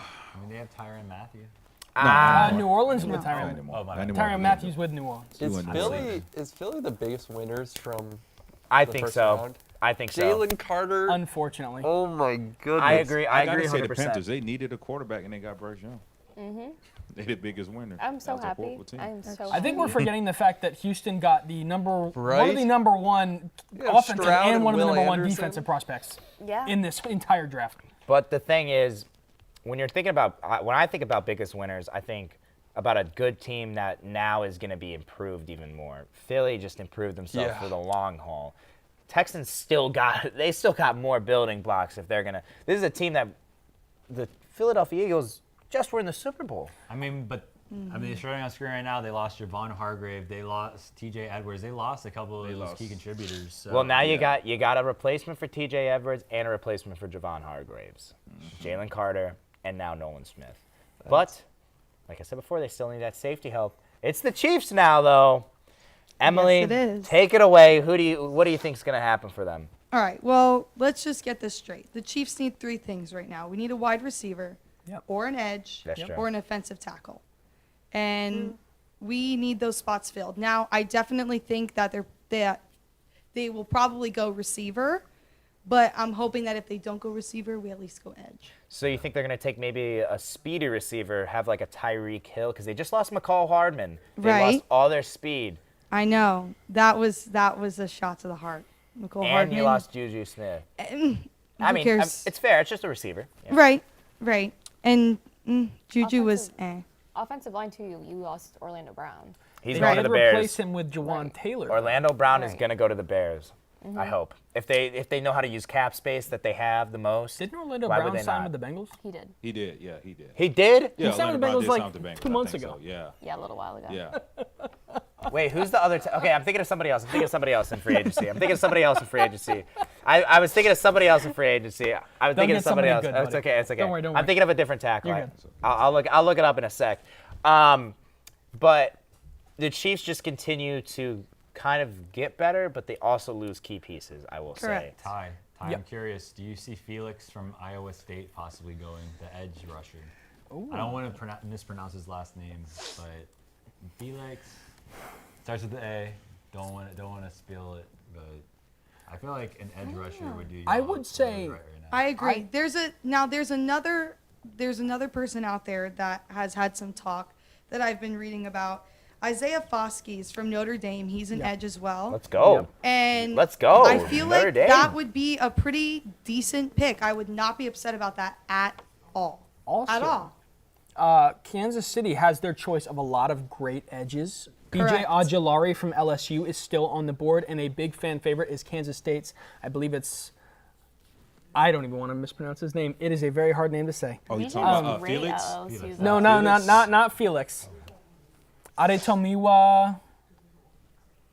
You're doing better than I would have been already. Adebaware, I believe.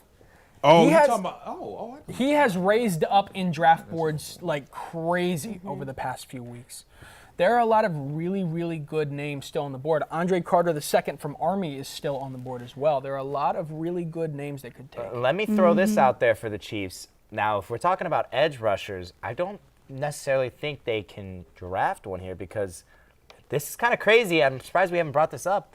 There's a free agent defensive end that is still not picked up yet that used to be one of the best defensive ends. Jadavion Clowney is still a free agent. Ooh. You say one of the best defensive ends? I said used to be. I said used to be. When? Keyword used. All When right, he was on the Texans? here's what's about to happen right now. Oh, We're just okay. going to forget that he said that. And Mama Kelsey is on the TV right now. And that's just what I have to say. She's looking stunning in her outfit, but she's in Eagles green. So, hopefully she has a wardrobe change to red. I'm assuming she'll be in the Eagles green, and then the dad. And will then be in the hopefully red. she comes back out in red. Dude, perfect announcing the pick too. Yeah, honestly, I want the Chiefs to get Josh Downs over Jalen Hyatt. Ooh. Wow. The reason I say that is because watching Hyatt highlight tape, he had a lot of touchdowns over blown coverages, like a lot of them. But That's Josh Downs highlight tape, he could get open. He's a great runner. He's great route runner. He's very fast. He is more like a Tyreek Hill. I was just going to say that. He's on the smaller side. I feel like He is he might be able to fill the – no one can fill the shoes of Tyreek Hill. But he might have a chance to fill the shoes of Tyreek Hill. I feel like he has a good shot. Anytime you account for over 40% of your passing offense, which is what Josh Downs did in 2021, that's pretty good. That's pretty good. Right. Over 1,300 receiving yards in 2021. Right. So if we go receiver, I feel like he would be the best bet. Anybody to disagree with that? I don't know if I want to disagree, but I do want to throw out the idea of with Tyreek Hill, do you want to recreate Tyreek Hill in that offense, or do you think maybe they should look towards a new identity? I feel like they should keep that because it obviously worked very well. I honestly, in all honesty, I think the truth behind the Chiefs is just give Kelsey the ball. Yeah. Just give him the ball, and we will get a touchdown.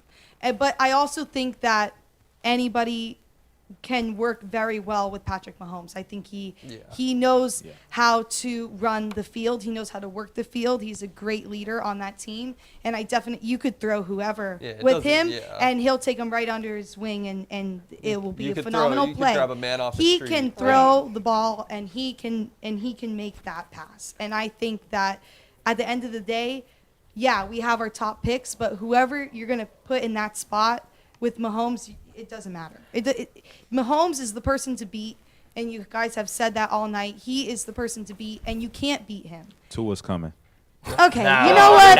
You know what? Tua's coming. I don't want to hear it, Bill.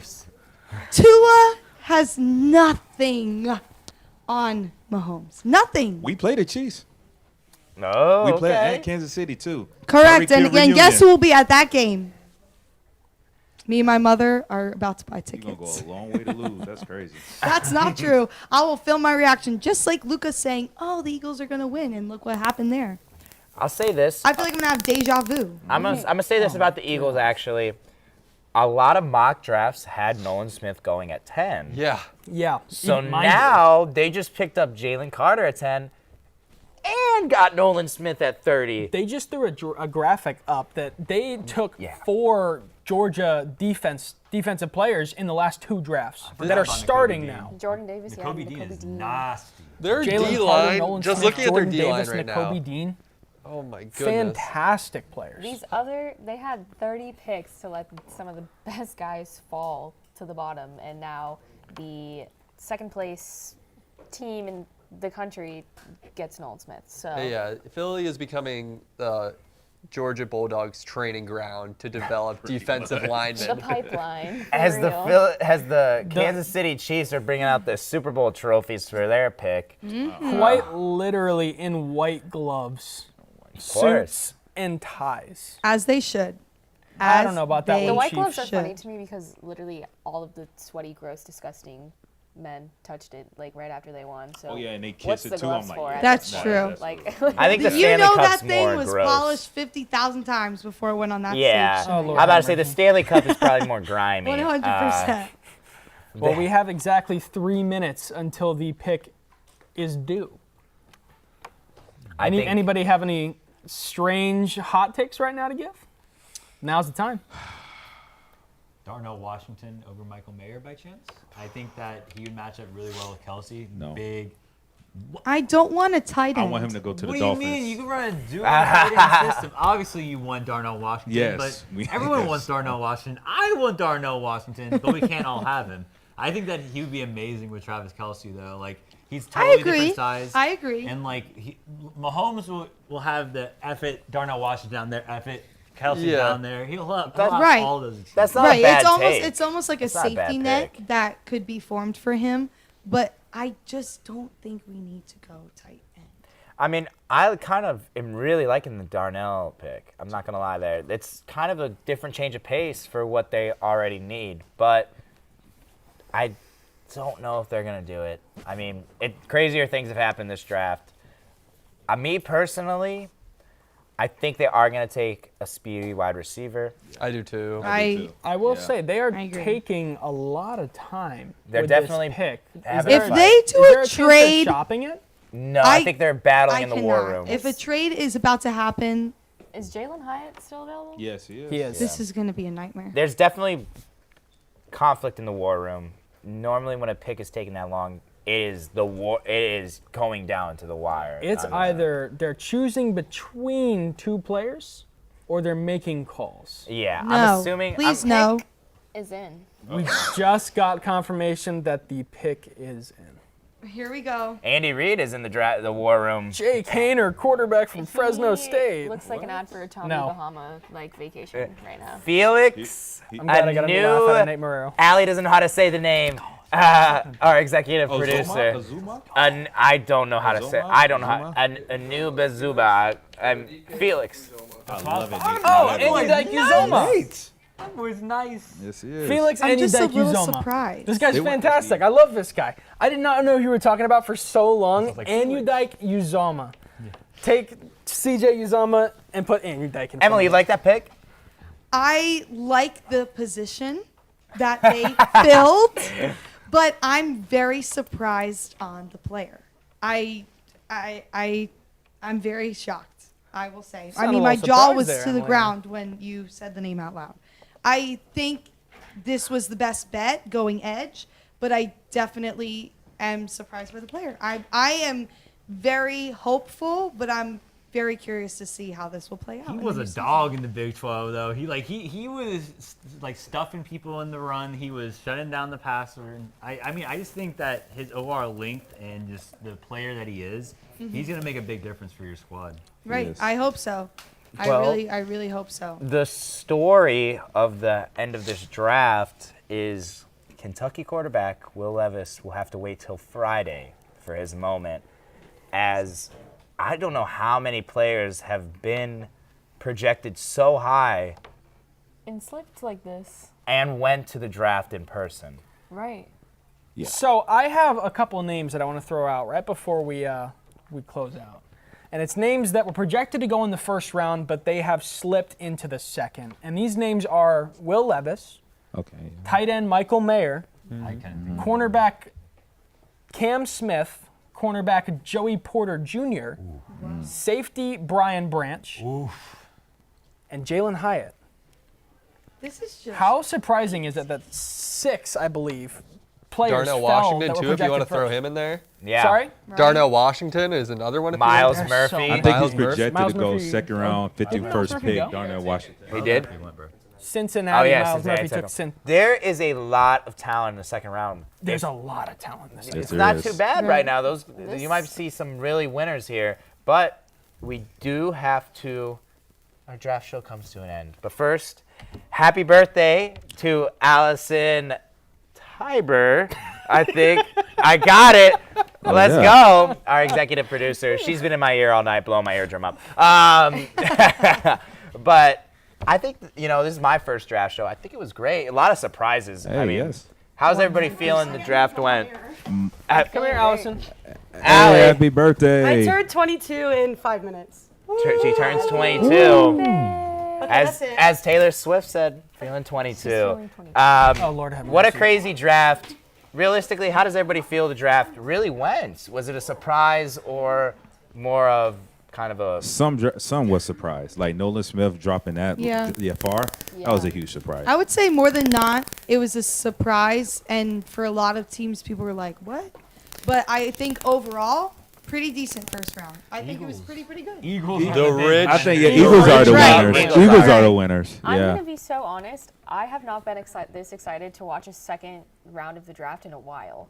So just agreed. because of This all is gonna this be so crazy good. stuff that's happened in the first and all the talent we still have left on the board, like I am excited for tomorrow and to see what's going to happen in the second and third rounds because what the heck? And this was great. This One was last crazy. quick shout out to Johnny Jackson. I know he loves that Emmanuel Forbes pick, so we want to give him his kudos, his credit where it's deserved. They need And Johnny Jackson did not approve of that. This has been the Hitting the Field draft show. A little special time, a little special take. Hanging out with these amazing people and having a great time. So Hitting the Field will be back soon. It'll be a couple months off. So Hags. Have a great summer. Have a great summer. We'll sign your yearbook, but only if you ask. Jeff, Riley, we'll miss you guys. Yes, we do lose Jeff and Riley. Oh. Some casualties. And I had the honor of sitting next to them. Yeah. Well, forget this that. has been a pleasure. This has been Hitting the Field. And Yeah, basically. we'll catch you. We're signing off. We'll catch you next time. Oh. Things gon' change when I really hit the field. Undefeated champs, man, you know what's the deal. Tryna find a kid, I'm in the field doing drills. Boy, you just a sucker, you ain't never keep it real. 3 rings in my hand, I'm a warrior to the max. When I hang it up, they gon' have to give me plaques. Step up in the building and I only bring the facts. When I make